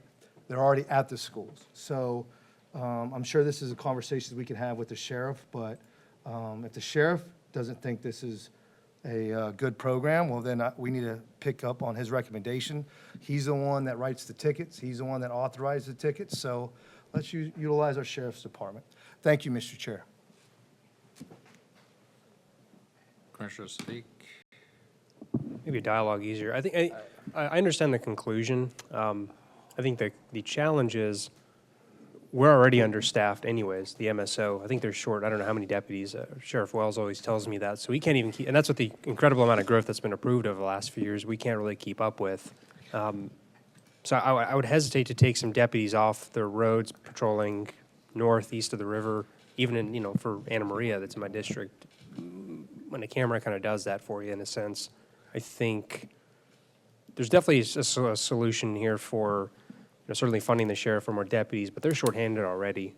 It's just my concern with that. And then we're putting more money into it, but that's all I got. Sounds good. Yeah, and I'm trying to I'm on the board. I'm next board. Go ahead. Okay. And you make a point there, however, the sheriff's department already have patrol officers in these particular school zones. Now, since we have the data, he can readjust and figure out exactly what he needs to do to be able to make sure that our school zones are safe. So that's all I have. Thank you, Mr. Chair. Sounds good. All right, I'm going to go back to Commissioner McCann and then open it up for public comments. Yes, I just want to say that Anna Maria Island has its own police department. They have their own camera program. They don't have anything to do with this. This is only on county roads. And the thing is that, again, the program came out in a bad fashion. They're getting rid of it in the whole state of Georgia. And the thing is that the problem with the program, the way it's set up right now, is, it's haphazard. It's really not catching the data that you want. There are many speeders here. There are many speeders that are in Sarasota. There were many speeders in Georgia. The problem is that, everybody was caught off guard by the way this program was implemented. And it's just something that, doesn't serve the public. It doesn't protect the child's safety, doesn't do any of those things right now. So, again, this is something that I think we need to get rid of completely. Thank you. Thank you. All right, I'm going to open this up to public comment. Anyone in the public? Anyone on the phones? We have one caller with their hand raised, ending in 309. Go ahead.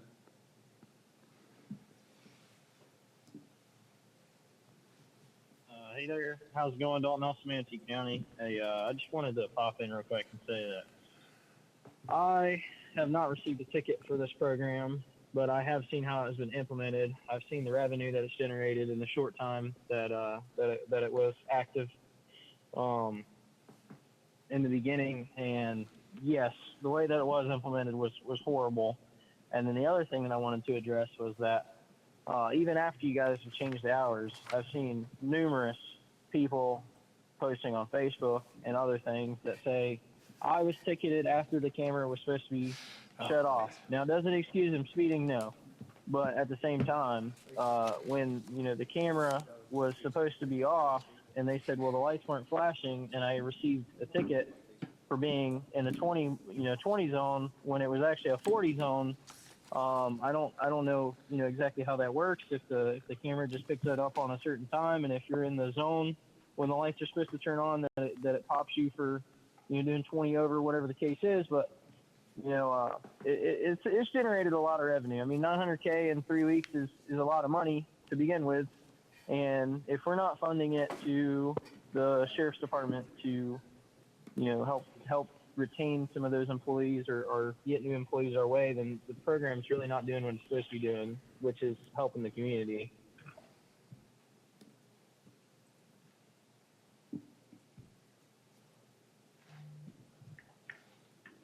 You done? All right, next caller. Anyone else? That's all the callers at this time, Mr. Chair. All right, I will close public comment. Commissioner Ron, you're on the board. Thank you, Mr. Chair. Director Fisk, the gentleman on the call stated we made $900,000 in 3 weeks. Is that incorrect? So that would be the portion that has gone to the county. I think it's important to note that not over 3 weeks, no. That's since the program went into implementation in August. of 2024. Okay. The legislatively, it is mandated how those dollars are spent. So that $60 to the county with the vendor taking their percentage, it goes to the crossing guard program, it goes to FDLE, and it goes to the school district. So that $100 fine is divvied up among various agencies. Okay. All right, thank you, ma'am. Yes, sir. All right. No one's on the board. I think this is pretty black and white and straightforward here. I voted no on this in the first place, not necessarily because about the cameras. I voted no. I thought the process was rushed and nobody really put any effort into what the streams were going to be, how this was going to work, what the timing was. It just got crammed through. Not a huge fan of these cameras in the first place, and so I will be in support of this motion. Commissioner Ken, do you have anything further? Otherwise, we're ready for a vote. No, that's all I have. Thank you. All right, we have a motion by Commissioner McCann, a second by Commissioner Bearden. It's the motion as read by Commissioner McCann regarding speed zone cameras. You can cast your vote now.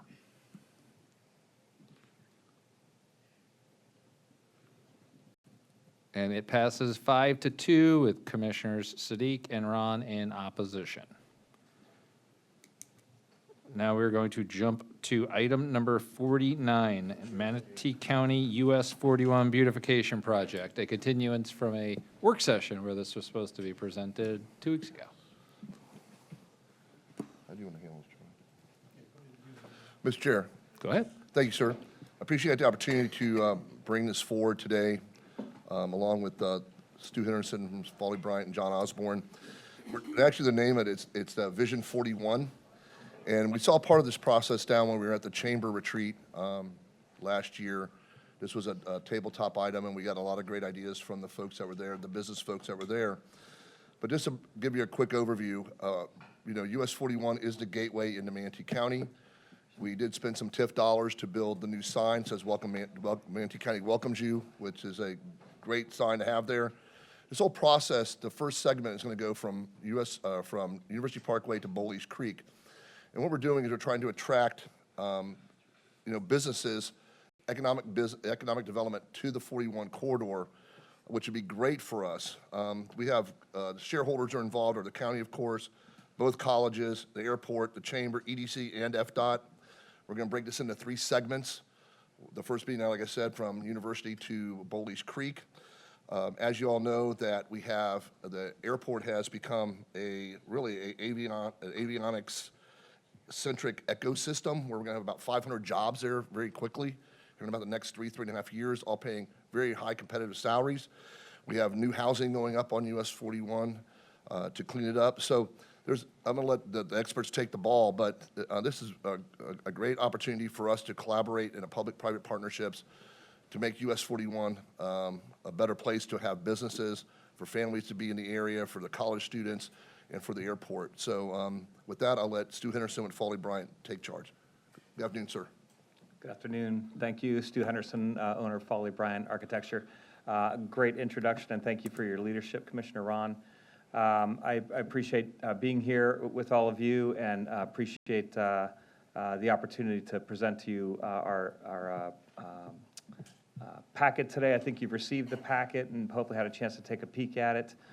You did such a nice job with the intro. I'm going to accelerate this and let Santiago come up here and kind of start leading you through that, but feel free to ask any questions as you like. Good afternoon, Commissioners. Santiago Wallow with Foley Bryant. I'm a senior project designer. So when we started looking at the US 41 corridor as as a road and the impact in the area, we actually started by dividing this document into 2 parts.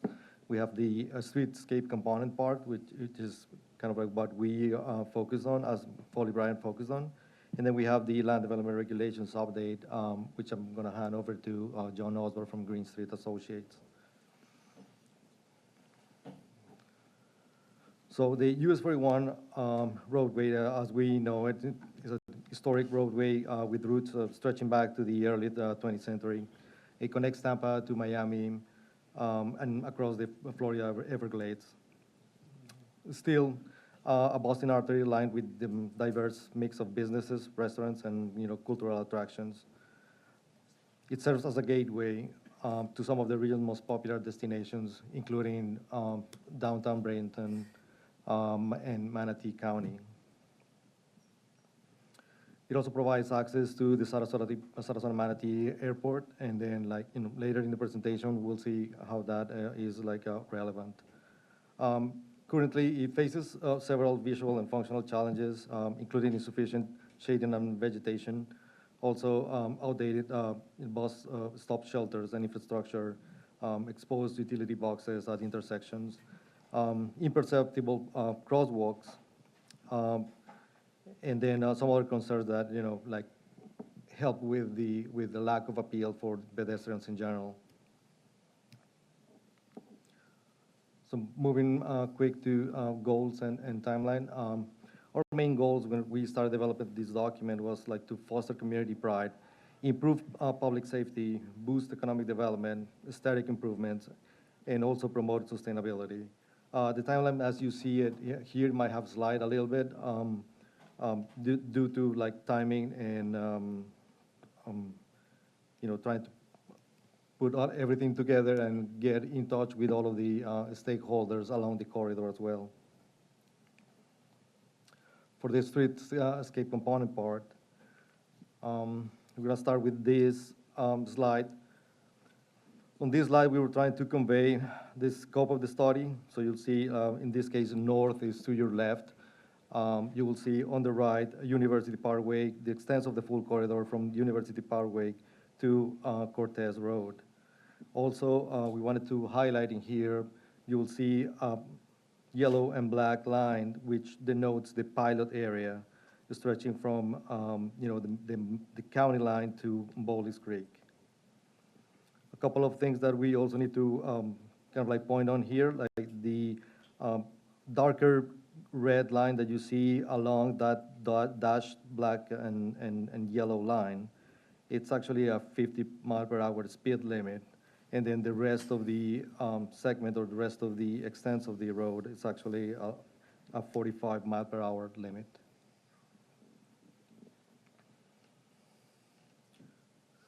This slide is the enlarged area we were just talking about, stretching from the Manatee County line to Bowles Creek.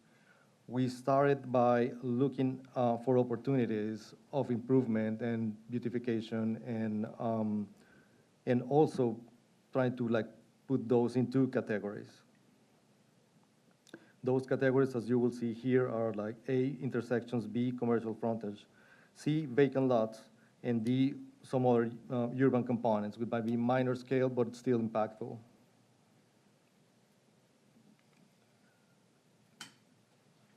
So we started with intersections, increasing shading and addition of the diverse vegetation. It will invite and make a more comfortable environment for both pedestrians and drivers. There's simple upgrades that we're looking to do here. It could be from landscape, ground cover, shrubs, changing the finishes on pavers, making the on pavers on corners, at the corners of the intersections, changing or making very clear where the crosswalks are, enhancing the bus stops, shelters, and also utility box treatments.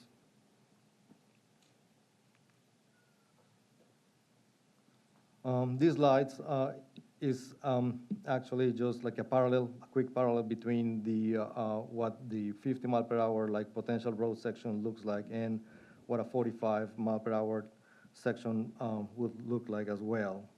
The whole point of this is trying to convey the idea of what the limitations are when you have 50 mile per hour versus 45 mile per hour. Those including, even they share the same clear zone on both sides of the road, the 45 mile per hour will actually allow for taller vegetation, light poles, and some other components along the road that will visually add more friction to the road and kind of like intentionally to start to reduce the speed of the driver.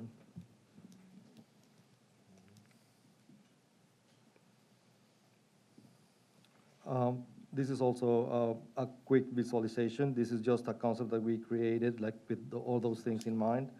You will see on the top right the before, and then on the low right the after. The concept actually introduces like landscape median, a natural buffer between the traffic lanes. Also encourages a slower, safer traffic speeds while maintaining smooth vehicle flow. You'll see by just adding like actual delimitation in maybe floor patterns, introducing like a different color for the bicycle lane, it can all start giving the right direction to the corridor.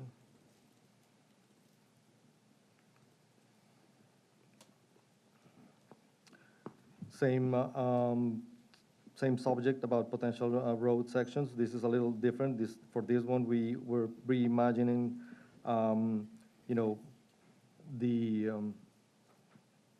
a low-rise mixed-use development by the US 41. We took a couple of present images. You'll see them on your lower left from like recent projects, the Waterside at Lakewood Ranch, and another residential project in downtown Sarasota.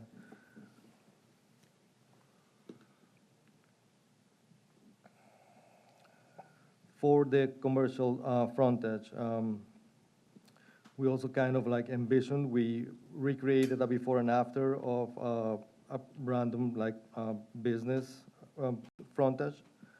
For this one, we were thinking a well-maintained landscaping, eye-catching signage, and consistent architectural details can work together to create a more uniform and designed, feature that will make the area feel cohesive and organized.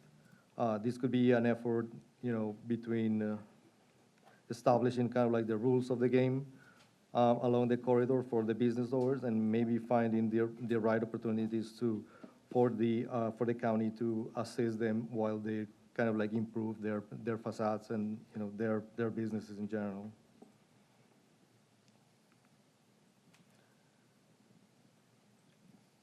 As of vacant lots, we were thinking there's a few of those along that pilot area. So we were thinking a good concept could be the use of a temporary pop-up or pop-up retail areas. It could be food plazas, it could be art exhibitions. They can revitalize areas, and they can also enhance the overall airport experience. If you can spend like, maybe you're on a layover and you want to spend maybe some time like visiting an art exhibition, you could be able to do that. A couple of examples like nearby, the Crate at the Grove. This is Wesley Chapel, Florida. And then at the bottom left, you will see Ball Harbor was a pop-up restaurant structure that it was up by UTC in Sarasota for a few months.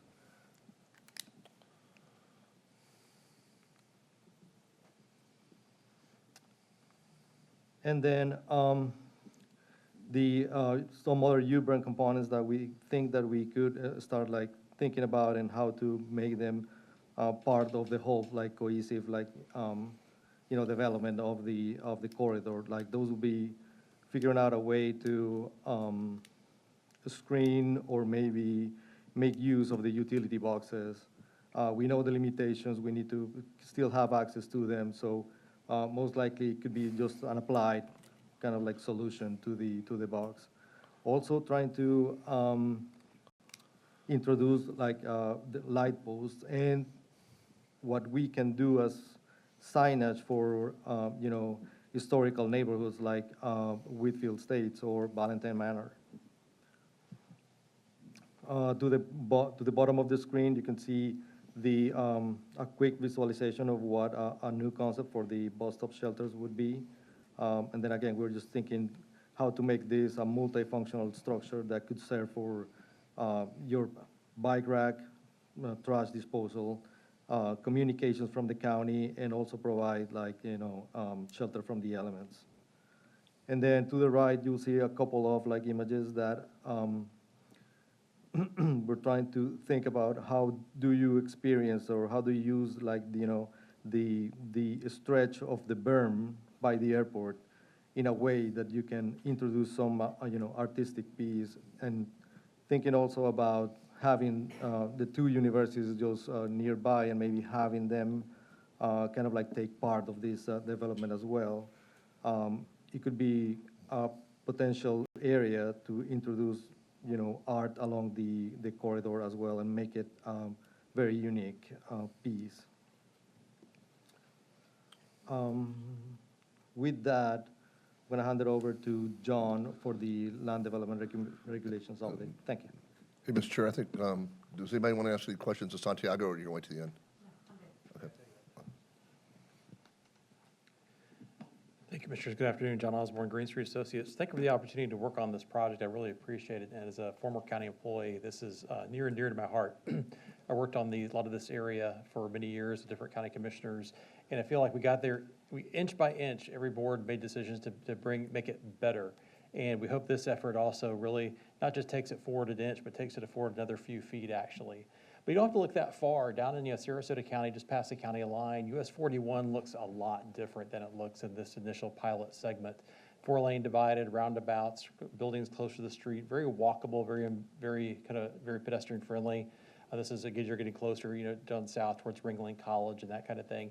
Then you compare Manatee County's segment just over the county line, and whoa, it feels like you're on another airport runway. It's a little bit different, a little 7-lane undivided roadway, a little higher speed. It doesn't probably look like it should be a college area, but that's the entrance to USF right there on the left. The difference between these two in terms of traffic also, too, just to back up a bit into Santiago's presentation, is that they're about the same. They carry about the same amount of traffic, ironically. Now, you're going to drive a little faster on the south picture, of course, than you are on the north picture, but it is a little different scenario. Helps also, too, when you do these kind of planning efforts to look backwards. And what was done in the past? Why are things the way they are today? And in the 1940s, SRQ was a World War II Army Air Corps training facility. Pilots got qualified for P-51 Mustangs, all kinds of things for an aviation buff. But the area looked a little bit different back then, very scrubby, but not as well developed, but there is some development in the area as a result of the Army Air Corps base. Fast forwarded to 1973, all of a sudden, whoa, the road's wider now. The road's like a 6-lane divided facility. There's actually medians in place there. And if you remember former County Commissioner Ron Getman, he ran on, I got to get these medians back, because he was the Troop C Florida Highway Patrol commander of our troop this area. And when he remembered, patrolling this corridor, he always thought, gosh, if I ever become a county commissioner, I want to get these medians back. And he worked on that for a long time and beat on DOT as much as he could, but we made some definite improvements, got a lot of momentum going for some things, and some studies done to pave the way of hopefully where we're getting here pretty soon with some more improvements. 1978, you see some of those meetings are starting to go away. But if you keep your eye on the north, sort of the northwest corner there, you can see all the development up around that looped area. Then you fast forward to 2024, and where did all the development go? Where did all those houses go? Well, the airport had to start enforcing FAA sound guidelines, so they had to start buying houses out. Jets used to be a lot louder than they are today. So these people were being heavily impacted by overflight and landing and takeoffs and that kind of thing. So the airport was forced to buy out a lot of these properties. A lot of these properties that you see that are vacant around the airport are now owned and have been owned for quite some time by the airport authority. But there's been a lot of previous planning work. Myself, I was involved in most of these. Some other staff around here was also involved, Debbie De Leon and some others. Worked on a lot of these projects going back to the 2004 Imagine Manatee effort, which was a county-wide and chamber sort of guided effort to figure out what does Manatee County want to be when it grows up. And there's a lot of emphasis placed on the 41 corridor. And we had one of those exercises where it was a Lego exercise of the kids' little building toys. And each block represented like 1,000 people. And they say, I think this is 2004, right? So we hear every citizen gets a handful of Legos representing the future population growth in the next 20 years. Where do you put all these people? And surprisingly enough, a lot of people loaded them up along in these areas, the 41 corridor, 53rd Avenue, Manatee Avenue. And maybe it was everybody in Lakewood Ranch putting it here, and people in Lakewood Ranch, put it, the other way. But there was a lot of emphasis on having more redevelopment and infill development in the urban core of Manatee County during a lot of these planning exercises. A lot of these other planning efforts were specific to US 41. Some of them were broader, but every one of these touched US 41, and the citizens and stakeholders we talked to. And with Imagine Manatee, we had 72 public workshops in Manatee County just for that report alone. And the feedback we got was people were very passionate about 41 because they remember what it was like when that was the commercial corridor before I-75 came in. That was the place to go. The mall was the place to go. And this area was very important, near and dear to people's hearts. And a lot of these to-do items that came out of these plans, a lot of things did get implemented, but we're still sort of, struggling along a little bit in some ways. One of the studies was called Innovation 41. And Innovation 41 talked about not just Manatee County's part of 41, but really dipped down into Sarasota. It really focused on like Ringling College, up through New College, the FSU Oslo area, and up to USF Sarasota Manatee. And really focused it on this area, identify, hey, what could this area be like? And you can see based on some of this is just excerpts from the report, and there's a lot of public workshops with this, and they decided, hey, this is really what this area could be like if we put this stuff to action. And they really focused in on the universities themselves. College universities and campuses the state requires college campuses to have a campus master plan. You might get to see those every now and then when they change something, they'll bring it before the county for approval. And but outside of that, they're like USF proper or like New College proper, then there's just private ownership all around it. So how can those areas develop and also we provide the land use regulations to help that college grow more, have more student housing, be more a vibrant place where people want to be, and it actually has more of a college-like environment. The study also talked about roundabouts before roundabouts were even a thing by DOT. I think this was one of the first projects where DOT actually mentioned the roundabout word. And we talked about one back then at the entrance of USF. It still hasn't come to fruition yet, but it is something I think that would be an amenity for that area to slow traffic down, for one, because that helps the businesses if you slow traffic down, but also from a public safety perspective.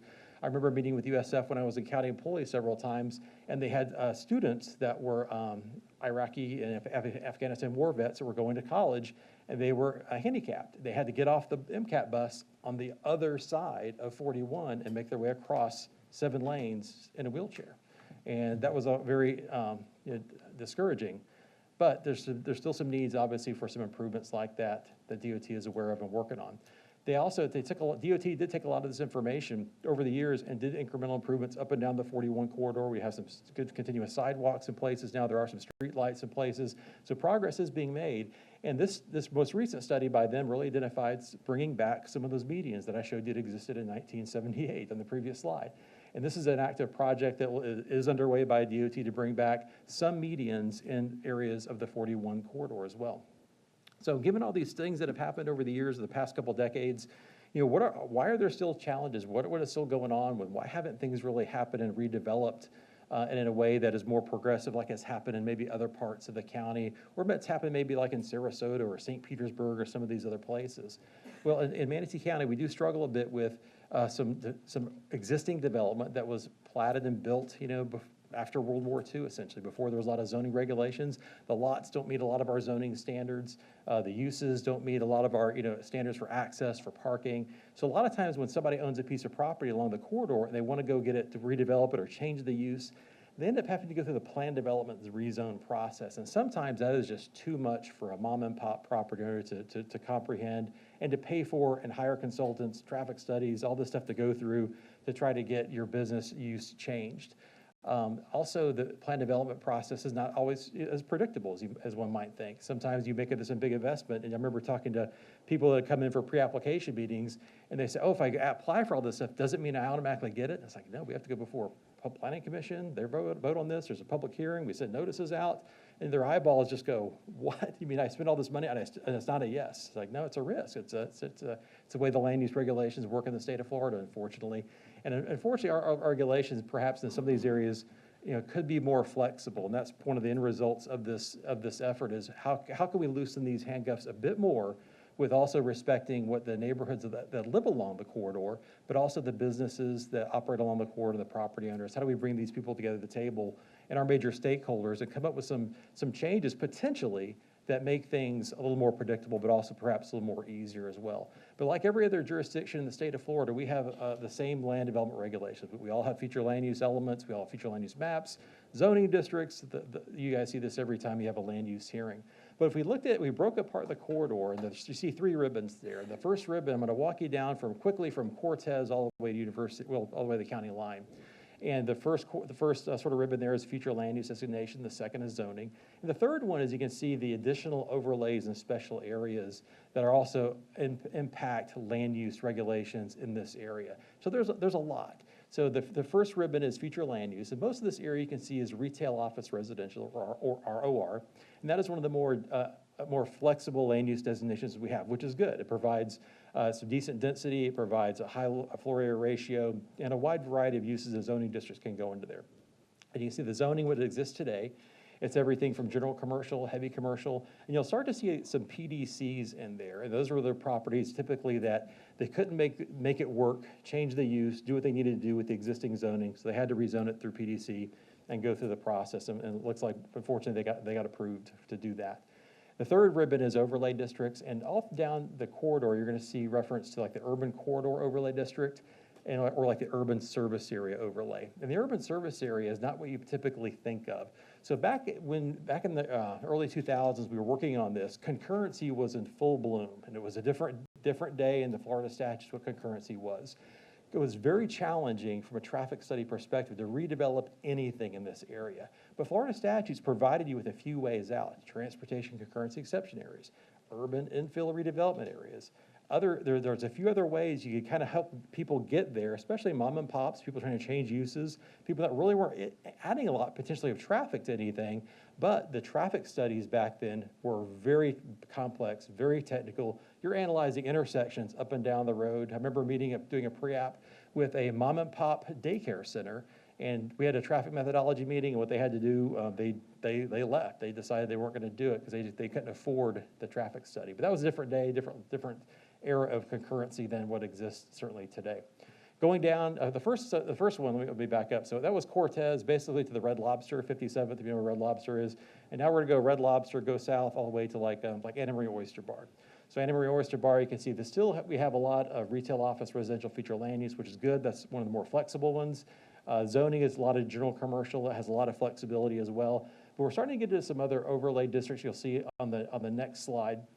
As we move from Anna Maria Oyster Bar to the county line, we're starting to see some different land use designations also too, like office light, public, semi-public, the PSP, that's just the airport institutional kind of land use.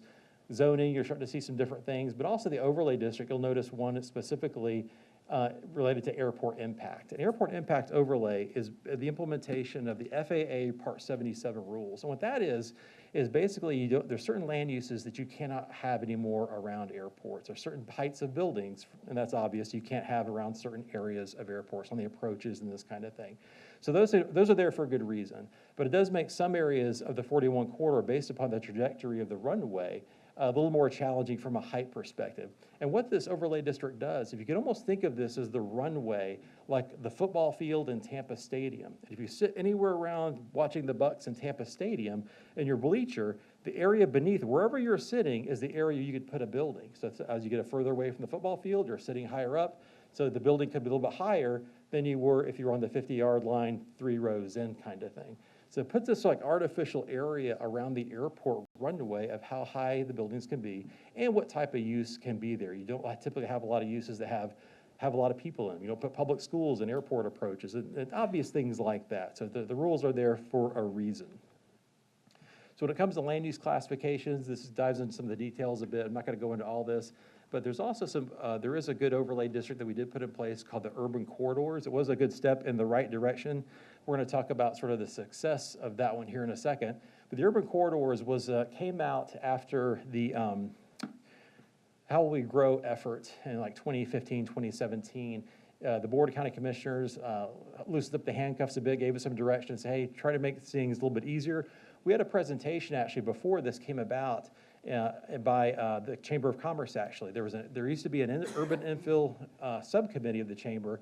Actually, Betsy Benak was the one who was here before the board presenting it back then, And she basically had this whole presentation about why don't we allow a little bit taller buildings on 41? Why don't we allow for more infill development? Why don't we allow for more mixed use, living above the pizza shop kind of thing? These things are perfectly fine. They're actually garnering a lot of success in other places, and they really energize communities. And why don't we allow these things? And this is one of the efforts as a result of that, some code changes we made, and these were some of the areas we allowed this urban corridor designation. Not everything in the urban corridor looks like that picture there, and you're not gonna have on-street parking on 41, I guarantee that. But it did put in place some positive changes, but there were still some things that we did not do. Some of the standards in there and the urban corridors also still have some handcuffs on them. There's still some architectural restrictions. There's not any flexibility really on parking as well. You're on Route 99, the busiest transit route we got. You could live your life up and down the 41 corridor, I think. There's everything from a Publix to a doctor to jobs. There's a lot going on there in terms of what it is. And those of you who aren't familiar with mixed use, for the longest time in Manatee County, our definition of mixed use was a gas station in front of a Walmart. That was mixed use. Well, that's not the greatest mixed use thing. I know what you're gonna say. So in this case, you can go see one, obviously, Main Street, Lakewood Ranch. Obviously, you can live above the bike shop. A little bit further away, down the road, you can have an office above, you get the pizza place and that kind of thing. But there's not a lot of good local examples. And I worked for the county when SMR applied for that, and that was a hard thing for the county to prove. Our codes were not set up for this. The fire codes were harder to even come by. But it was really challenging for us to utilize even our plan development process to do this, even though it was something that you were starting to see in other communities quite commonly. In terms of the urban corridor standards today, again, there's a lot of architecture, there's some building, there's some placement standards, there's some additional flexibility, there's even some density bonuses. You can get up to 32 dwelling units per acre if you do certain things a certain way and design everything appropriately, but there's still challenges when it comes to parking and that kind of thing. But some of the recent development that has been taking place along the urban corridors, we have a Dunkin' Donuts here, but I don't think this is what the board envisioned at the time when we amended the codes for urban corridors. It allowed a lot of great things to happen, but why aren't they happening yet? We have had some. We do have a good-looking racetrack, and if you're going to have a mini warehouse, that's a dang good-looking mini warehouse, right? It's up on the street. It feels like you could walk next to it. I mean, it looks better than a lot of them. But so what are the results? And one of the things we always try to track is what are the results of what we do in terms of proposing and the amendments and this kind of thing. But redevelopment is still slow going. So what can we do more to take a look at these handcuffs? How can we loosen them up a bit? But how can we loosen them up in a way where the residents live on the back of these properties will be happy, the property owners will have enough flexibility, the economic development will move forward. What are the results of these things? And what do the experts say about this stuff? Well, there's a lot of things you can do right off the bat, a lot of things that I think DOT is starting to work on with the medians. It's a good start for DOT on this. But there's some other things we can do when it comes to, like Santiago mentioned at Karen his presentation a bit, some of the basics of landscaping, of signage, street furniture, bus stops. There's a lot of good stuff we can start working on now. But there are some other changes also we could make with the land development regulations. There's some quick and easy things we can do, and there's also some other more complex things we could do as well that's a bigger change perhaps. But one of the things we'd like authorization to do is actually go out to the community, because we did give a heads up to SRQ about, hey, we're showing your sound wall along our presentation today. We did reach out to New College, hey, by the way, we're talking to the board today about this, and obviously we've spoken to the Chamber of Commerce during their summer retreat about this as well.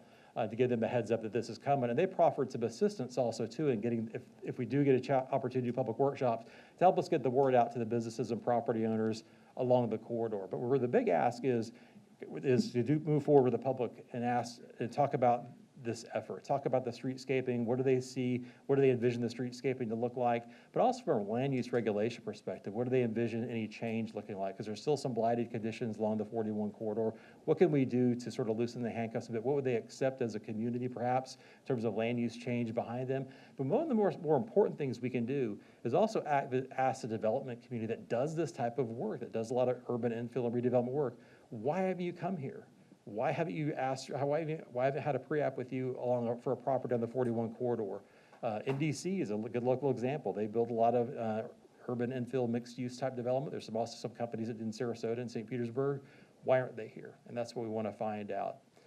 So that's one of the things today is just to get authorization and start going out and sort of beating the bushes a bit and asking people. So we did have an opportunity over the summer, the chamber retreat, and we got a lot of great feedback. We talked, basically did the same presentation as we just gave you today, and people were just excited, and we had a lot of great input, a lot of good thoughts about what we could do for not just the aesthetics of the corridor from a streetscaping perspective, but also from a land use regulation perspective, because we did have some business owners in there, and they had some horror stories. So the timeline has got to shift a little bit, because we would like to start working on the public workshops this month, in the month of March, so we can get that going and also firm up some dates. We had discussions also too with utilizing the Crosley, perhaps USF and some other places, so we can be down in the corridor and also be down there for an extended period of time. So anybody that wants to come by during the daytime, we'll be there. If they want to come by in the evening, we'll be there, and we can have meet as many people as we can. Also, any other larger organizations have a follow-up, certainly with the major stakeholders, with USF, with the airport, any other entity that would like to meet with us and talk about, or whether it's their specific property, what were they looking for, what's their vision for their property, and we can talk up to them as well about what it would take to certainly help them out with bringing forward any improvements and changes in our land development regulations, or give them a path forward. So with that, that's all I have, Commissioner, unless Stu or anybody else has any follow-up questions for me, or? Sir. Got virtually everybody on the board. Commissioner Ballard. Thank you so much for the presentation, and thank you especially for the history lesson. I really loved seeing, how it's developed over time, how the medians were there and then they disappeared, and it was exciting and then disheartening to see what we've done in the past. That 20 years ago, we were talking about these exact same things, and we were workshopping it, and everybody was saying the same thing that we're saying now. And I only have one block on 14th in my district. It actually is 57th down to the Presbyterian Villas. So right by the Red Lobster. But I do care a lot about this stretch and what it says about Manatee County as you come in from the south. So what can we do to make this effort different than the times that we've done this in the past? So the difference is, again, we do need to do a deeper dive, and one of the things we were originally scheduled to do at the workshop, and the same workshop day last week, Kelly Klepper from Company Horn presented your comprehensive plan changes. And one of the first things I was going to say is, here's why this is a little bit different. It's a deeper dive for this project with going out to the community. Have we done that before? We have. And every time we've done one of these reports that I showed you on the board let us do that much more and provide some of that more flexibility. So what can we do? We can listen, we can hear, but also some of the people, and like Whitfield Ballantyne, there's some of the same people that if I go to HOA meeting, it'll probably be a lot of the same people that have been there for a long time. And they'll remember me from 10 years ago, 20 years ago, when I worked for the county and did this, helped with this effort. And the answer, I hope, will be, give us some more. Can we do something else? What is your vision for this development along your corridor, your front entrance here? One of the things also it's important to recognize too is while we're talking mostly about FDOT right-of-way for the streetscaping enhancements, but there's also entries into all the different communities. Bayshore Gardens Parkway, there's a Welcome to Bayshore Gardens sign. You drive down Pearl Avenue into Whitfield, there's some Whitfield monuments there that Whitfield, as you all know, is a very historic community. If you've ever been to the golf course area and that community center and go in there, it's like a history of legends of golf from the 1920s. And houses are on the historic register. Beautiful community. But what can we also do? Once the DOT right-of-way ends, we have a little more flexibility in our right-of-way. How can we also emphasize that community's entrance points? How can we do a better job with showcasing Whitfield Ballantyne, showcasing Great Bayshore Gardens and the great neighborhoods right behind the corridor? So those are some of the things that we can also explore that we could do a little bit differently. And that may also help with them as well in terms of their vision for the area as well. Oh, you're not just, it's not just the facade of the front of all these buildings, it's actually going a little bit deeper as well. Awesome, thank you. And I think you make a really good point that, doing this at the same time in conjunction with our comprehensive plan and land development code, that is really what can make the difference and make this effort more impactful than past efforts. Thank you. I don't have anything else right now. Thank you. Commissioner Siddiq. Some questions here for you. Thanks for the presentation. It's kind of interesting reading through this, and I was just doing some research into it myself, and redevelopment's a passion of mine. I've been looking at how City of St. Pete, Tampa moved forward, and how you got Water Street, and I was just at the Grand Prix this weekend, how you got that to happen there. And I've looked at why that hasn't happened here, and I've looked into the Historic Overlay District. It's in Whitfield, the Urban Corridor Overlay, and I think there's just a dimensionality that's just been missing there, and I think perhaps the approach that's now been proven to not work has been it was the approach of establishing an overlay district, a TIF, and hoping it would work, or transportation concurrency exception areas, and pray they would work. And I think maybe, kind of, not really, I would say, has been the outcome. I almost think you don't go far enough. I was curious, have you looked at the US 1 corridor study at all at St. Augustine 2000? Yeah, there's 3 corridors in there. Yeah, there's one. I'm thinking there's also one in Palm Bay that I looked at on the other, a little bit further south. Because if you look at further south at DOT districts, it's funny because you look at DOT district to DOT district, you think, oh, all their standards are the same. The other DOT districts will, I don't know, I hope to throw LK under the bus here, but other DOT districts also have sometimes a little more flexibility with what you're allowed to do, like from an aesthetics perspective and crosswalks and other street furniture in different locations and that kind of thing. Sometimes the other DOTs, and that's one of the things we also want to show too is to DOTs, perhaps there's maybe some other things that other districts have allowed in a similar situation. How come, you're holding us to this maybe more of a stricter letter to the law? And that's something we also perhaps need to talk to LK about. I'd be real curious to see what opportunity we have there for an overlay district, and that's more focused on design. One of the things that I noticed with St. Augustine is there's 3 components along the US 1 corridor. And I like St. Augustine because people like Old Florida, small-time feel here. But if you go back and you actually even go to the Bishop Museum, there's exhibits on the Tamiami Trail, and I don't even think a lot of people understand what that look and feel should be. Is it Art Deco? What is Old Florida? Is it Cortesian? Is that just crusty old fisherman style? I think that's something that we kind of struggle with as a county, is the design component. I think when you look at St. Augustine, you look at Naples, you look at some other cities that have the historic element, they have very clear, they have whole web pages dedicated to, just King Street in St. Augustine. There's a whole application process just dedicated to that. Same for Anastasia Boulevard, San Marco. I'm just picking on St. Augustine, but it's just one of many examples. I'm kind of curious, are you thinking about that or working on design standards, soliciting that from the community? Because I think that it plays a role in helping to set a vision in a sense, so that businesses aren't just looking at zoning, but they're understanding what we actually want to see there. So I'm just curious about design standards. So the urban corridors does have some design standards like that built in, and if you don't follow those, then you have to go through the hearing review process. So if you don't meet those, letter of the law. But they're a little more looser than typically, like for example, you go down to Collier County or Naples. Everything has to be barrel tile roofs painted a certain color. Yeah, the windows all have to be vertically consistent with the character of the human form. There's all these different sort of like almost like Parisian style architectural standards of form and repetition and this kind of thing. That is something we certainly could explore. In terms of from a local government perspective, the challenge is when all of a sudden you go to review those things. You have somebody who knows what they're reviewing that's really schooled in architectural and urban design. And that's one thing in the past, past boards would actually put conditions on there that you have to be no blank walls. If you have a big building, there's other architectural, sometimes you'll see these kind of conditions, parapet walls blocking views of the air conditioning units and this kind of thing. But there never was probably a lot of specifics like, it has to be Florida Cracker architectural design, or it has to be representative of some, Spanish type architecture like you see in the houses on the National Register in Whitfield, Ballantyne area. So that'd be a different conversation we could bring back, and what does it mean, or provide options and variety. The challenge is the actual enforcement of those things, especially on uses that are more of like the chains type situation. Now we all been to a resort town somewhere where you see McDonald's that looks like a country cabin or something. Yeah, Naples is some nice McDonald's. Yes, yes. And it's also the political will to do that as well, honestly.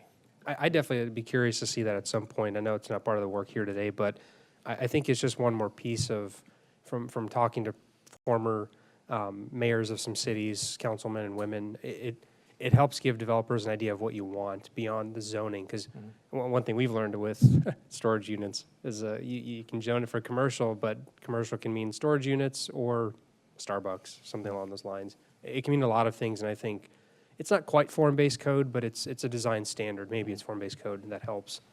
But that's my piece on that. I'd be kind of curious to see what, because Bradenton, we were just having a joint meeting with them, and they were talking about 10 Miami Trail. Stop calling it 40 US 41. I like 10 Miami Trail. But what does that mean? What does that look and feel like? I'm curious to hear from the community, digging through historical archives. I mean, I kind of know, I think, maybe, not really. Kind of just formed organically, but I almost wonder if that would help. Jumping off of Commissioner Ballard's point, we're coming right in the middle of a comp plan LDC rewrite. I looked at your schedule and I was a little concerned because we're looking to see a draft in summer, then it goes before the Planning Commission, then fall, sometime it comes before us. We might be looking at finishing this, hopefully, our own comp plan rewrite and LDC rewrite by fall. So I'm just curious, can we make it in time? Like, I don't want to wait. I don't want to be 85 years old and we're still talking about this, I guess, like getting this in the LDC. I'm just curious, what's the level of interaction with staff on that? Yeah, Rachel Layton and Nicole Knapp have kept me in touch with what's going on with Kelly Klepper in that process. Actually, Kelly Klepper and I met before he had his presentation, and actually after his presentation as well, to make sure we were doing this in terms of what we were bringing forward. We are a little bit, probably maybe a step behind in terms of, that's why we want to go get these public workshops going so we can talk to the neighbors, talk to the stakeholders, and then once we bring it back a report to you all and get some direction in terms of here's what we recommend, to get some feedback from y'all, then we can show up again with some strike-through underlines within a similar time frame perhaps as Mr. Klepper is working on.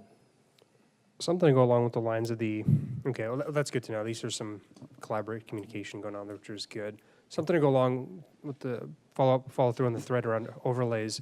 What are your thoughts around having an overlay that specifies design, and then rather than PDs, it's administrative approvals or something a little bit less taxing? Because one of the pieces of feedback I hear is that plan developments are preferable to straight rezones. We're not talking ag land here. We're just talking mixed-use infill, so it's a different conversation. But that's always a challenge. That's always a sticking point, is nobody wants to come to us in the first place because it's very expensive, time-consuming. So I'm just kind of curious, does that make sense, having an overlay district, clear design standards, but then not necessarily going through this very crazy, complex, long process? Actually, someone once told me if they wanted to redevelop something downtown, it would cost them $1 million just to show up before a planning commission. Actually, no, to talk to staff before it comes to us. I'm just curious, what can we do to make development easier on those corridors? Yeah, in that corridor. Part of it is giving staff some administrative criteria that if then this kind of thing, where then you can make the change of use.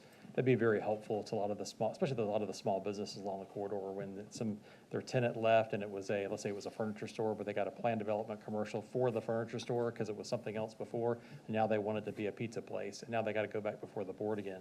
There may be able to way we can craft some administrative review criteria that allows the planning director to authorize, as long as it meets the criteria that the board's comfortable with, that they can go ahead and get that change administratively done. Typically, they'll also go for plan development because they need deviations from code for other things, because of the way the building was originally laid out back in 1955 doesn't meet maybe some of our standards today, but we have a track record of approving those modifications to code.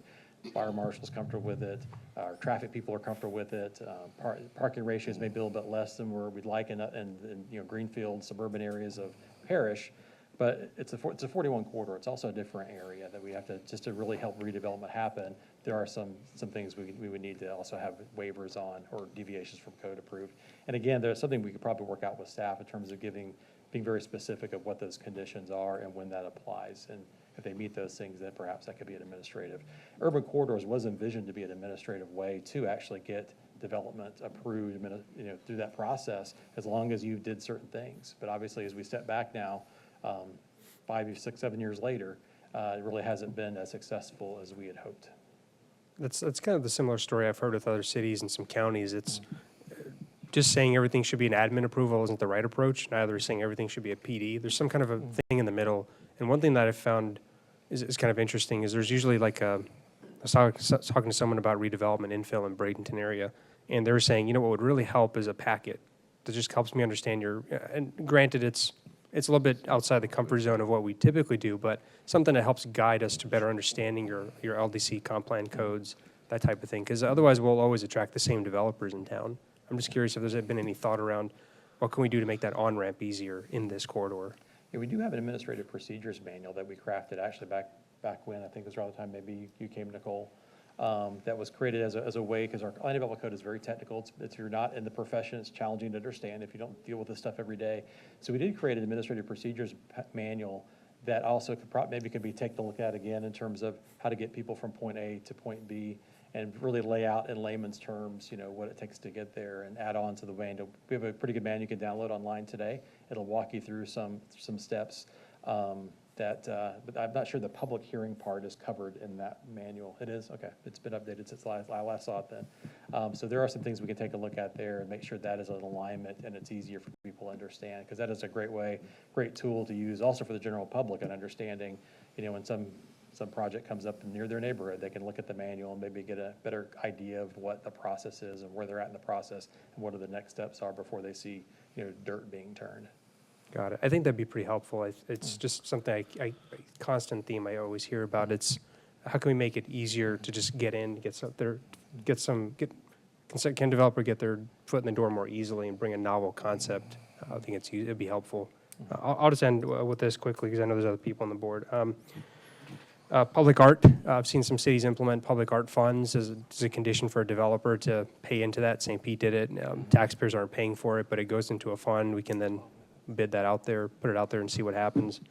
Might be an interesting concept. And then one thing I am concerned about is, considering this is a state road, my understanding, and Chad, correct me if I'm wrong, but if DOT wants to ensure they can always widen a lane again or add that additional lane if we ever restrict lanes in the future. So I'm curious, is that a concern for us here?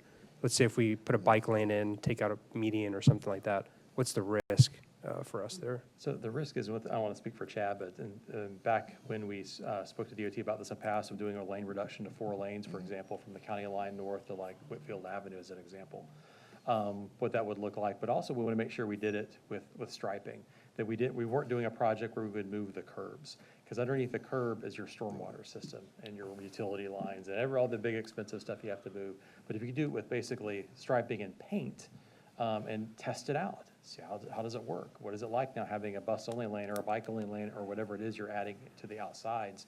And also if you get a median in the middle, even better from an aesthetic perspective. The really critical point of all this is getting the speed limit lowered by 5 miles per hour.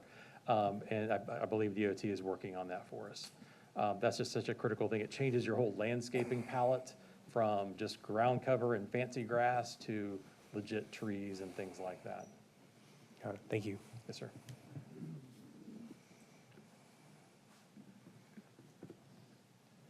You done? You done? Oh, okay. sorry. Oh, it's okay. Just want to make sure. Thank you, All right. Commissioner Sadiq. Thanks, John, for the presentation. We all know that zoning up and down 41 is an absolute mess.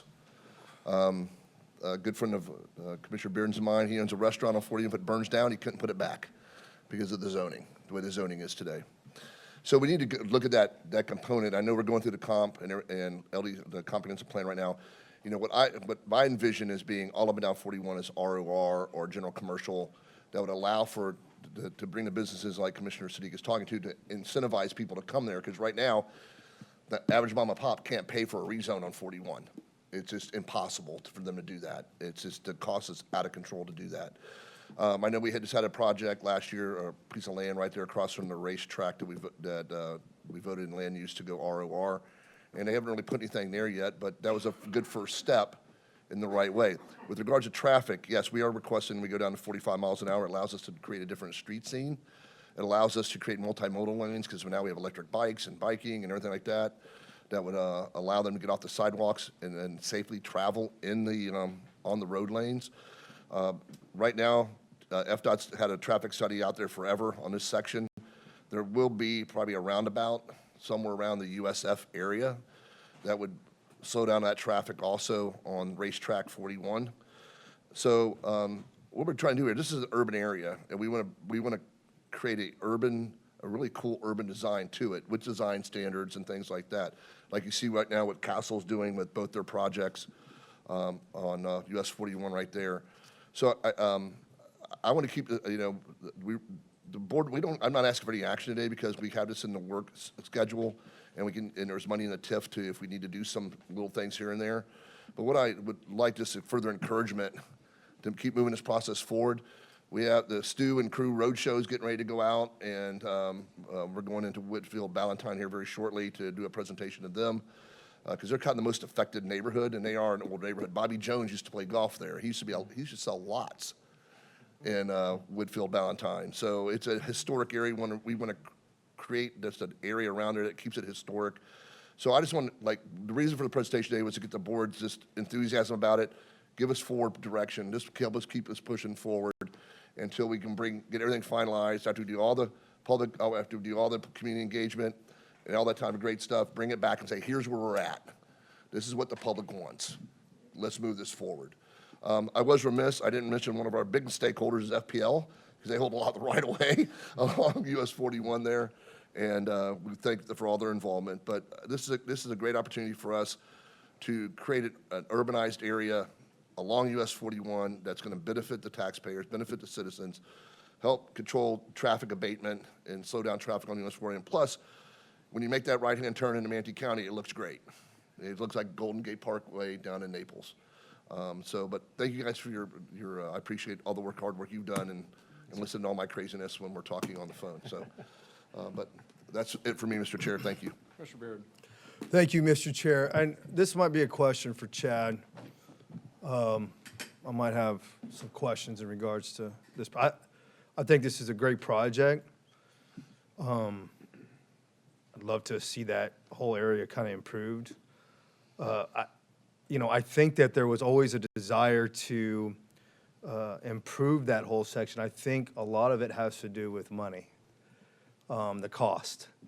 And so I'm looking at this, and I just don't think looking at the Southwest TIF and giving out gap funding and pulling it from there that we're going to have the necessary means currently. I mean, have we even spoke about that? Like, where are we going to be pulling funding from? I mean, I need those questions answered. What is the direction in regards to how we're going to pay for all of this? Can somebody answer that? Yeah, I'll jump in, Chad. Okay. Yeah, the TIF, recently had a conversation with Sheila. The TIF, I believe, had 18.2 million in it the last time that I spoke with her. So Okay. the TIF has been paying for the median beautification. The TIF paid for this work assignment. Got it. And, But this project's it would drain that TIF Well, as, immediately. as John O especially mentioned- with gap funding, especially with You got Forest things Cove like that. coming? What's that? Forest Cove's over 5 million of it. What's that? Forest Cove would be over Okay. 5 million of it. But we're also working with FDOT on some of these beautification projects because it's their corridor too. Okay. So is that the whole focus? We're going to pull it out of the Southwest TIF? Is that where we're looking at getting this funding to fund a project such as this? Certainly, as Mr. Administrator said, I mean, that's the intent, the most likely source of funding. Okay. But until the actual, say, decisions of the projects that you choose to move forward are costed out, it is still intended to be a partnership with DOT, whether that's the permission to do what we're looking to do, or hopefully they can participate in some of the costs.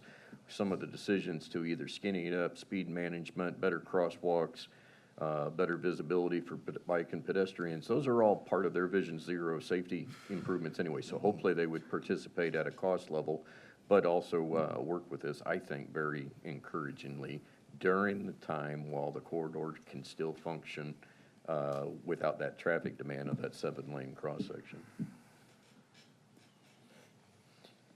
So, I mean, the whole point of this study is getting us to the incremental pieces, not necessarily the whole corridor has to be done at one time. We could work at this intersection. No, I we could get work that. At this intersection. I understand that, but my main concern is the funding for this project.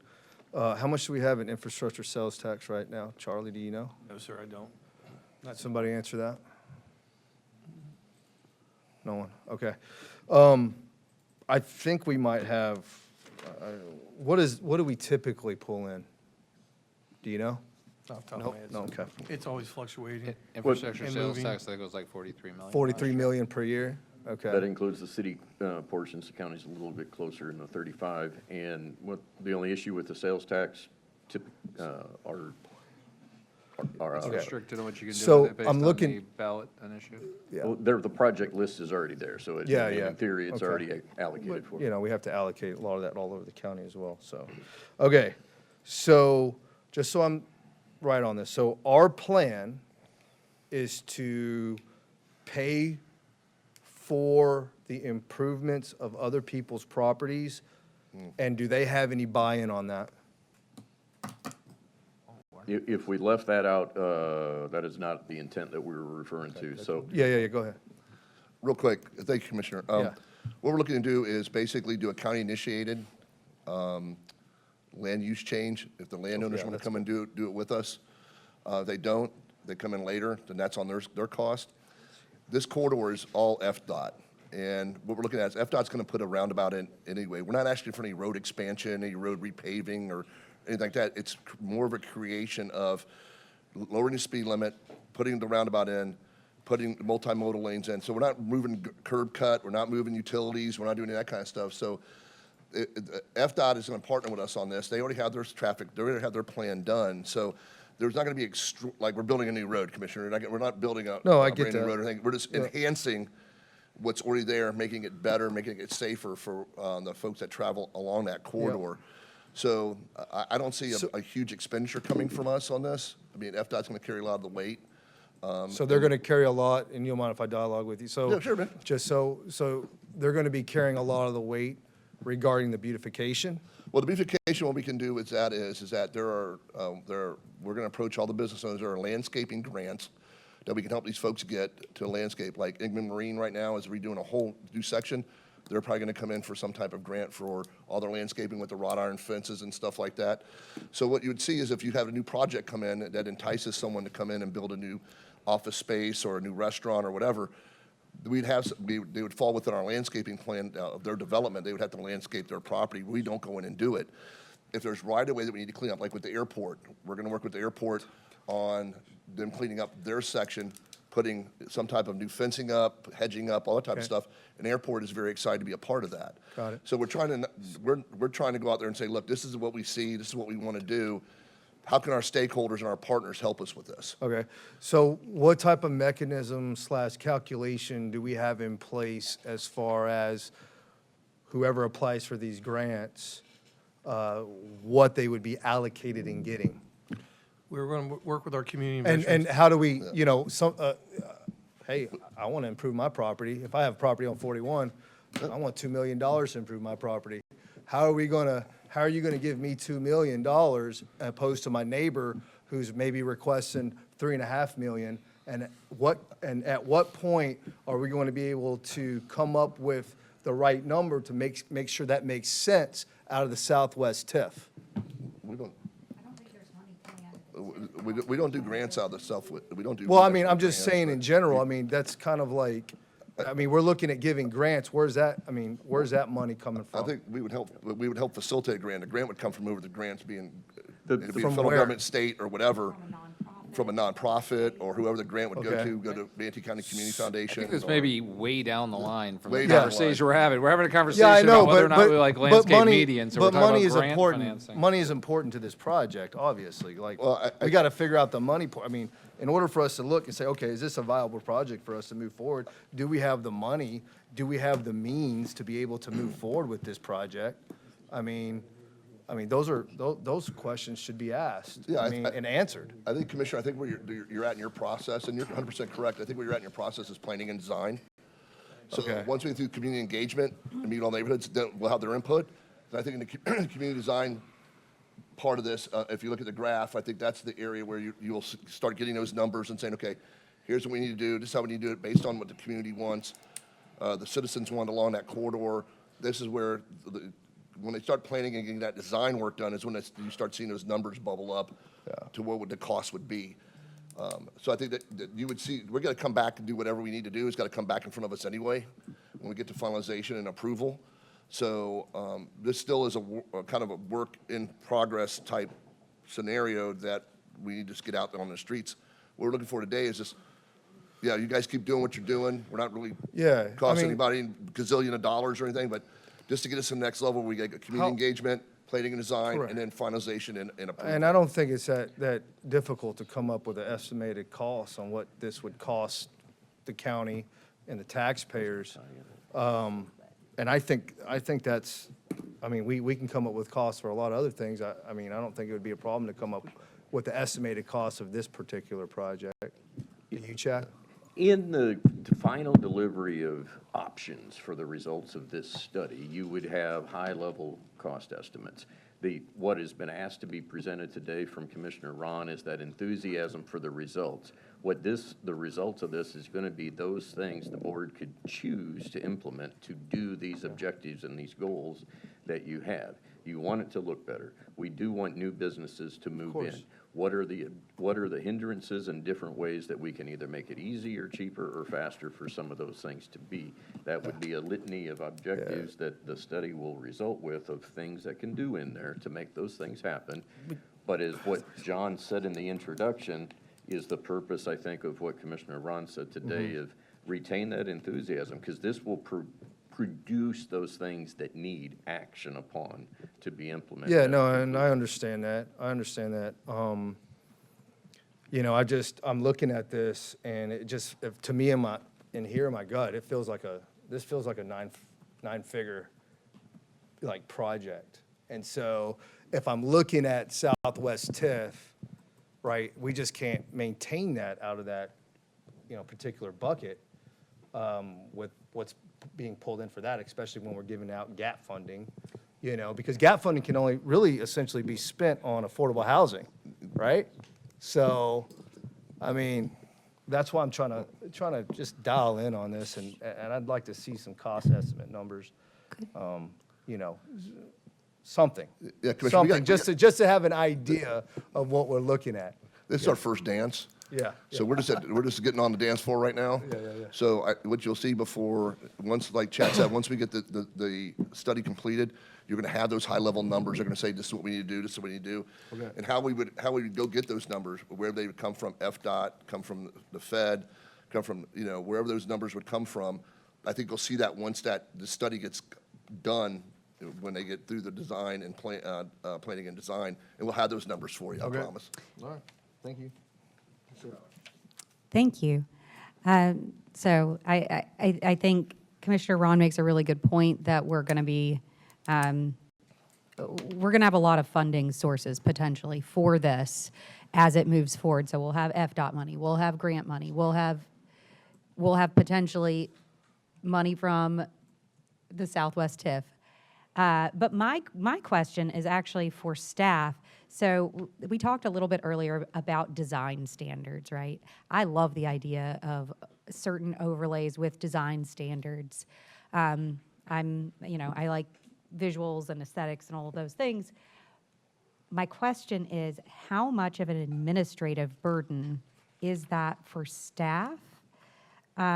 Is that something that's feasible? And then the next question is, when you're implementing something like that, obviously you have businesses that already exist. There's really not a mechanism to force them to comply, but maybe there are ways to incentivize their compliance. So that's, I guess, all I'd like to go into there. Good afternoon, Commissioners. Nicole Knapp for the record. We haven't done an evaluation of how much time that would burden staff, and I don't mean burden in a negative way, but it would take time, and you want to make sure you have the people hired on your staff that have some architectural review type of background. Sure. I don't foresee it being a huge task, so maybe another person, but maybe not. Maybe if you have less PD, then it's a trade-off with where you move a person around. So, and then it becomes to the incentives of, if you're offering enough incentive, you'll see more of it. The reason we're not seeing it now is I don't think the incentive, and then we meant well in 2017 or 18 when we did the urban cores. I just don't think we went big enough. Okay. I appreciate it. Thank you. And I think we got a great team at Foley Bryant to help us set some design standards or design overlay, if that's what to go to. But I think we got a great team to help out the co-owner staff. They're already doing it, so. Sure, and no one else on the board, thankfully. But I'll just say super Cal, get on fast. the board. No. What's wrong with you? No, but all I'll say is, John asked, about why this never happened and all the other studies we've done. It's because, just like with this study, unless this board actually proactively makes an attempt, it's going to drift away. It's just what's going to happen. There's going to be a delay, and then something's going to come up, and then there's going to be a new focus. I was like, let's get this comp plan done first. Now let's focus on something else. Now this bridge needs to be done, so let's redirect people. We're going to overthink it. We're going to hear people complain about it. We're going to overthink their complaints about it, thinking that the 10 people on Facebook who don't like this represent 450,000 people. So one thing after another, and then we're not going to find the funding. Because at the end of the day, however much this costs to actually have a nice place to live is going to be a fraction of the cost of one extra lane someplace paving over, because somebody wants to get someplace 5 minutes faster instead of actually having a nice community. I would rather redirect some of our money, wherever it comes from, to things like this, not just in this area, but in other areas, than to come up with the $100 million it costs to put one extra lane each way on some little stretch of road for a fraction of the people in the community. But it's going to take a board willing to keep their focus and actually move something forward instead of just putting yet another study on a shelf someplace. So hopefully this board is committed to improving quality of life in Manatee County and trying to start making a betterment of areas, and this is an important area. We have a lot of momentum with SRQ, with New College, with USF.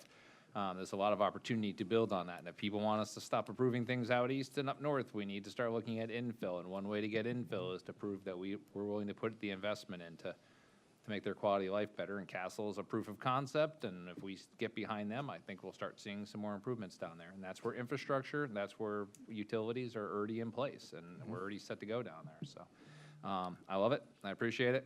Especially like the crate thing. I've been up to one Wesley Chapel. That's really neat. They did one at Water Street up in Tampa too. Yeah, this is really cool. So thank you both, and I look forward to seeing it move forward. Thank you, Mr. Chair, for the presentation day. Thank you, Mr. Chair. Thank you. Real quick, we got to take a break, but this because I'm trying to make sure we're clearing out public. We do have item number 50. It's appointment of 3 applicants to the Library Advisory Board. This has taken 2 years to seat these people. There's 3 seats and 3 people. There's not even a whole lot of discussion. If we can just try to move this on, then we'll take a break. You've been sitting so patiently. I didn't know that was going to take so long. So you can go ahead, Timmy. Hello, Tammy Parrott, Library Services Manager. We have on the agenda today the confirmation of 2 Library Advisory Board members. That's 3. Well, the confirmation of 2 from Palmetto and Bradenton. Those folks have been appointed, and now it's up to this board to confirm them. Understood. And then we have an applicant for the empty seat from the island communities, and at this point, we have 1 applicant. Previously, we had many applicants, but post-storm season, many of those folks have their hands full right now. We have been communicating with them and let them know, of course, that the meetings are public, so they can always attend. Yeah. Not like last time we had 20-something. tons of applicants, but Yes, they we did. weren't like-minded enough. So All right, so go ahead. Do you the just want to action read these off? requested is to confirm those 2 folks, and among our applicants, select 1 for the island seat. So the confirmation ones are City of Bradenton, City of Palmetto, correct? Correct.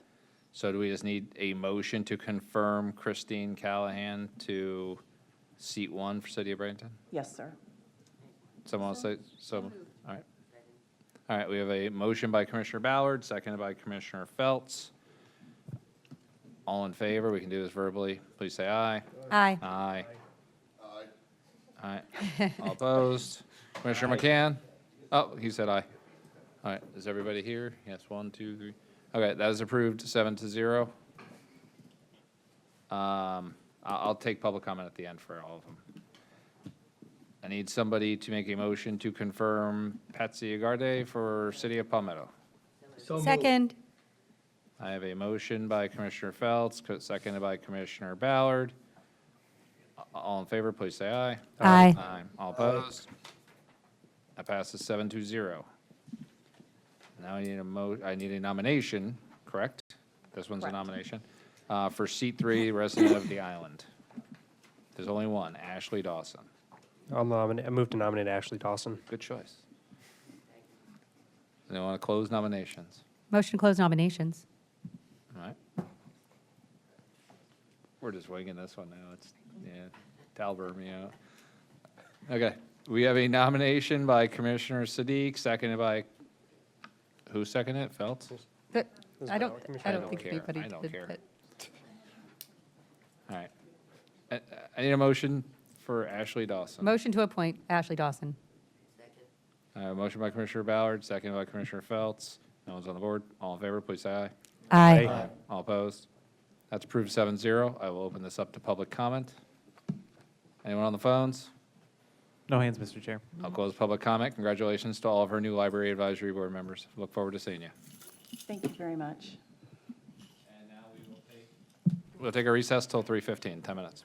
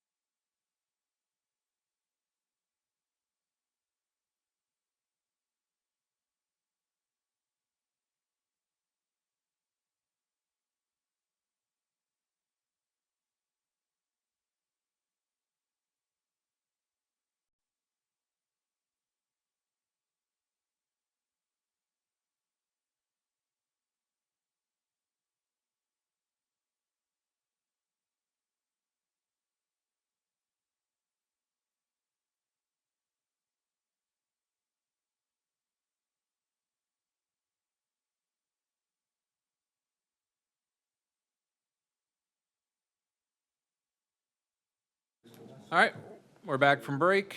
On the tail end here, we have a few items left. Item number 48, Moccasin Wallow Road Segment 5, State Legislative Funding. Is that you, Chad? Yes, sir. This is an awkward item in the sense of you might wonder why is it even being brought for you to vote on, but out of an abundance of caution. So last year's legislative funding requests included a request for $10 million as a succession of all the funding successes we had had on Moccasin Wallow's segments 1, 2, and 3. This was jumped over to be known as Segment 5. Segment 4 was the funding, was our own project west of the interstate. During that funding year, it was approved in the amount of $6 million. However, progress on that project, namely the land acquisition to make it a timely project such that the use of those funds in a timely manner have become in question. We are at the point where we have turned in forms that we were thinking it was just a simple, hey, this is our funding, we're making application to have it reappropriated to Moccasin Wallow Segment 2. But we were notified by Mr. Boyd's office to please submit normal project request forms.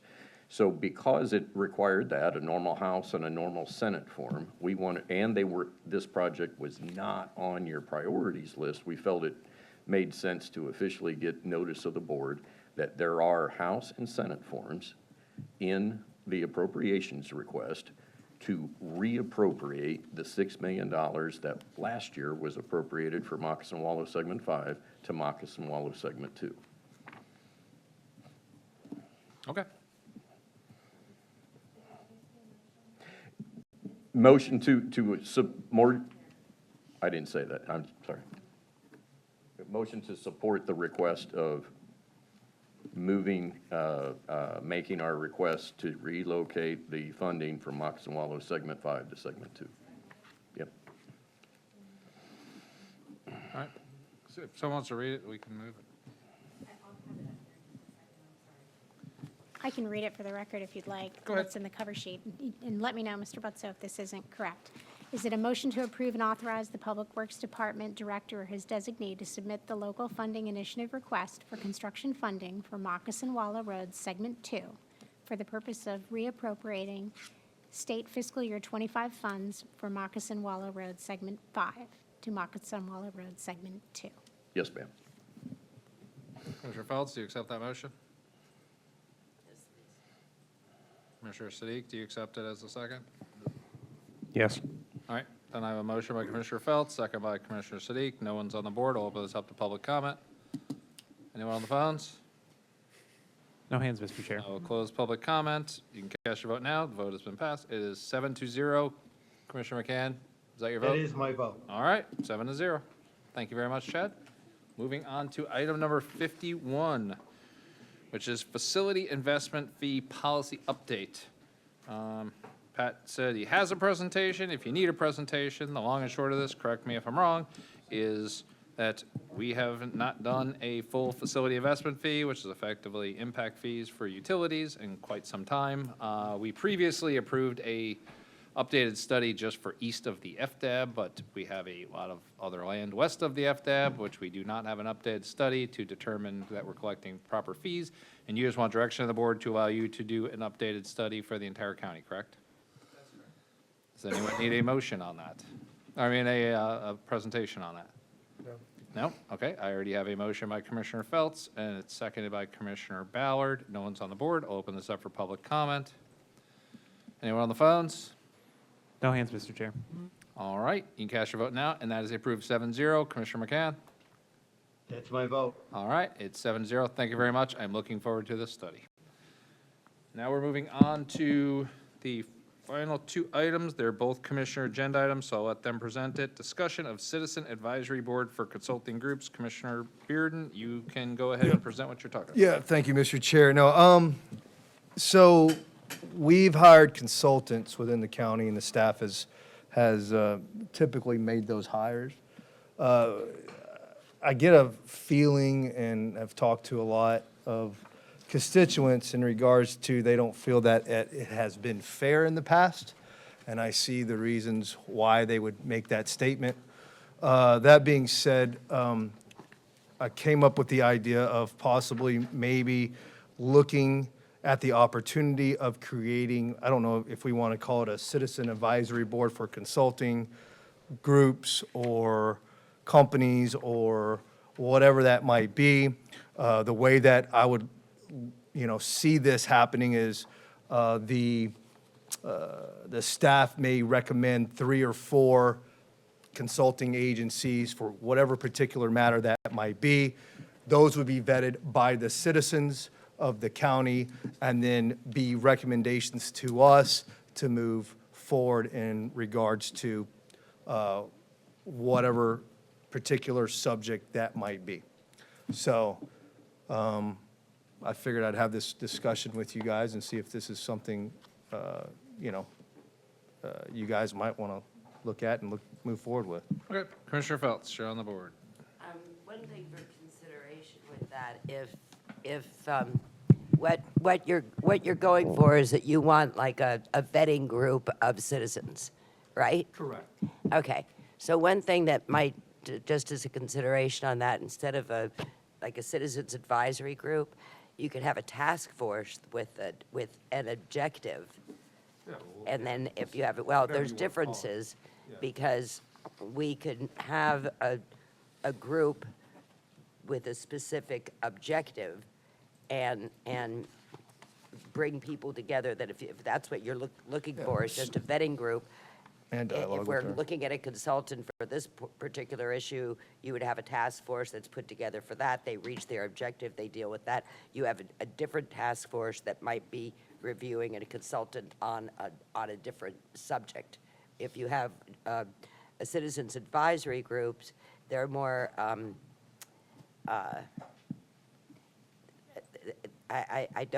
think So what for, you're can I for- dialogue? Knock yourself out. Okay, so for example, let's just talk about, I don't know, we'll go back to the wetland issue. The wetlands, okay. Okay, let's just talk about, that's just one example, okay, where maybe the citizens didn't feel as if the consultant that was picked was the right You consultant. just want the citizens to have a direct. I want them to have the input in regards to what consultants they would recommend to the staff, and I want to see those reports coming to the board so that whenever staff makes a decision in regards to what consultants are picked for, I think a whatever task matter it force might would be. do that for you, and then, like I What- said, I if don't it's know, a whatever we wetlands- want to call it, If but it's a I think, wetlands, well, it does make a difference, because sunshine laws and all kinds of things like that. But, I mean, what you're going for, your objective here, is that you want the citizens to have some input. yeah, but I on the don't think we need to decisions. change a task force every time we need to, I think it should be this, just like Well, we. you're not going to have we- the same we- group of citizens selecting a wetlands consultant as you, or people with the Well, same they're gonna background vet- and information. It doesn't, it's, they're Reviewing a gonna wetlands vet consultant based. as they are reviewing a traffic consultant. Okay, so this is the way, I just want to make this simple, so you can understand what I'm trying to do. So, we picked 7, typically, for whatever advisory board that might be. They may not be expertise in whatever it might be, but we know the fact that they're going to vet applications, they're going to vet certain things, right? Every time an issue arises, okay? So I don't think it's necessarily that we need to change, because this is the way that I look at when it comes to consultants. Staff comes in and says, okay, these are the 3 companies that we recommend, that we would hire, okay, that we would hire if it was us, out of these 4 groups. Now, let the citizens say, okay, they vet the 4 groups, they say, okay, let's go with applicant number 3. They have that input there, right? So then they have the buy-in to say, okay, these 4 companies were vetted by the staff. This is who they recommend. And then those 4 consultant companies get vetted by the citizens. I don't think there's anything that precludes you from making a motion at the time that we're in some sort of negotiation for something like that, to create that task force for that specific purpose. But an ongoing one, you may not, it becomes more dynamic. I mean, I get what you're going for. I agree with it. I think when the time comes that decision is going to be made, a But it doesn't. citizens task force to do that is dynamic and has the people selected and involved in it that are pertinent to evaluating that body of consultants for that purpose Yeah. is exactly Do what you- you're talking about. Do you know how the process works today?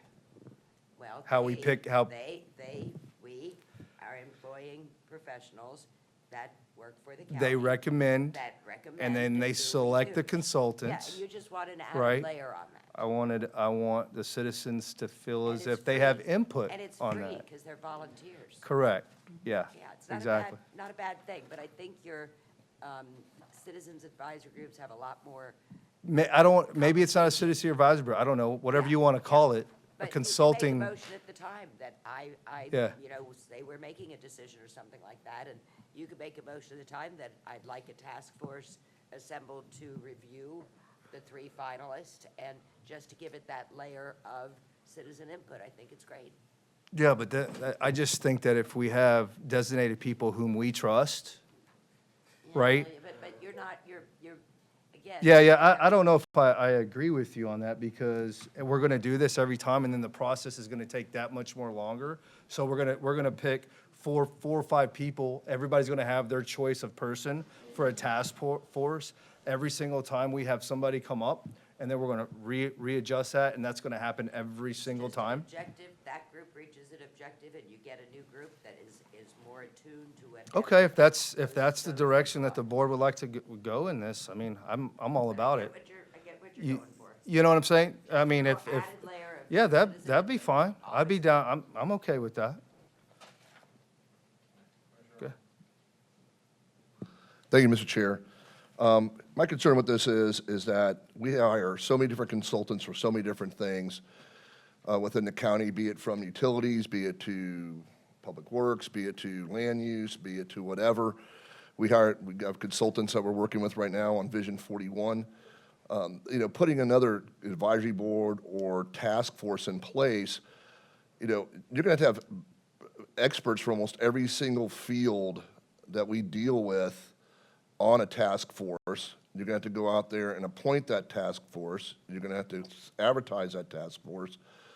And so it's just going to create another level of government that I don't think we need. We have a very competent staff that, within all our departments, that understand the consultants they need. I hear what Commissioner Bearden is saying, Can I that dialogue with- the folks that No? hired for the buffer might not have been the best guy in the world, but that was the best guy that was recommended to them. They vetted them. They vetted other companies. And then who do we go? Do we have a standing group of consultants we just use on certain issues? Or, I think it opens up just a big can of worms. I get where he's coming from. I totally understand where Commissioner Bearden's coming from on this. But to me, it adds another layer of slowdown, another layer of bureaucracy, another layer of, creating something we don't have to create. And if we have to create a new task force every time, nothing's going to get done. Well- Everything's going to go to a standstill. Do you mind if I dialogue with you? Sure, man. Yeah. No, I mean, I get what you're saying, but, we have had in the past, and not just with this board, but in boards all across the state of Florida, where these consultants are being pushed by certain individuals, right? And they're being pushed either by commissioners or individuals to become the consultant for the county for a particular matter or an issue. And I'm trying to make sure that the citizens feel good, right? In regards to, what consultants that are picked. I mean, that's essentially what it boils down to, that the trust, that trust is there with the constituents. So that's why I'm bringing this up, so, go ahead. No, I totally understand where you're trying to come from with this, and, you never get everybody to agree on a task force. I might like a consultant different than somebody else and whatnot, so I think there's another way maybe to skin the cat, but I don't know if this is the way to do it. And I would like if your motion would be, or whatever you want to do, is to direct staff to try to figure out something that would be one way to go, but I just think that we're kind of opening a can of worms here with procurement, everything else that I don't know if we want to get into, but thank you for dialoguing. Appreciate it. Thank you, Mr. Chair. All right, thank you. All right, I'm on the board. Yeah, I'm with Commissioner Ron on this. It's an interesting concept, but I think at some point in time you put too many cooks in the kitchen, and if the whole goal is just to make people feel good and feel involved, it gets out of hand. I hear what you're, okay, I'm speaking. I get where you're coming from on the wetland one, and that's a fun one to throw out there to try to justify the entirety of changing how we're doing it, because that was a unique situation in which a consultant was pushed onto staff to do something that the public didn't want to do. I've been here for over 4 years. I can't think of a second time where we've had a consultant that was deemed to be not in the public's best interest. I mean, the consultant for the impact fees were fine. I'm assuming, as Pat walked out of here based on our last vote, he's going to hire a consultant for facility investment fees, which is going to be perfectly competent. We have consultants working on the US 41 thing with Stu and John. I'm assuming they're incredibly competent because I know both of them extremely well. I would say 99% of the consultants we probably hire here are more than perfectly competent, and we're going to bog down this entire system and slow everything down dramatically for every single time we contemplate hiring a consultant, to delay it for a month until some task force / advisory board meets to read through things that they have no competency in making a decision on. Because the level of consultants we hire, from who's going to design our roads to who's going to do our wetland studies to who's going to design a parking garage to who's going to look at our HR policies, are so uniquely different that no set of 7 people on an advisory board could ever possibly even pretend to know what they're talking about when assessing various contracts. And then you're assessing contracts based on cost versus experience versus an RFQ versus an RFP versus everything else under the sun. We have rules and regulations and statutes on how we do some of these things. I just think you're never going to find one advisory board who does it unless you find an advisory board whose sole goal in life is to point to the cheapest option, and that's their default it's going to be, and that may not be the best option for the greatest good of Manatee County. We have different staffs who have to do these because they independently have expertise. Pat has expertise in finding somebody who can do a facility investment fee, and he's going to work in conjunction with Evan, and work in conjunction with Charlie, and work in conjunction with Pam to come up with the best possible consultant for the best possible good Manatee County. There's no advisory board who can do better than they can in terms of making that decision. Every now and then, are we going to end up with the situation of wetland buffers? Sure, but again, over 4 years, that's the only time I can think of that's actually happened. I don't want to mix everything up over one bad situation. I think this is a good intentioned proposal, but with a bad outcome in the long run. I'm fine with the way this has happened. If we're not fine with it, then that's a discussion you can have with the county administrator about who he's hiring, if you believe that the people he's hiring are hiring ineffective consultants that are not in the best interest of Manatee County. So I will not support it. I do appreciate the intent of it, but I do not support what I believe is going to be the negative outcomes associated with it. Pam, did you have any comments? Thank you, Mr. Chair. I just wanted to point out, because we've talked about advisory boards and we've talked about task forces, and I want to make sure everyone understands that there's, when you have an advisory board, you have to look at what the role of that board is. And if the role of that board is only to serve a fact-finding purpose, then that is not a board that is subject to the Sunshine Law. But if it is a board that is to make recommendations to this board for action, even if you label it a task force, it is a sunshine body and has to comply with all the rules of the sunshine. So it would, I mean, we may as well just call it an advisory board, because, I mean, there are advisory boards. You can create an advisory board that only has a fact-finding role, but once they're making recommendations, once they've stepped into that realm, they are now subject to the Sunshine Law. So just something to think about, to the extent that the board is thinking about trying to develop some sort of team or task force or get community input at all on this process. No, that's good knowledge for general purposes, because I think there's been a little confusion on my part and somebody else. All right, where the hell's Charlie? Oh, you're Charlie today. Hold it. There Oh, there we Have go. Ca- have Okay, Carol- so that was have Carol help First you. time for everything. First time for everything. I didn't think I was going to speak. There was only 2 items left. But, anyway, hey, brought Jake up here. Just want to make sure there's some clarity on hiring consultants. So I was going to have him just say Do we need it? two words here, just when we, as for the vast majority of consultants that we hire. That's right, yeah, so thanks, Brian. Again, Commissioners, so we, again, have kind of briefed you guys on the procurement process, but a lot of the consultants that we particularly hire are CCNA, which means they fall under Florida Statute 287-055. It's your engineering, architecture, land surveying and mapping, and landscape architecture. It goes through an extensive evaluation committee process whereby we advertise a request for qualifications.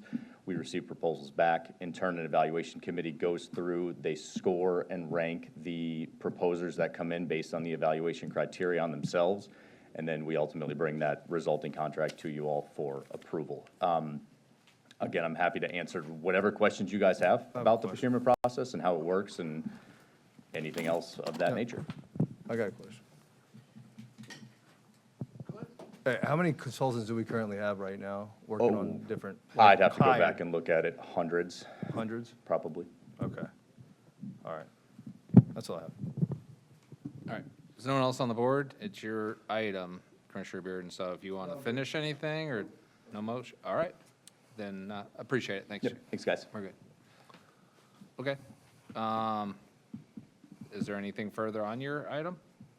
If not, we'll move on to the final item of the day, item 56, amendment to board rules and procedures. And I will be quick, Mr. Chair. This is basically kind of a cleanup to our board policy and procedures regarding items on consent. The county attorney has an motion that she'll read for me here in a second. Just a brief overview. It's really a cleanup. What I would like to present is that any items that be pulled from consent by a commissioner be submitted to the chair 3 business days prior to that meeting. The reason for that is to basically we'll know what's being pulled to get staff in place, to get staff in the room. We've had it before where something's being pulled right at the time at the dais. Our staff is not in the building or out of the building or somewhere, and the county administrator has to drag them in here. So this is to give a heads up so the staff, he can have his staff and whatnot in here. Also, the county attorney is not, under our current board procedures, is not allowed to pull anything from consent, allowing the county attorney's office to pull something from consent where they feel that there is some jeopardy or liability that that item could be putting the county into on a consent agenda item. And the third would be basically the chair has the authority to pull any item from consent at their will. And Madam Attorney, could you read that motion into the record, please? Sure. The motion that I prepared at the request of Commissioner Ron was to authorize the chair to pull any consent item at his or her discretion without notice at any time prior to voting on consent. 2, authorize any board member to pull any item from consent, provided at least 3 days advance written notice prior to the meeting is provided to the chair. And item 3, authorize the county attorney to pull any item from consent at his or her discretion when deemed necessary to protect the legal interests of the county. Okay, that's it, Mr. Chair. That's what I'm presenting. Well, okay. Well, I put myself on the board first because I figured people would just start talking. Yeah, it's interesting. We had this conversation recently, or I had this conversation with the county administrator recently. There's a reason things are on consent, and this is more a general conversation more than specific to this motion. They're on consent because they're deemed to be administrative. They're deemed that we haven't gotten a lot of public comment on them, and then we have a method to pull them off. The method is when we get here, one of the first things I do in the morning is say, anyone want to pull anything from consent? And people have an opportunity to pull it from consent, and it goes into a separate bucket, and then we can have a discussion on that at that time. And what I've always done for 4 years is if I'm going to pull something from consent, I tell them in my briefing. We go through it in the briefing, and I let them know, hey, just to let you know, I'm going to pull 30 just because I want to point it out or I want a further discussion. I let them know, and then they have staff ready. But it's still a consent item until it gets done. Having people at the last minute, a day before, tell the county administrator blindly from everybody else, pull these 3 items and drop them down into the regular agenda, so nobody knows who pulled them, nobody knows why they pulled them, and for everyone showing up in the public, they look like regular agenda items, not consent agenda items, so they're not flagged appropriately as this is consent and being pulled for purpose. They're just part of the regular, unless you look at the chronological numbers. It defeats the purpose. It's skirting a step in my mind. Because we don't even know that they're pulled. All of a sudden, like the other day, we had 3 items that were just randomly down in the general agenda. I just think there's a reason for consent, and that we should respect that. And if you let people know ahead of time, they'll have the staff here. So I understand what Commissioner Ron's attempting to do, is just trying to keep the integrity of the agenda intact, rather than have people start shuffling things all over at the last minute, sight unseen for many of us. So I appreciate what the intent is. I'll support the motion just because I support the intent of consent as a whole. And it's not preventing anybody from pulling these on the day of. It's not preventing anyone from telling staff you're going to pull it. So letting Sarah know, letting Courtney know, letting Nicole know, hey, I'm going to pull this, so please have somebody available for discussion purposes. And it's not preventing anyone from requesting that they get pulled prematurely. It's just doing it in a timely manner, just like with commissioner agenda items. We're just saying, hey, within that same time frame, so we can have a final set agenda heading into the day. If you're going to pull something, pull it early enough so it can be on that final agenda that goes out Friday, so everyone knows what to expect on Tuesday, and we don't have surprises. That's all it is. It's not preventing anyone from doing anything, even up to the minute of consent discussion on a Tuesday morning. All it's doing is setting it in the same time frame that the other stuff is set in, so we can all be confident of the agenda that we're going to be asked to discuss on the day of the meeting. So I support the motion. In fact, I'll second it for you. Thank you, sir. Commissioner McCann. Sir, may I interrupt briefly before you second the motion? Because I just realized when I read it, I left out the introductory language to the motion, which was motion to direct the county attorney to prepare the amendments to the procedures to include those for those 3 things that I read. Yeah, it's going to come back I in just front left of us. that out, because we'd have to put it into the new resolution and bring it back. Yep. So I just want to clarify that before any further discussion. I feel like we have to vote on everything like 6 times now. All right. Commissioner McCann, you're up. My question is, if we're going to do this, then there shouldn't be any amendments after the 3-day period either. Because the thing is that, we get amended motions sometimes, so we get amended agendas. And on the amended agenda, there's a consent agenda that's amended. So the thing is, if we're going to restrict commissioners from, doing this, then what we need to do is we need to make sure that nothing can come in that changes it, so that we have the same time frame. Now, my understanding from what you just said is we could still pull it on the day of the consent. Is that correct? Correct. On the day of the meeting. Is that correct? No, it's not. Why? It's not. The only person who could pull day of would be the chair. The only day of. Can't do that. No, what I'm trying to do is Okay. to codify. No, I apologize. I still think people should have a right to pull data. No. People reach out to me the night before and ask questions about things. No, I appreciate the first half of it, that you can't move things from consent to general. And I apologize, Commissioner McCann. I know you're on the board. We kind of took over for you. That's unfortunate. So I'll let you go back. I'm sorry. Go ahead, Commissioner McCann. You can finish your statement. Oh, that's okay. Go ahead. The thing is, what I'm asking for is clarification. If we come to the meeting and something has been changed, right before the meeting, and we want to pull it from consent so that we can have a discussion on it, we can still do that on the day of the meeting, correct? Okay, okay. I think this is almost 2 different conversations. Commissioner McCann, correct me if I'm wrong, just so I can clarify, because I'm a second on this, I'll make sure. Commissioner McCann's argument is if staff can make modifications to consent items by adding things or changing things at the last minute, but then the board members are no longer permitted to pull things, it's either or. Either nothing changes. Come 3 business days prior to an agenda, it is locked down, no changes. If you have to make a change, take it off the agenda to put it on the next meeting so that everyone has a fair shake at it. Or you have to allow people to pull things because things are going to change after that 3-day window. They may have to pull it in the meeting, which is how we traditionally do it. But you can't tell somebody you can't pull anything after Thursday at midnight or whatever the deadline is, and then come Monday afternoon, something gets slipped in there, or a bunch of public comments come in and get attached to it, and then all of a sudden you go, hey, that's a bigger deal than I thought when I blew over 60 consent items without reading every word of it.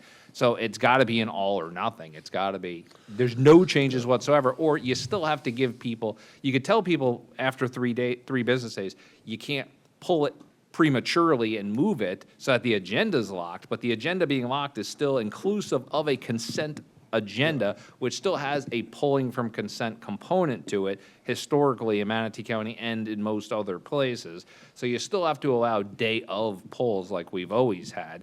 I don't think that's been overdone. There was one day, yes, where a lot of things were pulled, but otherwise we don't. Say we had one item pulled and it was a valid item to pull for discussion purpose.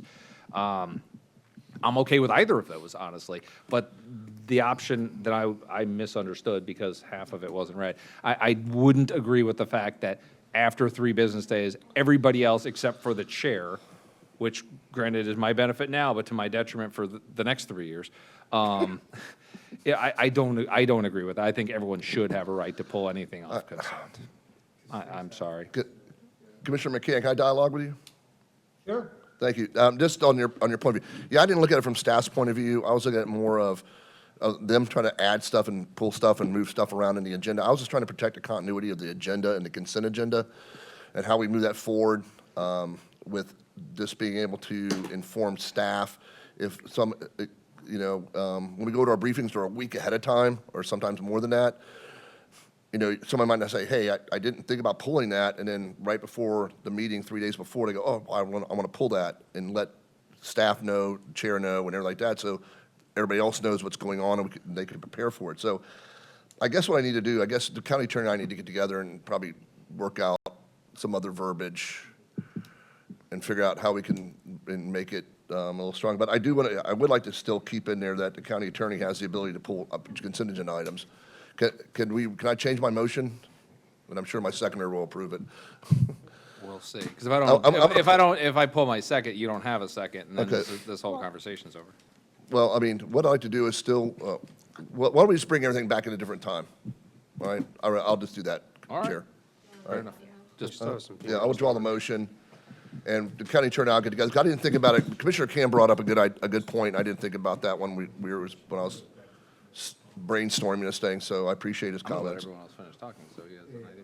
I'm still gonna, there's people on the board. If you want to talk, I mean, I think this would just be helpful for Commissioner Ron and the county attorney to Yeah. at least understand where people's mindset's at if you're gonna Yeah. bring it back. So I'm going to allow the rest of this board to speak, even though we Okay. don't have a motion. You can call it Commissioner comment, call whatever you want, but Commissioner Yeah. Siddiq is on the board. And just please be aware, it's 3:47. Yeah, I agree. I'm not really in favor of centralizing more power under a chair. I think we need to make sure we decentralize is more really the other way around. Or it needs to sunset at the end of this year. Yeah. You could just quit. Just kidding. We can vote to remove. I guess I'd be curious about the one portion about the attorney pulling items, but maybe we can just have a dialogue about that another time. As I understand it, staff have at least a 1-month cutoff, maybe I'm wrong, to introduce items to the agenda. But I have seen quite a few last-minute items come forward, so I think I'm not necessarily for seeing items somehow shuffled to regular to the regular portion of the meeting from consent. I think that sets a bad precedent. We should just pull items like I did this morning. Is really the best way to go about doing it. But yeah, I can't really stand for only the chair or the attorney having the ability to pull from consent. I think that just kind of runs afoul of Robert's rules, but it also just removes our own ability to have conversation on issues. I mean, today that was a $13 million item. That's a lot, but I'm glad we were able to pull that. Under these rules, I wouldn't be able to. As far as notifying the chair, I mean, I appreciate the perspective Commissioner Cruz brings in. We should be respectful to staff and tell them, hey, you're going to pull some things ahead of time. It doesn't always happen, but we should do that. But I think notifying the chair 3 days in advance, if staff are there, staff are there. If not, it is what it is. But I don't think we should be introducing that rule either. Commissioner Z, can I dialogue with real quick? Sure. I think the issue is that sometimes commissioners go through their briefings and you get the agenda and you're going through your briefings And at that time, that's when you should be notifying staff that you're going to be, in my opinion, that's what I've always done. If I'm going to pull something, I pull it in my briefing. And that way we know coming into the meeting that item's already been pulled or will be pulled. So I you know, if the board could, in their briefings, make sure that if you have something you're going to pull, because that way it gives county administrator the opportunity to get the right people here and the right people for the right consent agenda item in the room to answer that commissioner's question. So, but I'll go to the county attorney. We will work this. The reason for the county attorneys, the comment on the county attorney, the motion is the county attorney does have insight into what could be a legal issue and a consent agenda item that maybe none of us have saw or thought of from her perspective. So I want her ability to be able to protect the county and pull an agenda item or a consent agenda item and say, look, she can pull it and say, hey, look, this is reasons why I think this is bad for the county or we got liability or whatever. We could still vote over it, but I think the county attorney should have some weigh in on an item that she feels that is going to damage the county in a consent agenda item. That was the only reason for that. I can see that, but then, I mean, if you could look at the past attorney, Bill Clake, he would always just bring up that feedback in the meeting or probably in briefings too. And I know Pam does that as well for us. I don't know. I just don't, I don't know. Polling items, there's always opportunity to speak to it and a commissioner can pull from it. I'm just concerned we're letting, no offense, someone not elected. I mean, we selected you. I like you, but somebody who's not elected to have that authority over people that were, I think that's just a concern of mine, pulling consent items. Is my point. I mean, but at the same time, I guess an administrator can pull items behind the scenes, so there's a counterpoint to it. I'm fine with equalizing things there. That's fine with me. I don't care about that. But the other two items, yeah, I'm a definite no on that. Okay. We'll bring back something different. Yeah, just when it comes to me, I mean, there's been too many times where I've heard people tell me certain things, and it was like a last minute, you know, the night before, the day of, and, you know, I just think that I want to continue doing that because sometimes we don't catch all the information, you know, in our briefings. And I think it's important that we're able to pull items if we have to the day of. So that's just where I'm at with it.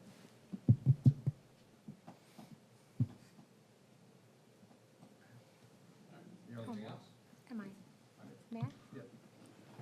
Oh, okay, I thought you were on from earlier. Go ahead. Oh, Just very briefly, when Commissioner Braun brought this item to me and asked me to assist him in drafting it, we had a discussion about what the board procedures used to say years ago. And years ago, and I'm going off of memory here, I did not pull the documents and check it myself, but there used to be a portion of the agenda that talked about the pulling of items from consent. I don't believe it was specific in terms of limiting the commissioners in any way, shape, or form, but it gave direction to staff that any item that would be pulled would be heard at 11:30 that day, kind of a scheduled time, so that everyone knew when they would need to be there. And I believe, I'm going off memory, I believe there was authority for the county attorney to pull an item. I am not requesting to have authority to pull an item. Your current rules, as they say right now, say that upon the request of the county attorney prior to final action, a matter may be deferred or continued if the board essentially votes to allow that to happen. So right now, if there's something I have concern about, I'll either go to the county administrator and I will let him know that I'm concerned. He is the master of the agenda who decides what's where. He can decide to pull something or defer it if he agrees with me. We can work together. I don't have any concerns about that, so please don't feel that I'm asking for anything here. But I just want to give you a little bit of history on where we've been on this in the past so that you can have an idea of, I think, where Commissioner Ron was going and throwing me into this. All right. So, thank you. Sounds good. All right. Is there anything else? No, you're done? I'm good, sir. Thank you. All right. I will go back to public comment. There's absolutely nobody in this room. Is there anybody on the phone? No hands raised, Mr. Chair. Okay. All right. I will close public comment, and we will, do you have anything, Brian? On that, sir. Do you have anything, Pam? All right. We're going to go down the row. We'll start with Commissioner Bearden, since he's chomping at the bit to talk. Yeah, all right, so I spoke with Charlie about this, and I think that everybody on this board would probably agree with me that we need to do some major changes in regard to our travel policy, so we have some more definition in regards to that. and it's just a discussion that, you know, we need to have. But for example, right, if we're going to get a hotel, if that policy says, okay, you can pick a hotel that's, you know, 4-star and below, 3-star and below, okay? If Commissioner Ron wants to stay at a Motel 6, but Commissioner Bearden doesn't want to stay at a Motel Hey, you're more 6, fiscally I should have the ability to go in and, you know, pick whatever hotel I want based on certain stipulations. Or if it's renting a car for travel, right? It should be, you know, if that policy says, hey, it should be a mid SUV and below, right? You can't get a Corvette, but you can get a mid SUV and below. We should have those options in regards to that moving forward, right? So, because maybe I don't want to stay at a Motel 6 because I have, you know, whatever issues with that particular company, right? Not saying I have any issues with Motel 6, but I think we just need some more meat on our travel policy, and I just wanted to bring it up to the board to see kind of what your thoughts were on that. We'll leave the lights on for you. Okay. Dialogue? I actually agree with you. So when I worked for the DoD, we literally had our own website that you can't just go to Southwest Airlines and just book your own flight with your own card. You have to go through their portal. I think Drew Richardson from IT is trying to figure that out. Yeah. But I agree with you. I think it's way too lax and that we get in trouble. Yeah, because I don't want 'Cause I use somebody to their hold us P-card. against us, yeah. And so that's what I'm saying is like, so for example, if somebody wanted to, and, you know, there is that like DTS and Concur for corporate companies. DTS is used by a government platform. I've used that platform in the past. But let's just say that, because every week there's adjustments, right? So for example, Regatta, you know, rooms this weekend may have been $700. Well, that may have been like the per diem rate at that time. So if, let's just say somebody wanted to go and spend $1,200, look, you're only getting $700 for that day, or $500, whatever that rate is during that specific time. Anything above that, you have to pay for it. Yeah. Right? And same thing with like rental vehicles or whatever it might be, because I just don't want to be in this where if I have to book travel, where I'm feeling like, is this low enough? Is this not low enough? Is this, you know, I mean, that's what I don't want us to get in that mindset anymore. What I And would be say is. very apprehensive moving Right, forward. What I would say is because this is commissioner comment, we're kind of past the point of meeting. You know, it's a good concept. I would encourage you to talk to Drew, talk to Charlie, talk to Kate, and bring something back. I think this would be a good commissioner agenda item or a regular agenda item to propose setting thresholds. Otherwise, we're just chatting up here for chatting.